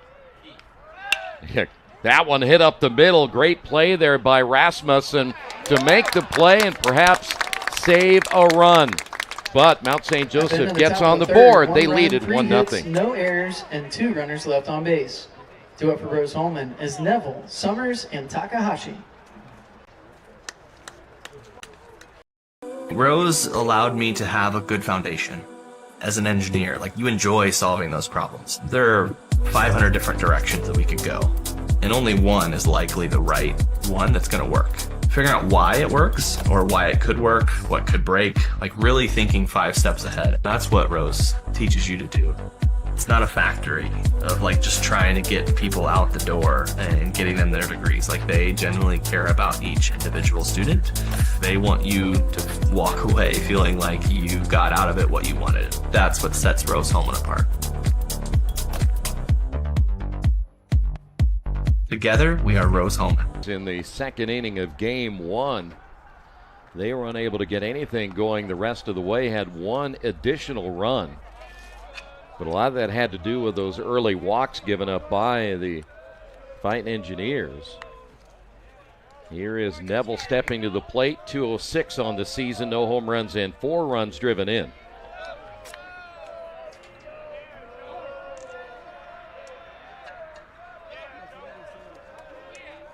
So Miller set to throw as he'll come from the stretch. Bunt laid down third base side. Clow was charging and throwing and nailing the runner at first. Neville got down the line pretty quick. And you can't bunt it much better than that. So that's a great play for Now Clow. batting the center fielder, number 1. When you can see him charging right there on the replay, did a great job. Here is Summers 0 for 1.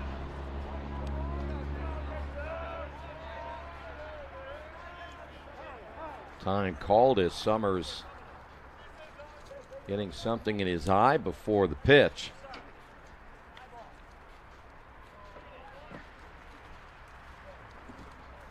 Or at least claiming to.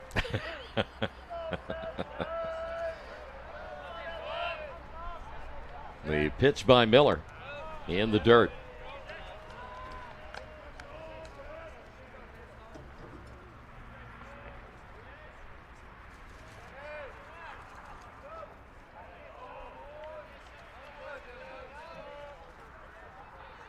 The 1-0 pitch hit foul.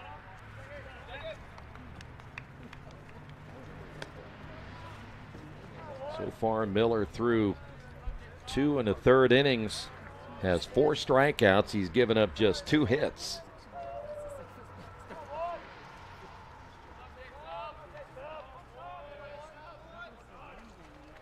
That pitch coming inside nearly got him.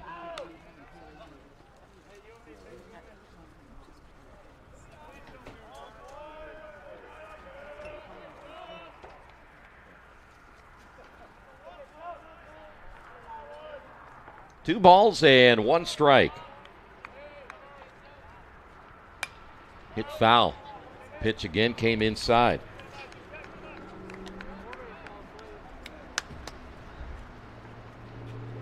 So the count even at 2-2.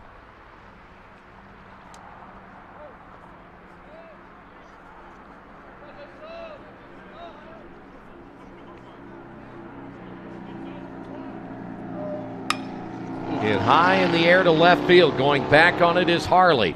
Harley has room, will make the catch, and there's 2 away. By the way, every once in a while, if you hear the loud cars going by, 40 is just to our right, and it's probably Now not much batting more the than left fielder, number 16, maybe Issei not even 100 Takahashi. yards over there. So a lot of times you get some pretty loud vehicles. You wouldn't, I'd be curious to know from a fielder standpoint, if you don't see where the ball is, you don't see where maybe hear the sound of the bat hitting the ball, where you would kind of locate that, if because your Harley that you drive is kind of loud like some of the things we hear. Who's you? Here is Takahashi. It can be kind of, I guess if you're either the pitcher or trying to communicate a little bit, it might be kind of tough with that kind of noise. But well, to your point, the sound of the bat is often helpful, especially if you're in the outfield. Yeah. Here's the 2-1. Count even at 2-2.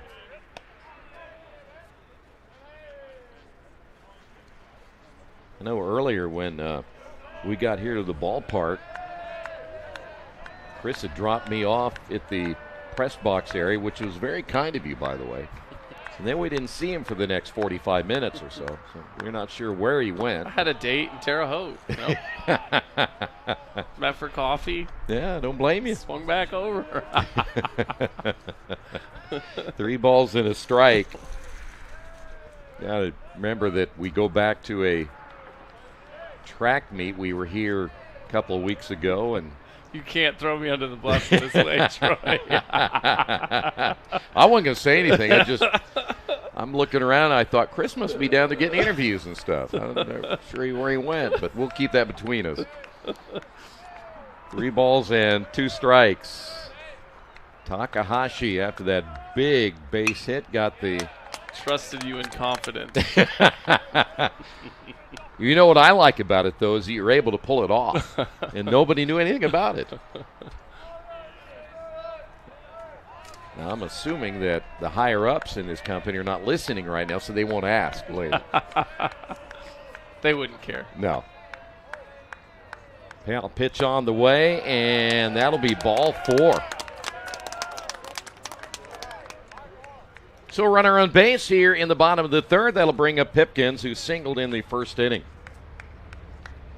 Now batting the right fielder, number 32, T.J. Pipkins. Pipkins got a little bit of a hot bat here.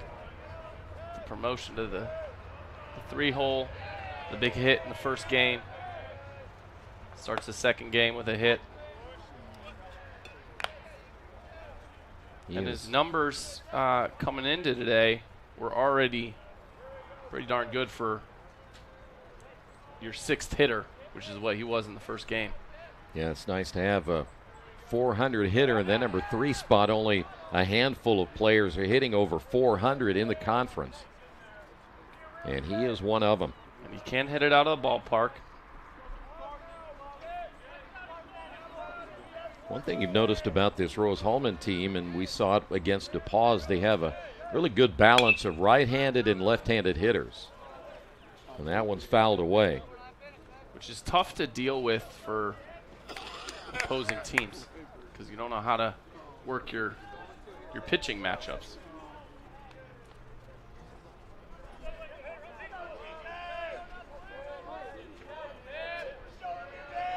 No balls and 2 strikes. Pipkins back in once again, ready to go to work. And the pitch by Miller's outside for a ball.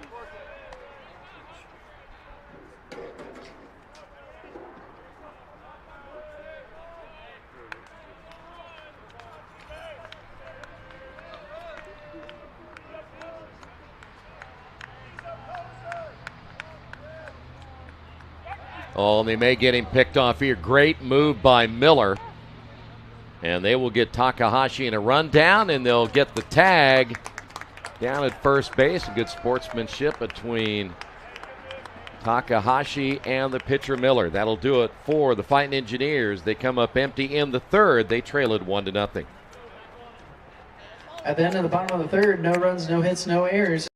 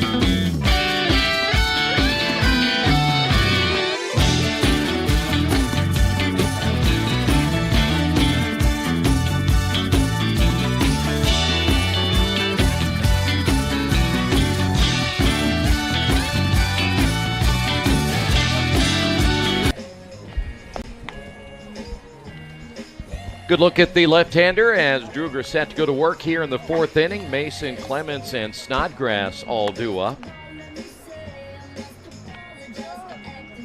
You're talking about earlier with Druger how quickly he works. So he did give up that run in the 3rd inning. As a fielder, you like a quick pitcher. You do. You like standing around too much. But if you're Mount St. Leading Joe, off for the Lions is number you can 14, Ethan catch Mason. that rhythm a little bit, and it looks like they were starting to do it in the 3rd. So we'll see if Druger can make an adjustment to be a little less predictable. Mason flew out in the 2nd inning. And Druger's first pitch lifted high in the air, deep. Takahashi is there, just shy of the warning track. 1 pitch, 1 out here in the 4th. Here's Clements. Andrew, 265, no home runs, 11 runs now driven in. Number 21, Andrew Clements.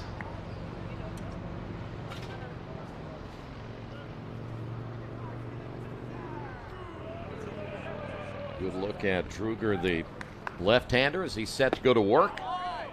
And the pitch is a little low and outside. That was a really good pitch. It looked like it tailed several inches outside.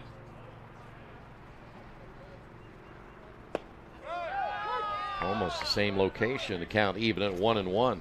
Yeah, that one looked lower than the first one.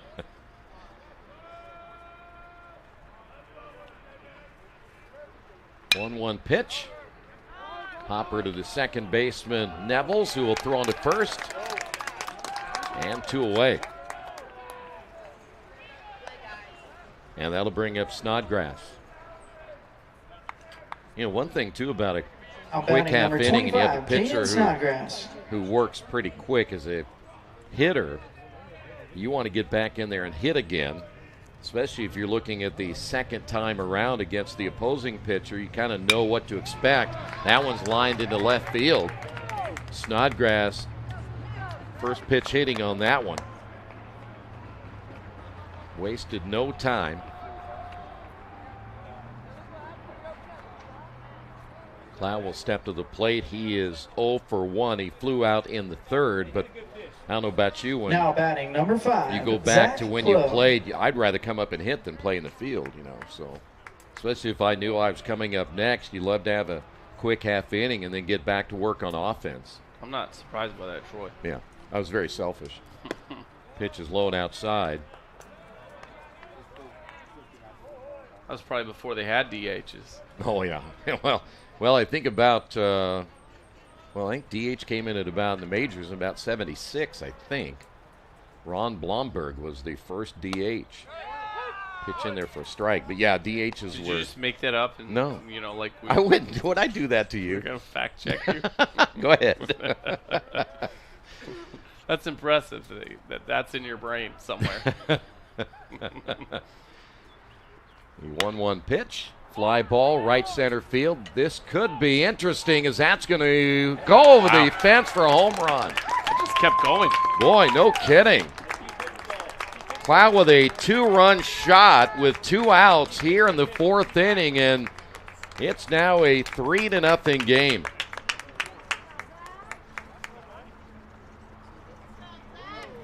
Boy, I agree with you. That ball just kept going, and really there's no wind to speak of today. Now batting number 15. So for the Will second Decker. straight game, you've seen Mount St. Joseph jump ahead. They were at 5-0 in the first game, now leading this one 3-0. And that'll bring up now Will Record, who is hitting .320 on the year. And the pitch by Druger is in there for a strike.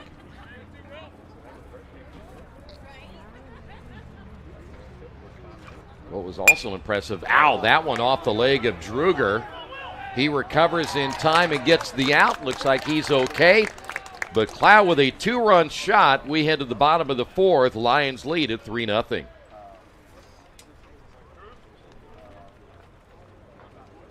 At Rose-Hulman, our goal is to give our students the world's best STEM education in an environment of individual attention and support, all while achieving over 98% job placement after graduation.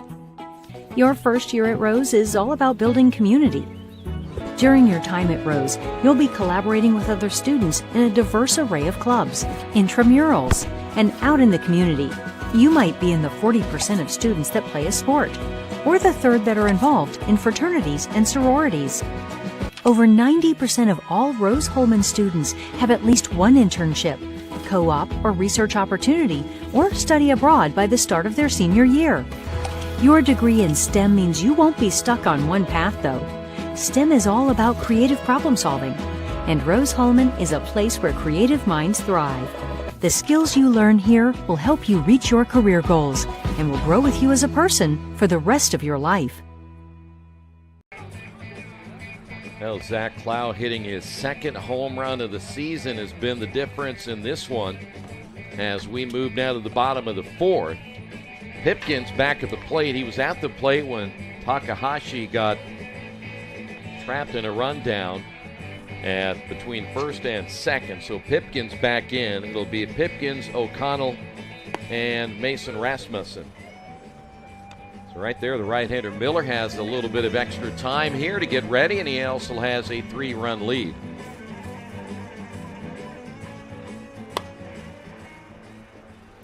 I'd like to remind you again that our game tomorrow is a noon start time. Now batting the right fielder, number 32, TJ Pipkins. We'll jump on the air, at least from a video standpoint, so you can watch the senior day festivities, and then we'll begin our pregame shortly after that for game 3 of this 3-game set. Pipkins singled in the first inning. Talked about how he has moved up in the order as he takes the pitch low and inside.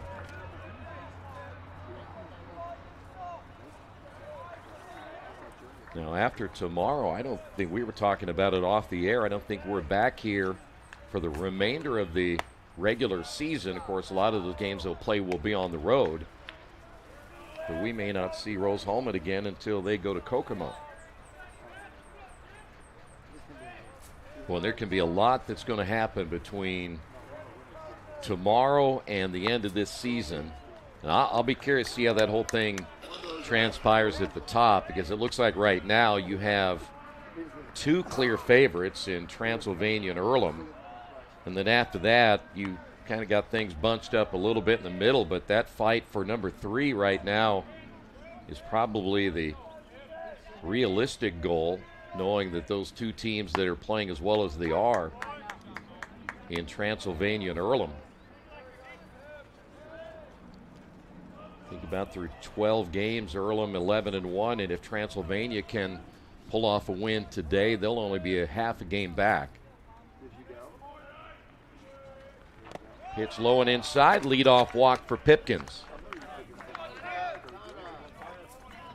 Here's O'Connell. Now batting the third baseman, number 35, Connor O'Connell.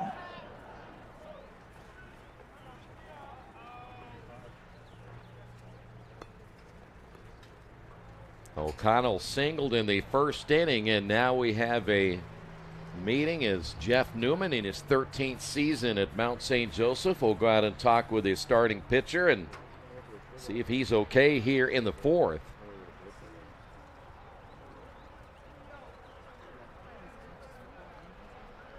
Go back and look and see when, in fact, the Earlham Transylvania, they'll play 2 games, and Earlham has a little bit of an advantage there. They're going to play at Randall R. Sadler Stadium on the 18th. So right now, those are the top 2 teams, and Earlham gets what would be considered a little home field advantage on that one. Here's O'Connell. Hits that one foul off the right side.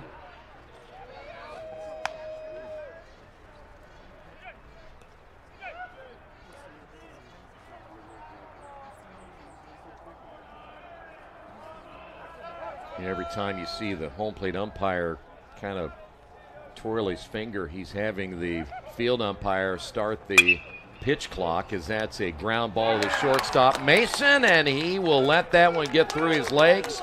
And runners at first and third, no outs, and that'll be an error on Mason as he was thinking double play. Would that have been what we had in terms of a pitcher warning in that first game? Was the pitch clock? Could have been. Now Yeah, batting now you the think about catcher, it. number 41, Mason Rasmussen.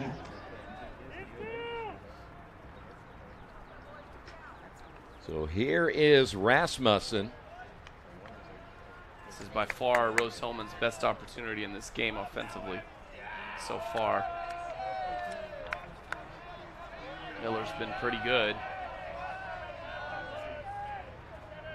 That one's hit foul. One thing about that error by Mason, and I know that as an infield or even an outfielder, sometimes you have a tendency to pull up a little bit quicker because you want to get that ball, get it to your second baseman so he can make that relay to first, and you just pull out of it too quick. Yes. Good job there by Snodgrass to knock that one down, prevent a wild pitch. And the count even at 1-1 strike.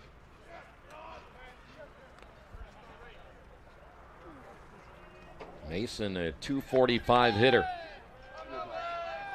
Chance to drive in the first run for the Fighting Engineers here in game 2. It's Mason's 9th error of the season. Of course, he's playing shortstop, so you're going to have some errors. Fielding percentage is over 90%.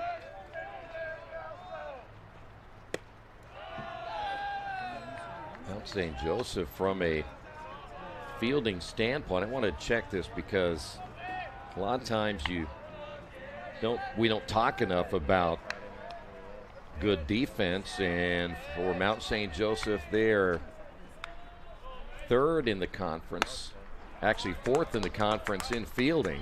Yeah. And that was one of the statistics I mentioned earlier. Yeah. Their pitching and their fielding on paper is statistically performing at a better rate than Rose-Hulman's. But the difference is Rose-Hulman's offense is significantly stronger. Again, on paper, doesn't always work that way in an actual game, but 3 balls, 2 strikes now to Mason Rasmussen. It's also why Mount St. Joseph, if they can figure some things out, I wouldn't by any means count them out of being a team that makes it up to Kokomo. Payoff pitch on the way and got him looking. Rasmussen was ready to head down to first base, but the pitch apparently caught the outside corner. And there is one away, and that'll bring up Harms. Now batting the designated You hitter can number check out 23, the Jackson Heartland Harms. Collegiate Athletic Conference website. Go to their baseball page if you want to see the finals today. That second game as Earlham beat Berea 20-0. They scored 30 runs today against Berea, only gave up 1. But you can also follow the other games there as well.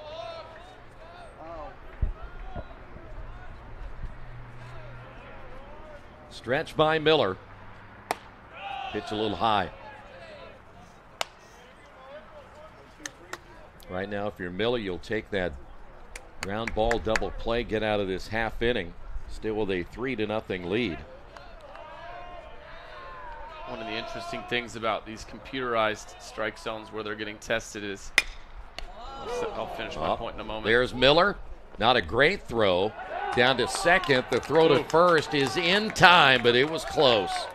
Needed the double play, and they got it. We could use the camera on that one. I'm not sure it's what was on the base. One error and one We'll head to the runner left on fifth. base. 3-0 Throw for the Lions Lions. is Meyer, Harley, and Buckle. Thinking about what to do after high school? Consider a career with Boilermakers Local 374. As a Boilermaker apprentice, you'll earn while you learn. We offer excellent wages and benefits, and as part of our no-cost hands-on apprenticeship program, you'll learn from the best in state-of-the-art training centers and on the job. Become a union Boilermaker and get on your way to a great career. Find out more, visit www.local374.org or call 219-845-1000.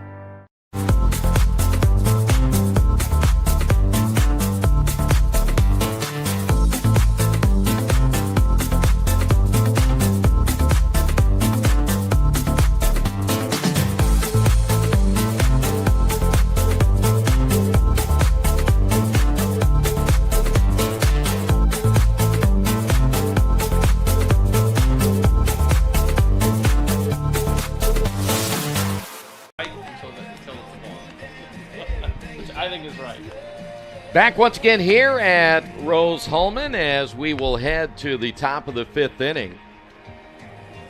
3-0 is your score. A.J. Meyer will lead things off. Then we'll go to the top of the order and Jordan Harley. Meyer so far today 1 for 1 with a run scored as Druger taking his final warm-up tosses. And, of course, he gave up that home run to Clow in the fourth inning, a 2-run shot. That ball, again, just kept carrying to right center field. Now and that's batting is number been the 3, big difference in the A.J. game Meyer. so far of a 3-0 score.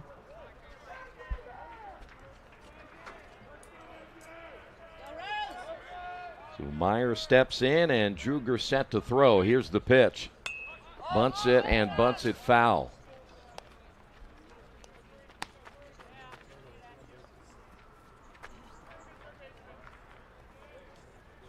Meyer, a 300 hitter.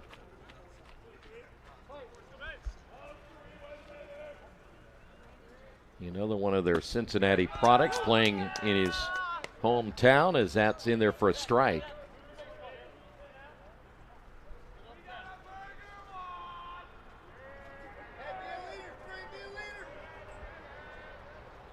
Now the 0-2 pitch. Just outside. I think Rasmussen looking back at the home plate umpire wanting to know where that pitch was. Well, if I'm Meyer, I'm not sure how he decided to lay off it. Down the line, and this will be a fair ball. Takahashi could get to it, and a stand-up double to lead things off here in the top of the fifth inning by Meyer. His second hit of the ball game. He just struck a Heisman. Now ball batting on number 23, Jordan second Harley. base. He's mixing up his sports apparently. Huh? Here is Jordan Harley now with a runner in scoring position. Harley singled back in the third. He is 1 for 2. Yeah, it's got to be a bunting situation. And a good bunt it is. And they throw to first in time. Oh, and that's not going to make Jeff Newman very happy. Let's see if we can get another look.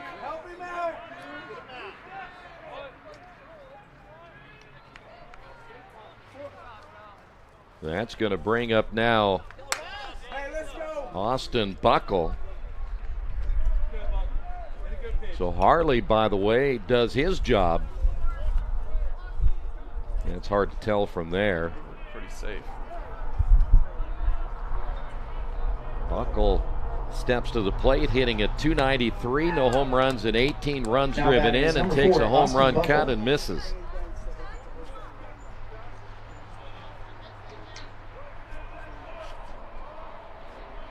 Chance now to take a 4-0 lead. The infield is in, as you see. Good job by Rasmussen blocking that one.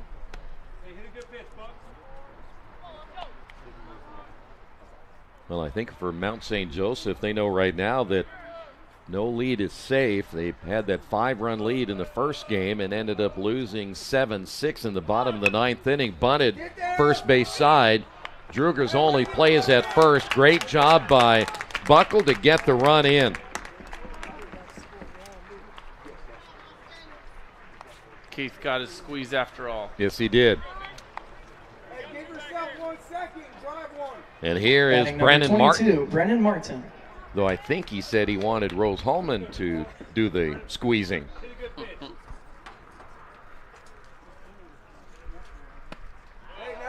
That pitch in there for a strike. Martin 0 for 2, a strikeout and a ground out. His average now .319 on the season. Pitch is low.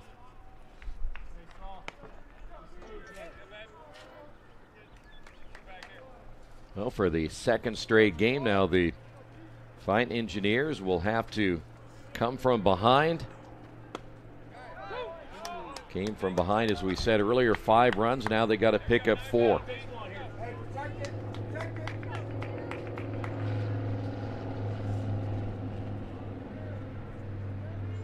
The 1-2 pitch is outside, 2-2.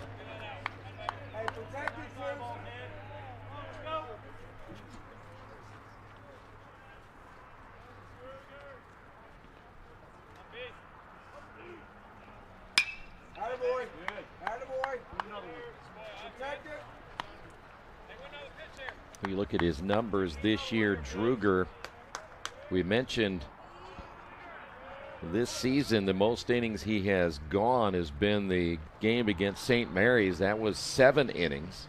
He had 7 strikeouts in that game. You know, we mentioned that how good he is from the left side. He's 5-0 coming in, but so far today has struggled a little bit. Payoff pitch on the way, and he got that one. So he comes back, gets the strikeout of Martin. They do get a run. We head to the bottom of the 5th, 4-0 Mount St. Joseph. And then at the top of the 5th, 1 run, 1 hit, no errors, and no runners left on base. Due up for Rose-Hulman is Noah Rasmussen. IndianaSRN wants to put more kids on TV. And honestly, that's exactly what these kids deserve. They stream more than 350 high school and college games every year, giving Indiana athletes the spotlight they've earned. All games are free to watch with On Demand on their YouTube channel. The cost is amazingly affordable, which means more kids get their moment to shine. IndianaSRN, where you always have a front row seat. At Riskwork, we're Team Indiana through and through, from coaching youth basketball to protecting critical infrastructure. Like our partners at IndianaSRN, we invest in people first. That same grit and leadership on the court drives our work in cybersecurity. We help businesses stay secure, resilient, and ready with no guesswork. If you can trust us to protect the grid, you can surely trust us to protect your Indiana business.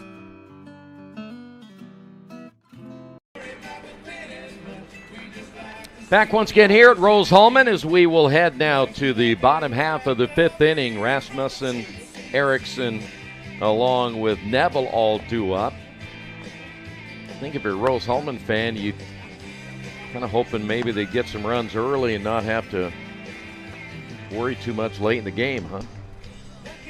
I thought the way they finished that last game, that they would be so fired up that they'd come out offensively and really do some damage. I was very wrong about that. This game, in many ways, has been a lot like the first games so far. Miller getting his final warm-up tosses. Here we go.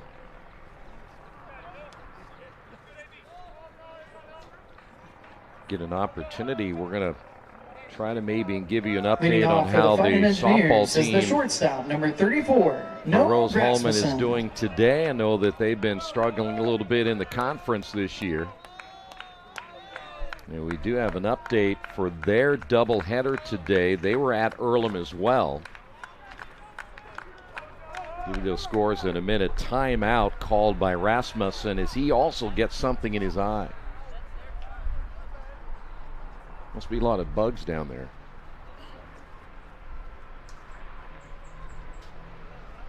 By the way, for the Rose-Hulman team. Yes. Mostly. Yeah. It's probably the stuff coming off 40. Miller set to throw.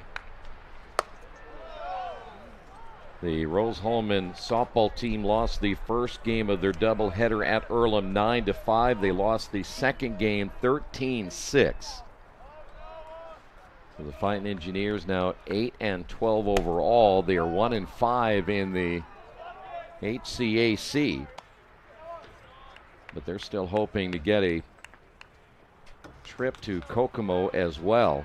They're going to have to get some wins here pretty quick.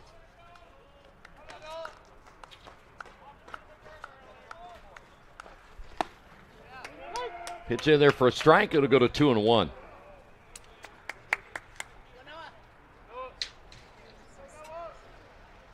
Rasmussen 0 for 1 here in the second game as he grounded out back in the second inning. Ground ball to the second baseman. He'll flip on to first. Easy play there for Buckle.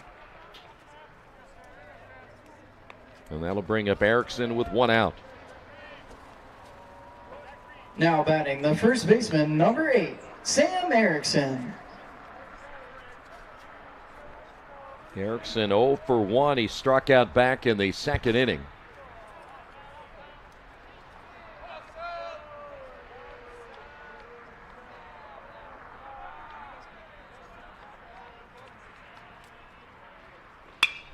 Popped up foul.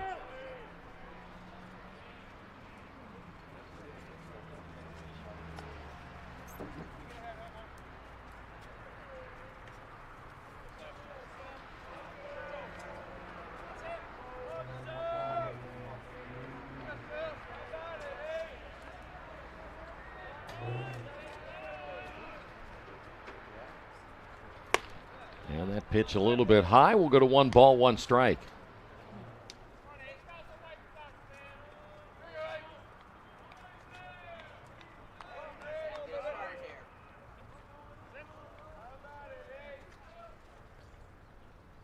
Here's the 1-1 pitch, bunted third base side, foul.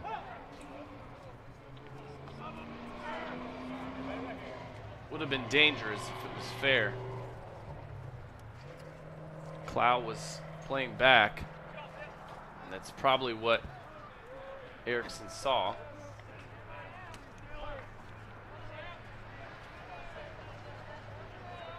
By the way, we have an update, at least from this standpoint. Looks like Bluffton leading Manchester in their second game in the top of the fourth inning, 4-3.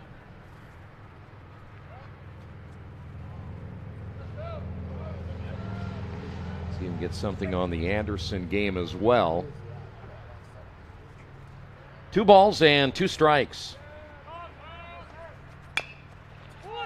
Chopper right side could be a tough play as the pitcher getting over. Miller in time, no.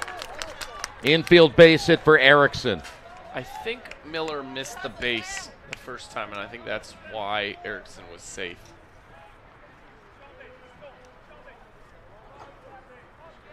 Now batting the second baseman, number 14, Joe Neville.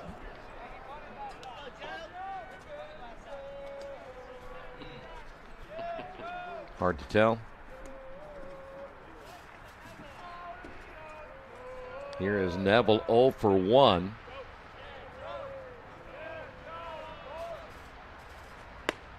Good breaking pitch in there for a strike.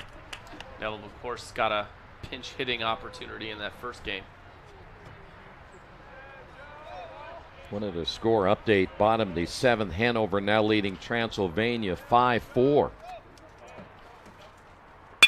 Ground ball to the shortstop.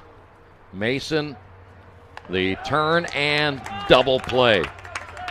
6-4-3 twin killing will end the threat for Rose-Hulman here in the 5th. We head to the 6th inning. Mount St. Joseph leads at 4-0. At the bottom of the 5th, no runs, 1 hit, no errors, and no runners left on base. To up for the Lions is Mason, Clements, and Snodgrass. Munster, who was both the athletic director and the basketball coach at the time, wrote me a letter. Said, you know, we're interested in you coming to the school. And so I went over and visited in January or February of 1977 and kind of fell in love with the school. And I felt like if I can get a degree here, I'm going to get a job, and that mattered a lot to me. Hi, I'm Steve Hill, CEO and President of the Las Vegas Convention and Visitors Authority. I get to work with an amazing team to promote Las Vegas as the #1 tourist destination and the go-to place for conventions, sports, and entertainment. We've helped expand the convention center, launch the Vegas Loop, and bring big events like the Super Bowl, Formula One, and WrestleMania to town. As chairman of the Stadium Authority, I also help oversee Allegiant Stadium, home of the Las Vegas Raiders, and the future A's ballpark.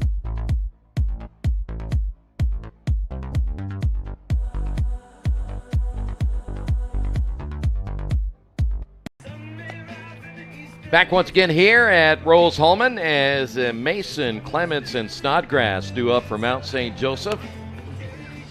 Druger back in for another inning of work. He'll kind of be curious to see how long he'll go here, trailing at 4-0.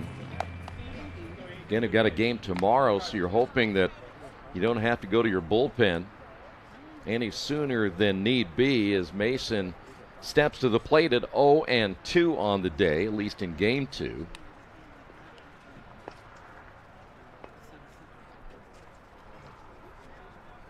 Now batting number 14, Ethan Mason.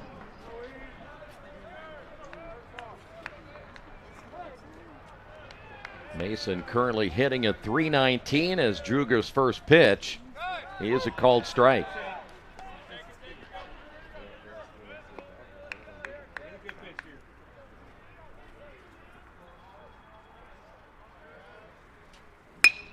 Line drive right at the second baseman, and great play by Neville. Well, that's one of those balls that was hit. I'm sure he had to battle a little bit of the sun as well, and the ball tailing away from him. So with one away, that'll bring up Clements. Now batting number 21, Andrew Clements. Let's have a look at it.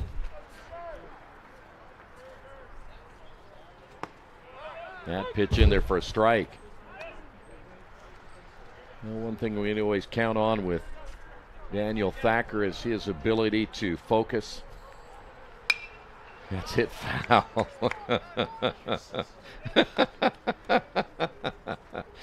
The only thing missing there is his ability to hear us while we're complimenting him. Here is the 0-2 pitch. It'll be hit foul as he pulls it right side.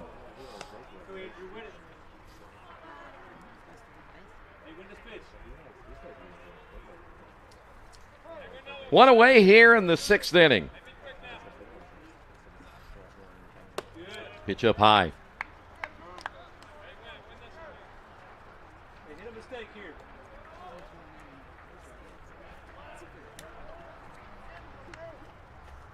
Now the 1-2 pitch.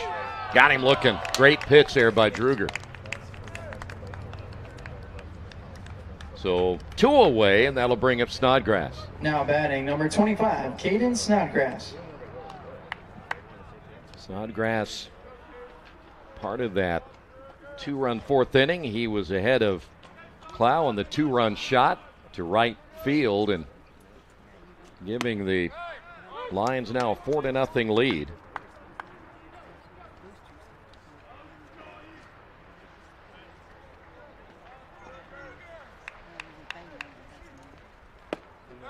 Called strike. So quickly 0-2 now to Snodgrass.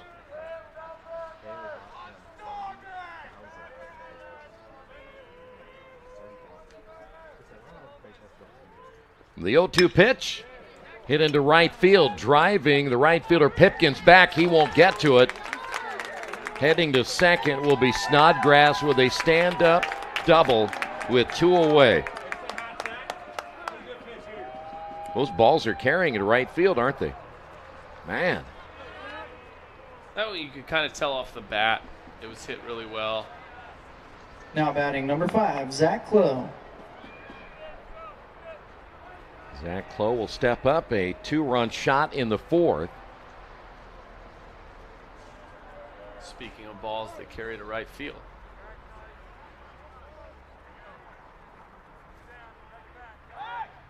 Nobody there if Droger was going to throw it. Apparently a little mix-up on if anybody was going to cover the base. Sometimes you don't do that to actually throw it, but just to get the runner heading back toward the base. And if I'm not mistaken, Rasmussen, I think, kind of decides that if he gets word from the dugout if they want to try. He can, he's the one that's really going to get a good look down at second base before Druger will. We do have some activity down there in the Rose-Hulman bullpen. A lot of times you make that little walk out to the mound to delay as much as anything. Kill some time. Transylvania has now taken the lead over Hanover. That a 6-5 score as they play in the bottom of the 7th inning. And Bluffton still leads Manchester 4-3. Ball hit foul to our right. I'm feeling Hanover may have an ace that is difficult to deal with.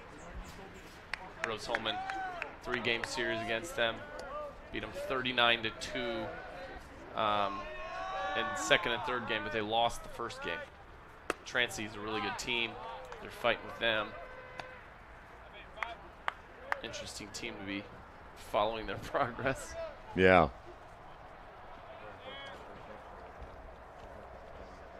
One ball and 1 strike. Runner down at second base, 2 away. That one didn't miss by much. 2-1.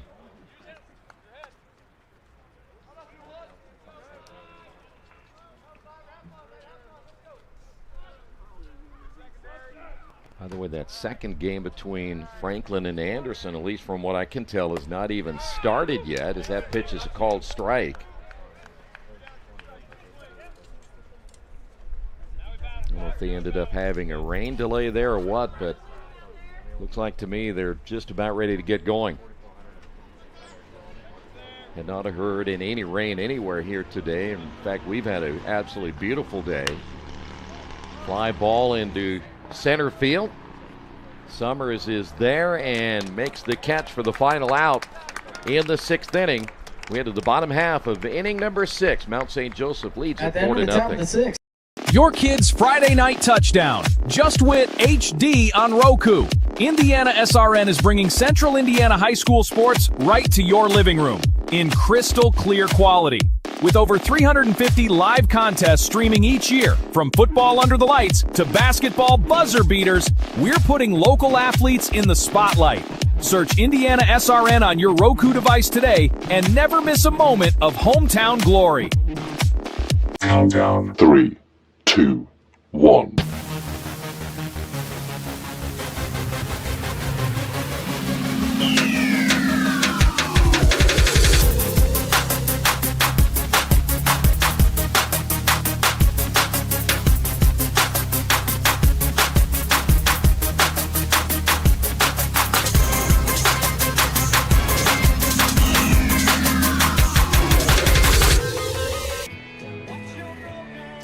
Fine Engineers hoping to get something offensively as we move to the bottom of the 6th inning. Jackson Summers, followed by Takahashi and Pipkins all due up. And Miller still throwing relatively well. He got a little bit of trouble in the 4th inning, got out of that jam thanks to a double play. And then, of course, he got another double play in the 5th inning to get him out of any trouble there. So Rose-Hulman needs to get something going pretty quick, down to their final 9 outs. Mount St. Joseph, 4 runs, 7 hits, 1 error. For Rose-Hulman, no runs, 3 hits, and no errors.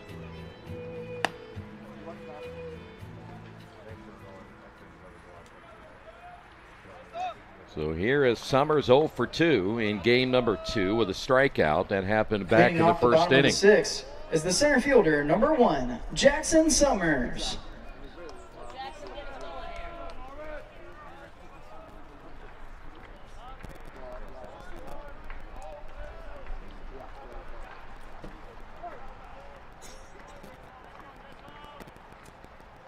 Miller set to throw as he works from the stretch, and the pitch is outside for a ball.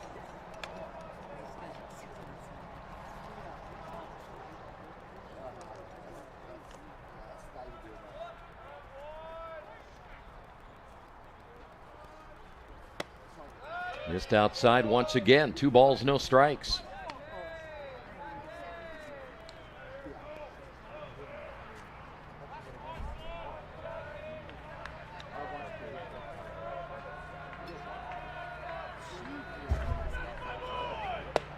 Swing and a miss. Well, tomorrow, with it being senior day, Tyler Orr, Nicholas Douglas, along with Warren Goik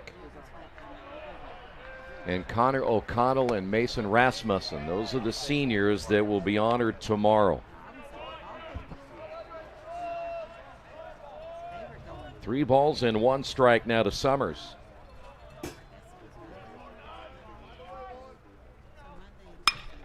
Fly ball into right field, driving Record back, and that too will carry as it bounces at the warning track, heading to third. Summers will slide in with a triple. Well, I guess the key right now is to hit everything to right field.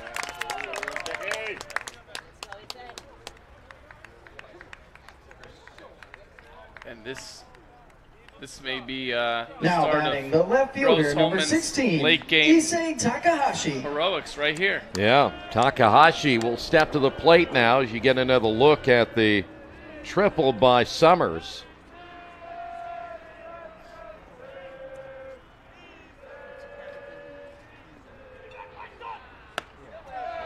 And that pitch missing the strike zone, and I would venture to say we're not going to be too far away from bullpen visit at some point here. Miller struggling now a little bit here in the 6th inning. The pitch. That one catches the outside corner for a strike. Summers, by the way, that is his 3rd triple. He and TJ Pipkins leading the team each with 3.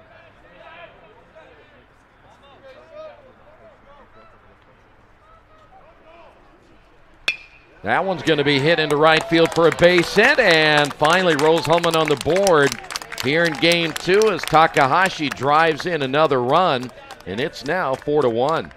Just need it to be at least the 6th inning with a 4 or 5 run deficit. Wake you up a little bit. Now Okay, batting talk right about that fielder, number 3 32, triples. TJ Pipkins. Even with 2, they were in the top 10 in the conference, and so both of them move up today. So now Pipkins will step to the plate. Takes that pitch low and inside for a ball.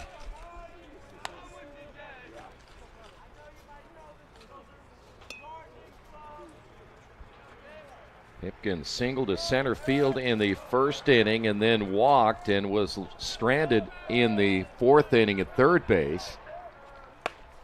And takes that pitch for a called strike.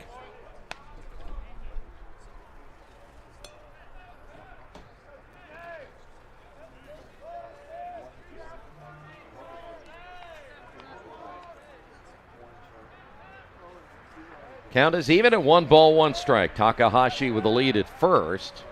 Very short lead at that.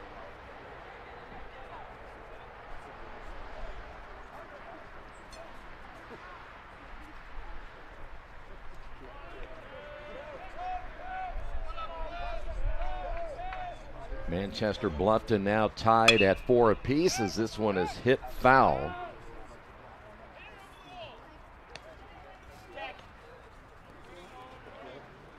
That's the last thing those two teams want to do, is go into another extra inning game.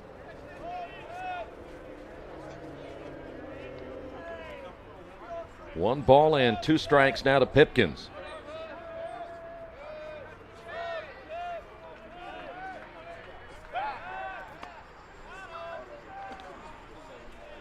You know, we talked about the stats earlier with Rose-Hulman. They are not a big base stealing team, so it isn't something that is in their forte, and Takahashi has a relatively short lead down at first. Pitch low and inside for a ball. Good job by Snodgrass.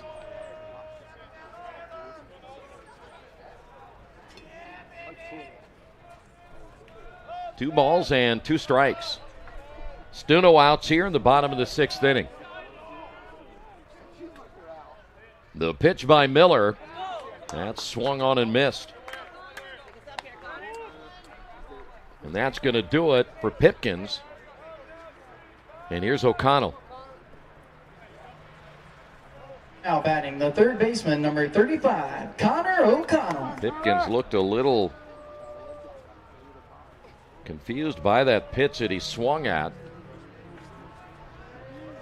Now O'Connell will step to the plate. He has a base hit, hitting at .304 on the year, and the pitch low and inside for a ball.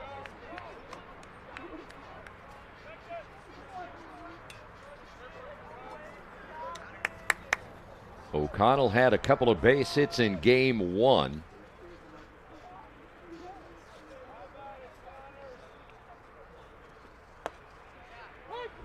That pitch caught the outside corner for a strike.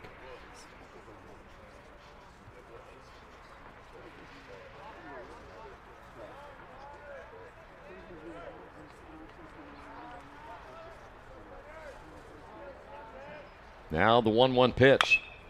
Grounded foul. And we'll now go to 1-2.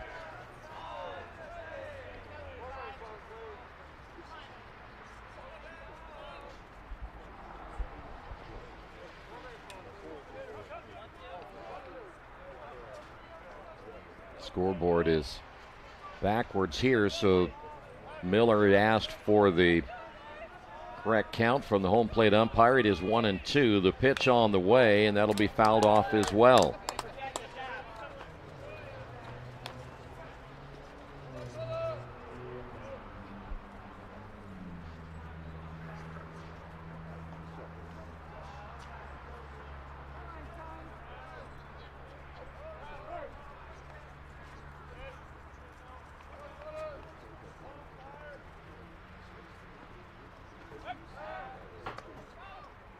Those courtesy throws over to first base. I'm pretty sure Takahashi, though he is, I think, 2 for 2 on the season. I'll check on that officially, but he's not a big stolen base threat.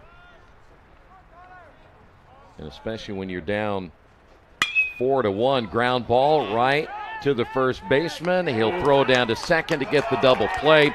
Great play by Martin at first, and then the tag laid on to get Takahashi down at second base. Second, or should say third straight inning, we've seen a double play now by this team that has come in here looking for a big win in Mount St. Joseph. We will head to the 7th inning. It's 4-1 Mount St. Joseph. When I was growing up, I had pretty good math skills, and I had a high interest in science. My mother's father was an engineer. Although I never really knew him, I knew of him. So the option of being an engineer was always exciting to me. And as I progressed through high school, one of the things that really stuck out to me, our football training room in high school had a Rose-Hulman football poster. As I got closer to making a decision, I learned a lot about Rose, and the appealing thing to me was that it was going to be a small setting, I would maybe have an opportunity to play football, which I knew I wasn't going to be a professional football player, but the team association, the friendships, the camaraderie had always been important to me.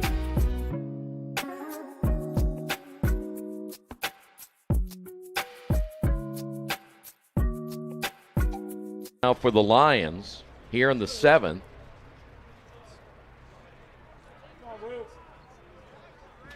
Now batting number 15, Will Record. Record 0 for 2 today. His current batting average at .320, no home runs and 10 runs driven in. And Reeves set to throw his first pitch of the day, and it's a ball low and outside.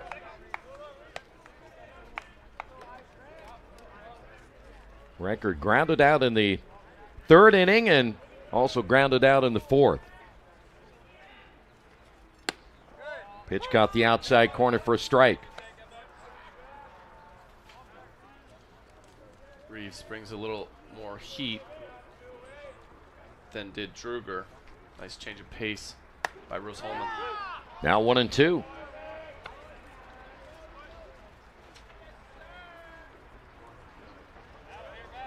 Record, Meyer, and Harley here in the 7th now for the Lions. They would love to add a couple of more insurance runs, especially after letting that first game get away and losing it 7-6 in the bottom of the 9th inning.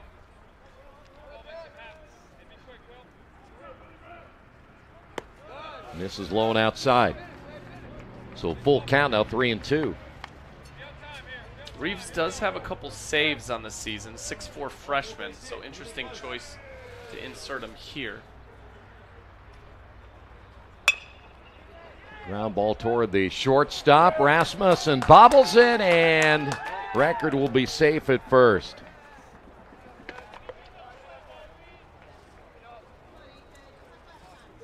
That'll bring up the number 9 hitter, A.J. Meyer.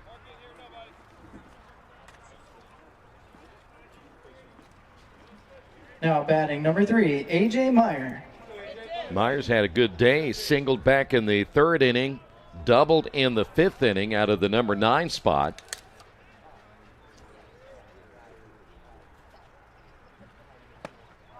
Swing and a miss as he steps out of the batter's box. And we see a lot of left-handers that have done that today.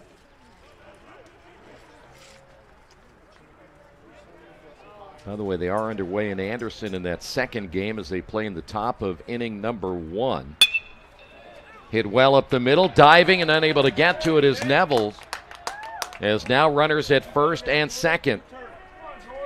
Neville had a pretty good jump on it, just couldn't get his glove on it to knock that one down, and so a 3-for-3 day for A.J. Meyer in the number 9 hole. That'll bring up now Harley. They have some weather over there. Must have. A little odd. It does look, it even looks dark over there, but I mean, I can't believe they'd be starting that game at, 6:20. Bunted third base side. Reeves, his only play is at first. Everybody is safe. A run will score. Advancing on to third will be Meyer, and it is now a 5-1 ball game. Couple of errors in this half inning for Rose-Hulman. A lot of credit here to Mount St. Joseph. They could have pouted after, losing that first one in the Now 9th inning. number 4, Austin Buckle. Get down on themselves. They just get right back to work in this one. Here is Buckle now with runners at 1st and 3rd. Still no outs.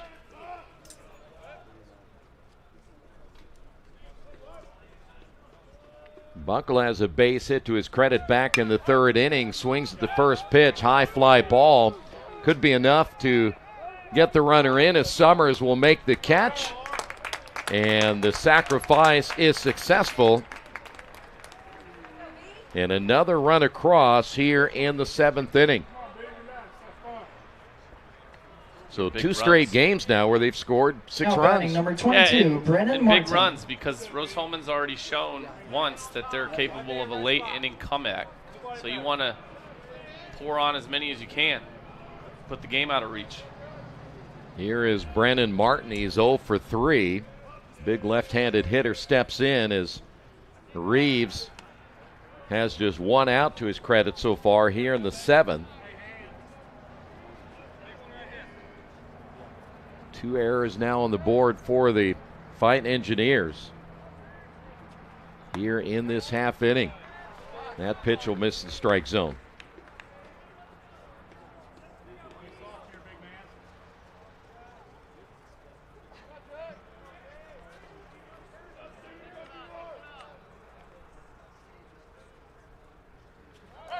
Runner takes off, pitch in there for a strike, throw down is in time, and they will get Harley tried to steal.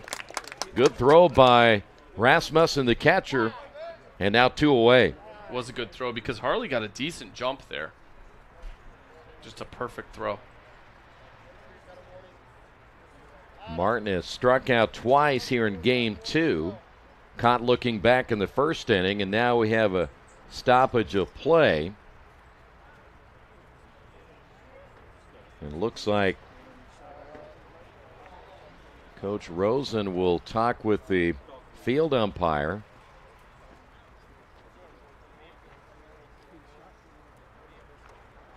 Most of the time it's just a guess of ours of what they would be talking about at this stage, unless it would be something obvious.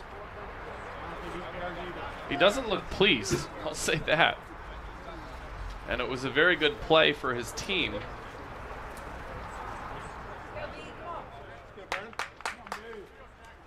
I wonder about, like, interference. You know, did he feel like his catcher was being interfered with? Well, if that were going to be the case, I'm certainly thinking that the field umpire wouldn't be the guy I'd be talking to for sure, but who knows? No, you're right. You're right. That's fouled off. Count is even at 1 ball and 1 strike. Plus, your catcher made a heck of a throw down to second base. Yeah.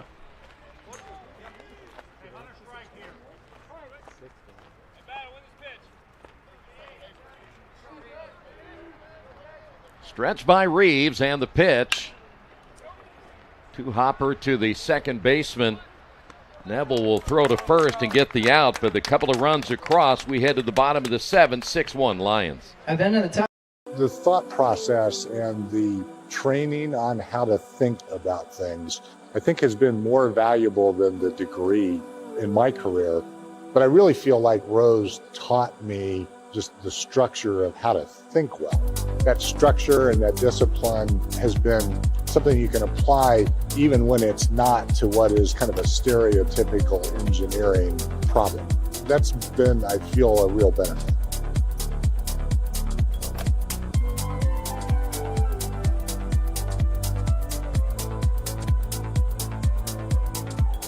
Hey sports fans, are you ready to get even closer to all the action with IndianaSRN? Subscribe now and never miss a moment. Subscribe to our YouTube channel and get instant access to exclusive live streams. Stay updated with real-time scores and breaking news by following us on Twitter, your ultimate source for everything Indiana sports related. Hit that subscribe button on YouTube and smash that follow on Twitter. Join the IndianaSRN family today and take your passion for high school and college sports to the next level.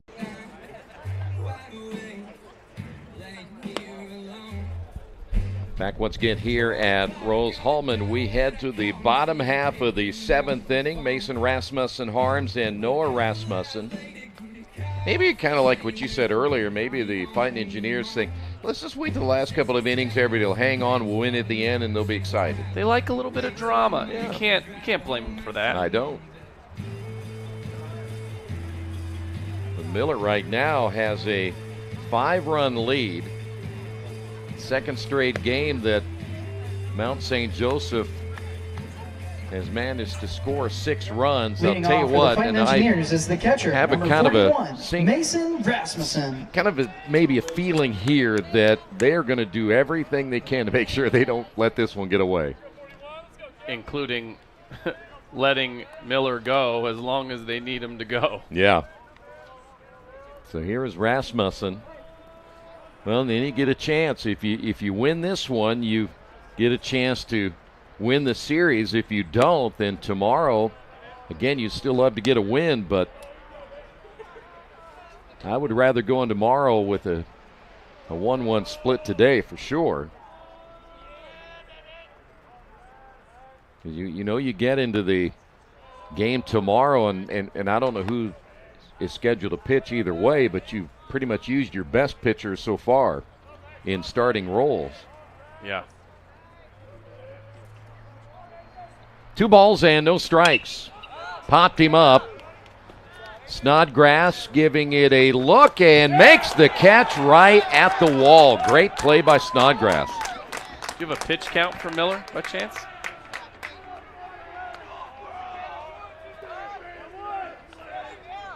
I think we can try to find one for you here.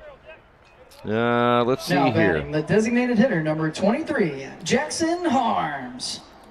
How many pitches has he thrown so far?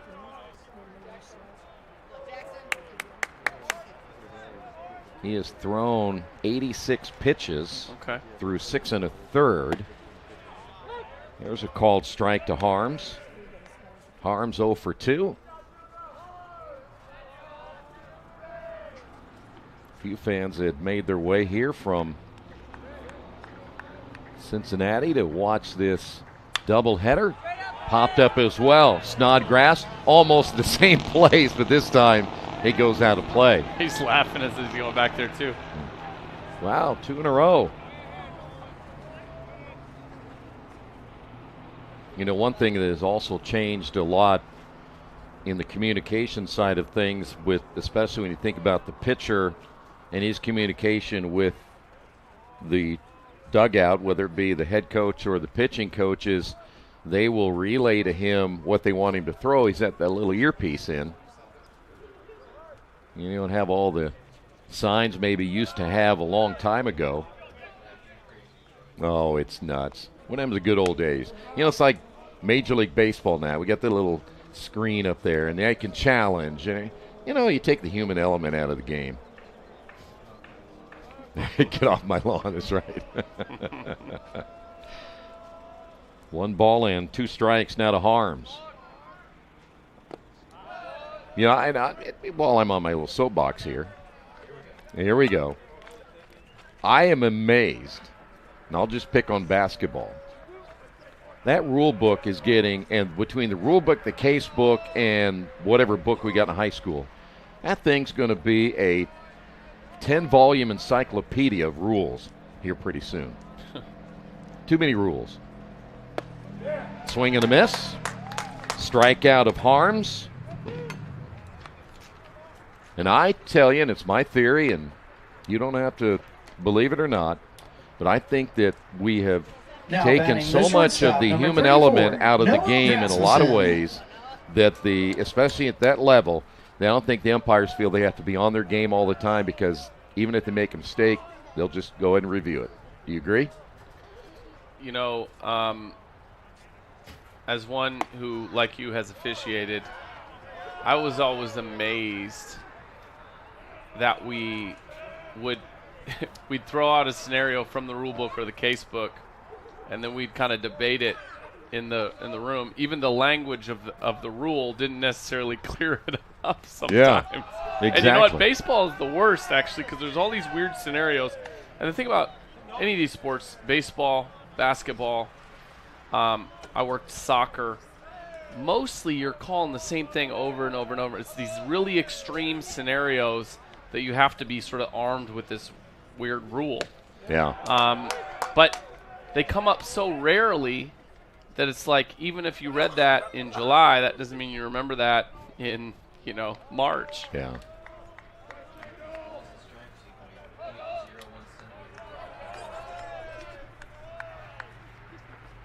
That pitch a little bit low. Well, I'll give you one other scenario, then I'm going to stop. And that is the flagrant foul 1, flagrant foul 2, and then you got this, and we go back and we'll spend, 5-6 minutes reviewing and blah, blah, blah, blah, blah. And I can tell you what, I know the fans hate that after a while if you're sitting there watching that. There's a line drive into right field, base hit. Extra bases for Noah Rasmussen. As the right fielder, Record able to get it back in, but a 2-out double by Rasmussen. Here's the other thing I'll say about officials.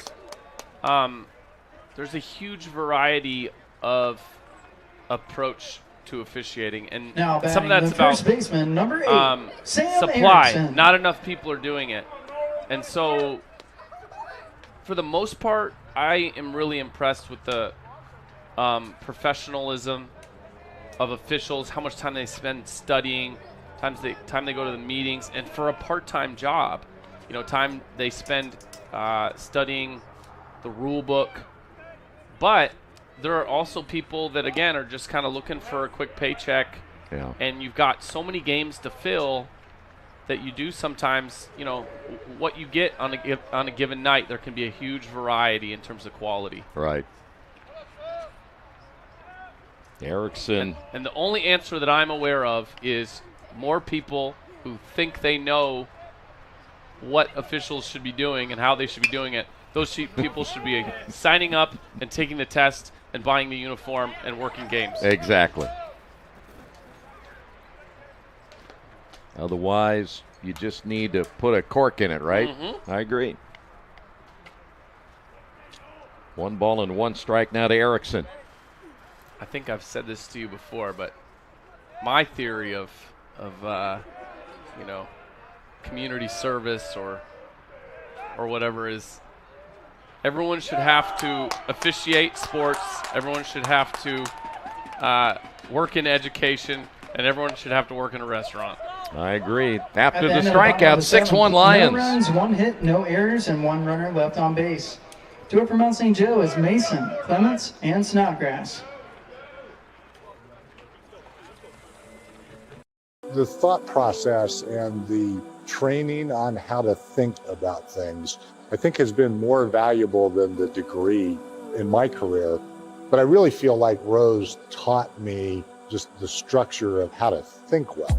That structure and that discipline has been something you can apply even when it's not to what is kind of a stereotypical engineering problem.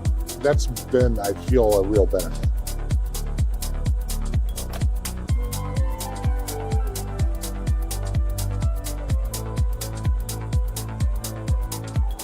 Hey sports fans, are you ready to get even closer to all the action with IndianaSRN? Subscribe now and never miss a moment. Subscribe to our YouTube channel and get instant access to exclusive live streams. Stay updated with real-time scores and breaking news by following us on Twitter, your ultimate source for everything Indiana sports related. Hit that subscribe button on YouTube and smash that follow on Twitter. Join the IndianaSRN family today and take your passion for high school and college sports to the next level.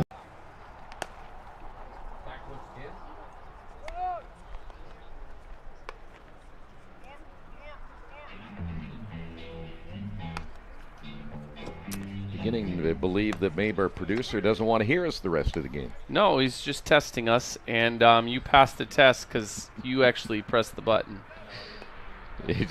No, he didn't want to hear us. It'll be Mason, Clements, 14, and Snodgrass Mason. here in the 8th inning. I think we should have him call an inning, honestly. He's one of those picky play-by-play guys who, does certain sports and then, thinks he's too good to call other sports. A attempted bunt there by Mason.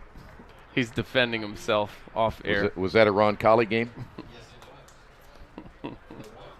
I wish I would have tuned in. I didn't know you guys were playing. I like to support my fellow broadcasters when I can. Okay. Head in there for a strike. You have an analyst with you, or you do it all by yourself? Oh, good. 0-2 now to Mason. I can tell you this, as Mason hits this one high in the air on the right side. Right fielder coming in, and it falls in as Neville was heading out, and Pipkin's coming in, and it falls pretty much in between them. Not the best communication there, because I think a better play on that ball should have been made. I don't know if it would have been caught or not. Now batting number 21, Andrew Clements. There may have been a sun issue as well. Here is Clements. I was about ready to say if I had the producer's money he has, I'd throw my money away because it's nothing compared to what he makes. Here's the pitch. Even here at SRN, he has become the highest paid employee we have. Well, but he presses buttons, so. Well, I press people's buttons too, but I don't get paid more for that. You got to give him credit for that. Pitch is low and inside. See, there's a certain stage in your life. That's why he gets his own hotel room. I know. Well, we're going to talk about that eventually. Tomorrow when I know, and he probably gets a king-size bed. We only get queen. Another high pop-up to right field. Pipkins and also Neville, the second baseman, and he is right in front of Summers in right center to make the catch, and that was another one. It was sky high. One away. And that'll bring up Snodgrass. We try not to share all of the secrets we have. Snodgrass. We're not very good at it. We're not good at it. Not today. And he'll have that king-size bed. He'll be spread out. It probably has, the massaging fingers in it and everything. And you and I will be on singles. I will share this with you one time. We were, I don't remember what sport we were doing, but Chuck was my producer, and I got roomed with him, and nobody bothered to tell us, as that pitch in there for a strike, nobody bothered to tell us there was only one bed in the hotel room. That's the end of your story. We don't want to know anymore. There is more to it, because Chuck takes the big, gigantic bed, and I'm on a couch that's about 4 foot long. Yeah, futon. Yeah, that's it. That's probably what I'll be sleeping on tonight. Oh, it was great. This one hit into deep center field. It'll be caught there by Summers.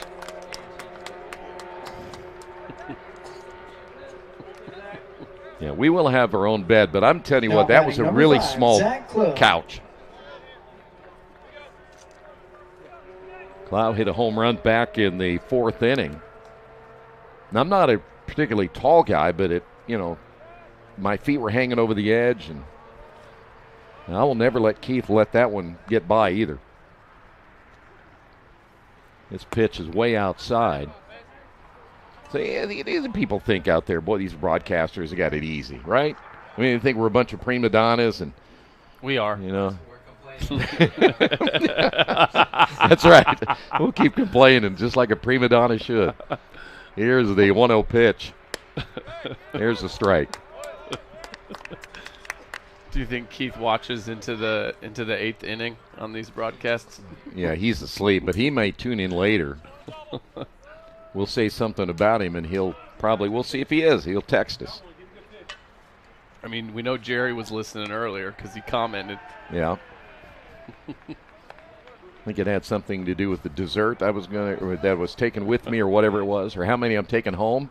Little do they know I'm taking about a steak for every day of the week next week. I'll have 5 to go, please. Here is the 1-1 pitch. Outside, 2-1. Mount St. Joseph trying to add to their 6-1 lead here in the 8th inning. Game began at 4:40. We have passed the 2-hour mark, about 2:03. Big cut and a miss. Boy, how about that home run this young man hit back in the 4th inning? That was, again, a ball. We talked about it in right field. It just kept carrying, and thought maybe Summers or Pipkins would have a play on it, but it easily cleared the fence. Check swing, runner takes off, and a late throw down to second, not in time, and I think that may have caught Rasmussen a little bit off guard. Yeah, that check swing actually helped their cause there because it held up the catcher's throw. And maybe he thought it was the 3rd strike, and they were going to head to the dugout. But now runner in scoring position. Clow steps back in. Here's the pitch. Hit up the middle and snagged by the second baseman, Neville. And that saved a run right there. At the end of the top of the 8th, we will head to the bottom of the 8th inning. Lions lead at 6-1. Due up for Rose-Hulman is Neville, Summers, and Takahashi. I'm Barry Schneider. I'm the President and Chief Operating Officer of Steel Dynamics Incorporated. Steel Dynamics is the largest recycling company in the United States. Faculty here is here to teach. You're not a bother, you're a purpose, but you can't be shy about asking. That's where you figure out I can only be better if I'm willing to accept the help and ask for it. Year in, year out, the caliber of graduates that comes out of Rose-Hulman stands above because this is a challenging environment. But it's a challenging environment that's designed to help us be successful. And that, again, is the small school approach where the faculty is committed to your education. You are the purpose the school's here. Rose-Hulman is and will always be a special place for me because of the people that I've shared the experience of being here with. Together, we are stronger.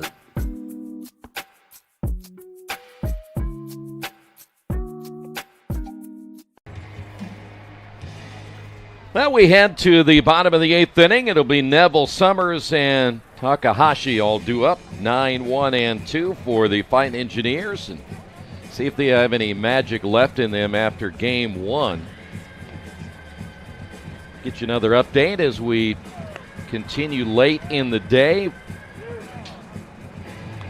Anderson now leads Franklin in the second game of their doubleheader 3-0. Anderson won the first game. Manchester now leads Bluffton 6-5 in the top of the 7th inning in game 2 there. And Transylvania now leads Hanover 11-6. And they're in the top of the 9th. So it looks like Transylvania will keep pace with the Quakers of Earlham in the quest for first place in the HCAC. By the way, Miller back out for another half inning of work. Neville steps up. He's 0 for 2. Starting to get some of those shadows, or at least have been for a while, around the infield. That pitch is outside. Shouldn't affect the hitters too much. But again, the way that the angle of the sun is, those guys on the right side may have to battle the sun a little bit here late in the day.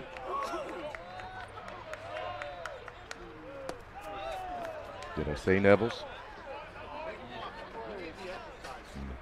Maybe it's my list. Neville, the number 9 hitter, grounded out back in the 3rd. He hit into a double play in the 5th.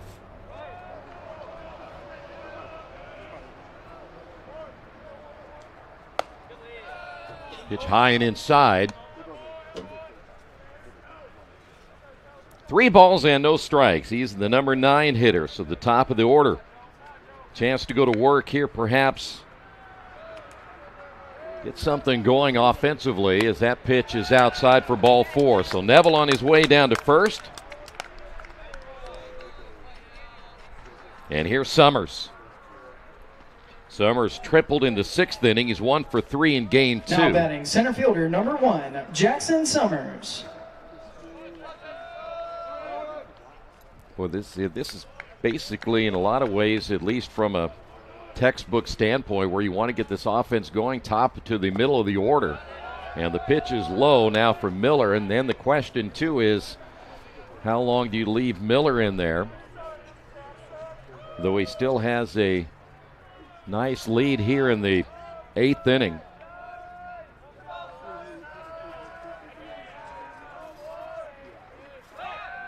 Well, and after the Mount St. Joseph bullpen squandered that first game, I suspect that Miller's going to get the benefit of the doubt here, as long as they can sort of justify to themselves where his pitch count is at.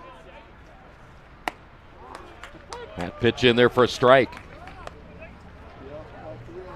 Summers struck out in the 1st, flew out in the 3rd, and then again tripled and scored in the 6th inning.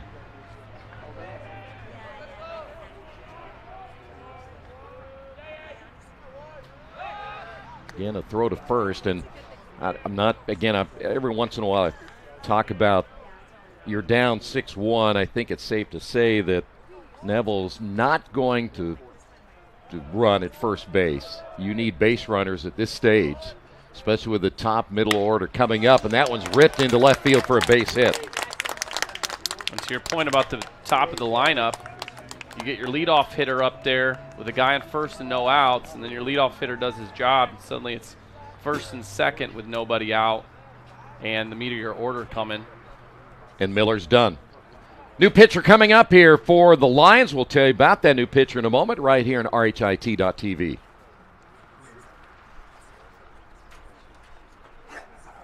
Interested in starting business.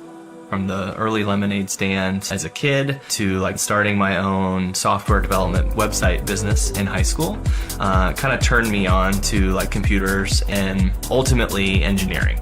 My name's Jeremy Clark. I graduated in 2009 with a software engineering and computer science degree, and currently am CEO of Plainsight Ventures. I was really interested in entrepreneurship, but I took it to the next level. And eventually, I was able to use those relationships with those professors to kind of do a lot of independent studies my last year at Rose. Once you kind of figure out, what you want to do and what you're passionate about, you can kind of chart your own path. And from that experience, I ended up starting another business, and I realized at my core, I just enjoy like tinkering and building things.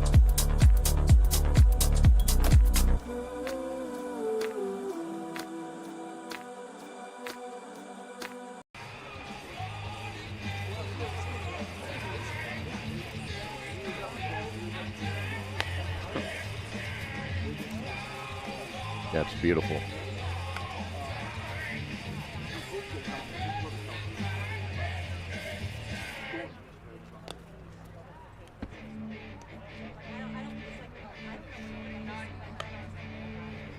Pen moments ago, so they gave him a little extra time here, and here is Takahashi. 16, Issei Takahashi. Issei had, of course, the game winner in game one and picked up a base hit in the sixth inning to drive in a run. The only run of the ball game.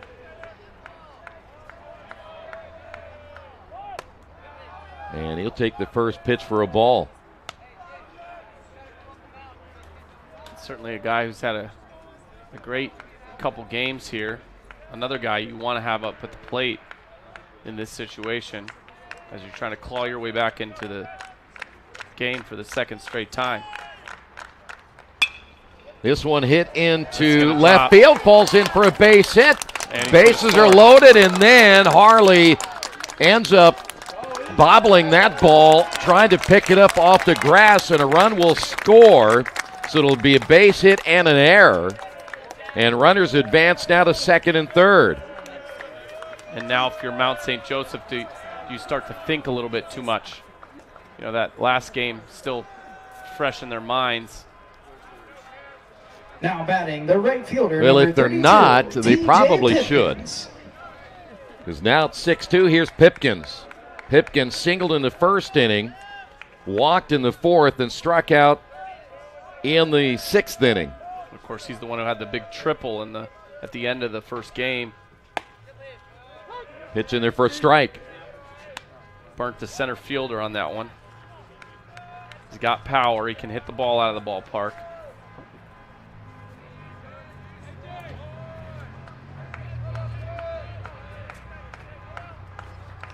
Here's the 0-1. Yeah, we hear a car alarm going off.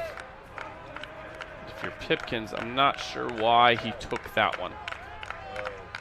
It's like a pretty good pitch to hit with an 0-1 count. Pipkins back in. This one hit Doesn't into matter. center field. It's going to get a run here. As Meyer backs up, makes the catch. Both runners will advance. And now it's down to a 3-run deficit. If you're De Silva there, that's a big mistake. Why are you on an 0-2 count delivering any pitch that Pipkins can do that with? Now batting the third baseman, number 35, Connor O'Connell. He's actually pretty fortunate that it was only a sac fly, because that could have easily been, in one gap or the other, and it would have been real problems. Well, really making things interesting here if you get another run and make it 6-4 as O'Connell steps to the plate. and takes that pitch for a strike. Now, we were talking about noises earlier and the cars driving by and such, but that going off consistently for that long would drive me nuts as a player. We're talking about a car alarm. Yeah. Our producer's going to go out and solve the problem. He's going to take a baseball bat to it, I think. At least he's going to try to solve the issue. Maybe it's my car. Oh, it just shut off, and it got a little cheer from the fans, too, as that one is fouled off. So you just have to, anytime that you threaten Nathaniel with noise or stuff, he'll go take care of it. Now, De Silva's in a similar spot here. He's got an 0-2 count to a cleanup hitter. This ball should be nowhere in the strike zone, in my opinion. Pitch on the way is low and outside. 2 balls, 2 strikes. That's the kind of diplomacy we need, Nathaniel. You did a great job.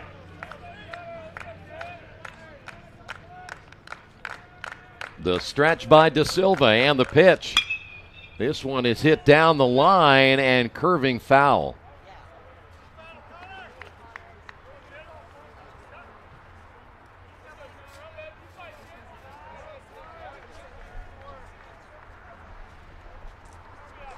O'Connell got his lone base hit back in the first inning. Love to get him one right here. 8 hits now on the board for the Fighting Engineers, and the off-speed pitch is up high. Just missed.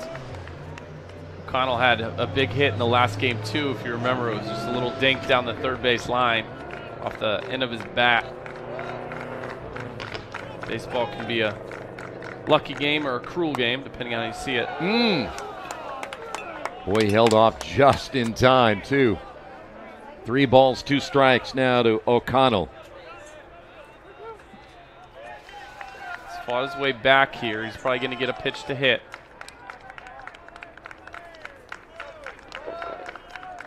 The payoff pitch on the way is in there for a called strike. O'Connell can't believe it. 2 away now here in the bottom of the 8th inning. Here's another look now at batting the catcher, number 41, Mason Rasmussen. Here is Mason Rasmussen. So was it or wasn't it? I don't know. That was close. Yeah. Check swing, he went around.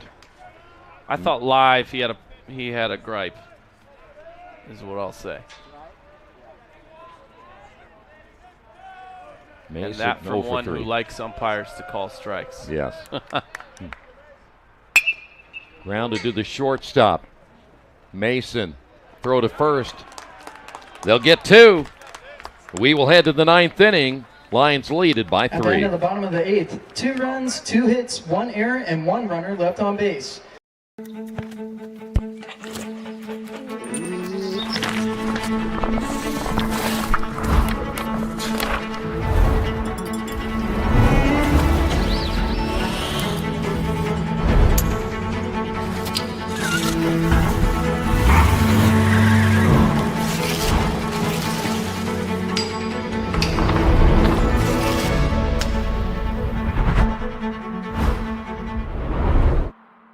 It's all about bringing people together, and it's all about dogs. Dog Day in the drive-thru is a day where we give back to our furry friends. We hand toys out to dogs and their owners in the drive-thru. My dogs love this event. Tails start wagging, the heads are out the window. We also partner with local animal shelters to help dogs find their forever home. Chick-fil-A knows the heart of the community. You meet new friends, you meet new dogs. We just love seeing their faces in the drive-thru. Real guests paid for their testimonials. Back here as we move to the top of the 9th inning. We'll go to the 8, 9, and 1 hitters. Record, Meyer, and Harley all due up. Well, the lead has been cut in at least half at this point, 6-3.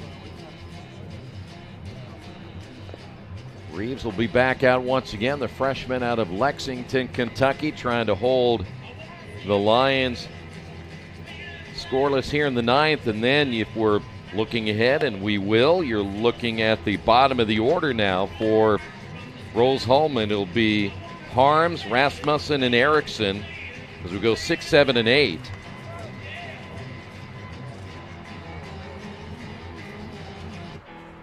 And right now needs some quick outs.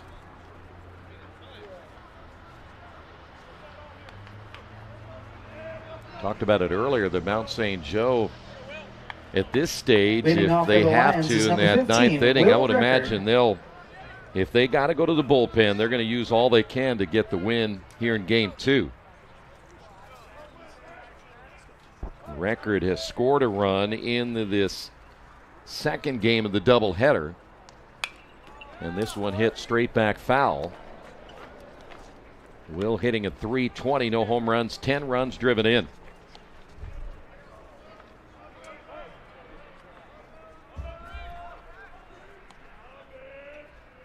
Here's the pitch. Popped up foul once again. So quickly 0-2 now to Record, the number 8 hitter.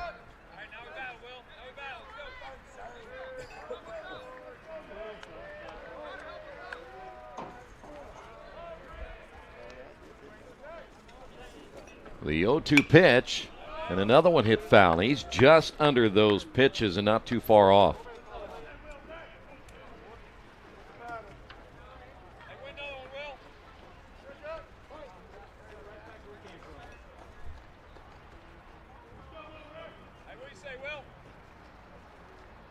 The 0-2 pitch, fly ball into right field, and coming over to make the catch, Hipkins there for out number 1, and that'll bring up Meyer. Now batting number 3, A.J. Meyer. A.J. Meyer, 300 hitter. But he's had a good day at Game 2, 3 for 3. He has scored 3 runs, including that double in the 5th inning. Kind of an ideal situation for your 9-hole to act like a leadoff hitter. Ground ball to the second baseman Neville, throw on to first, and 2 away. See, he can move a little bit there, even though he was thrown out pretty easily. That'll bring up the leadoff hitter, Now Harley. batting number 23, Jordan Harley. Harley has 1 base hit to his credit here, 1 for 3. That was back in the 3rd inning. So the left-hander steps in as Reeves set to go to work, and the pitch is a called strike.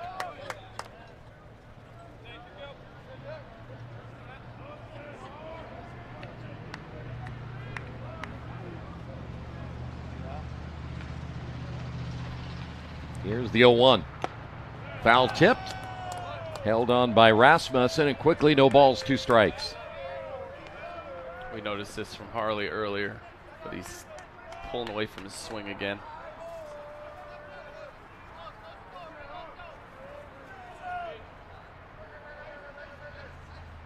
Oh, 2 pitch. Check swing. He did not go around. We'll go to 1 and 2.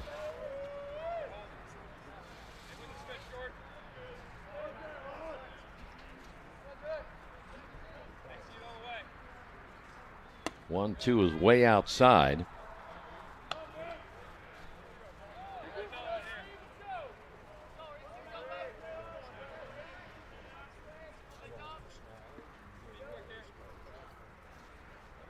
Break-even pitch hit foul, and it will stay at 2 and 2. Mount St. Joseph had a single run in the 3rd, 2 more in the 4th, another run in the 5th. They added 2 more in the 7th. Rose-Hulman a single run in the 6th inning, 2 runs in the 8th. The 2-2 pitch hit foul.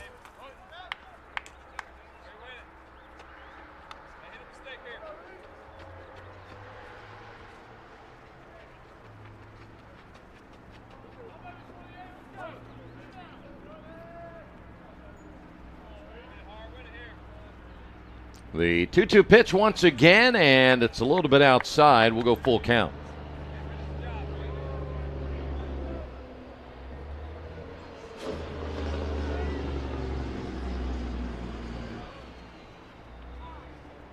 The 3-2 on the way, and he'll foul that one off his foot.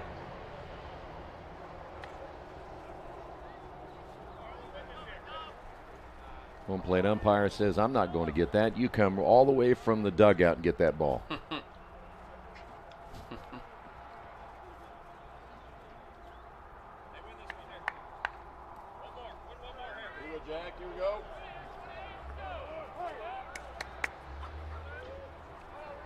So Harley back in, 3 balls, 2 strikes, and 2 away.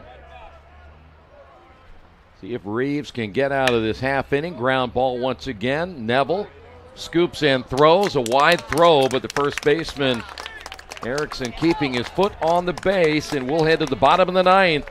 At the end of the It's a 3-run deficit. No runs, no hits, no errors, and no runners left on base.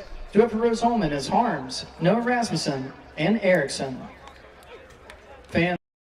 Independent studies, I came across the IndyDining.com domain name, and so I built kind of this restaurant listing platform. It was a kind of Yelp before Yelp was really popular.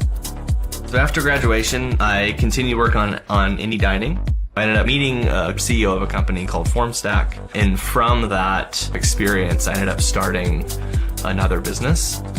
I built out the company, and then we merged companies again with FormStack. And I took some time off after selling that business, and I realized at my core I just enjoy like tinkering and building things. I started this venture studio where we kind of come up with ideas and we build them out, and then they kind of run with them. I'm behind the scenes kind of just doing what I really enjoy is building those products.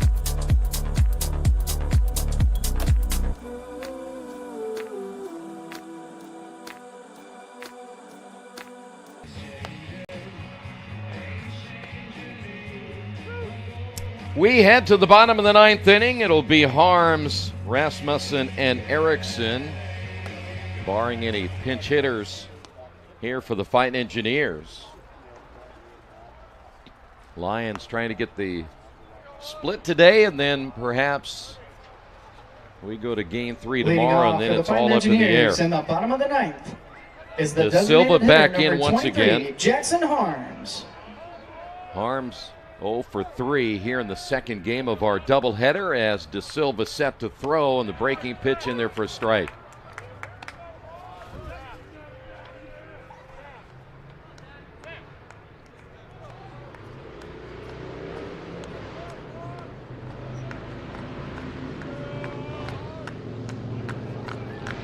De Silva comes set, and the pitch is outside. 1 ball, 1 strike.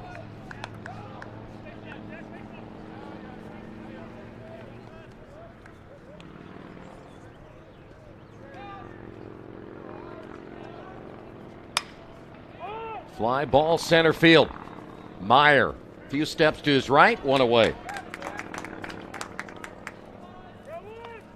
Big out for the confidence of Mount St. Joseph's.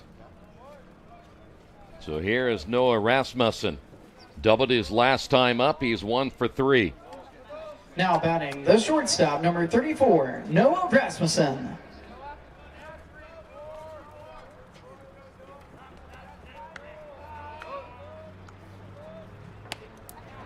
Pitch is high and outside, ball 1. So again, the Fighting Engineers need 3 to send it into extra innings. Able to pull off the game 1 win as that pitch low and outside, 2-0.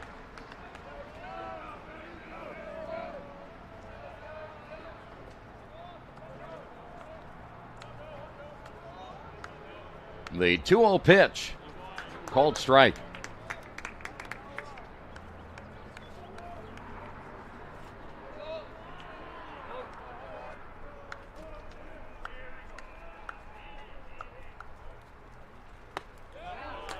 There's a breaking pitch in there once again. We'll go to 2-2.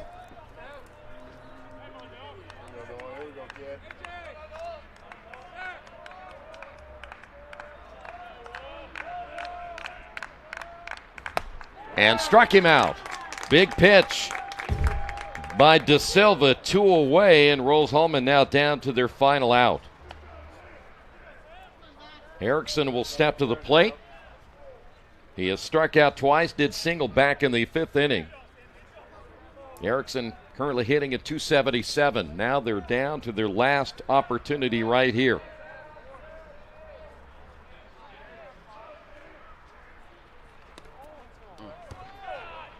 Now batting is the first baseman, number 8, Sam Erickson.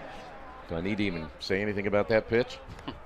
If the Lions can manage to close this out, this is really a pretty good day for them. And to your point about Rose-Hulman's struggles at home, I think you could even say that they've continued. Yeah. 2 balls, no strikes. If you're De Silva here, you just challenge the hitter. Don't walk anybody at this stage. Make them earn it. Throw it right down the middle, literally.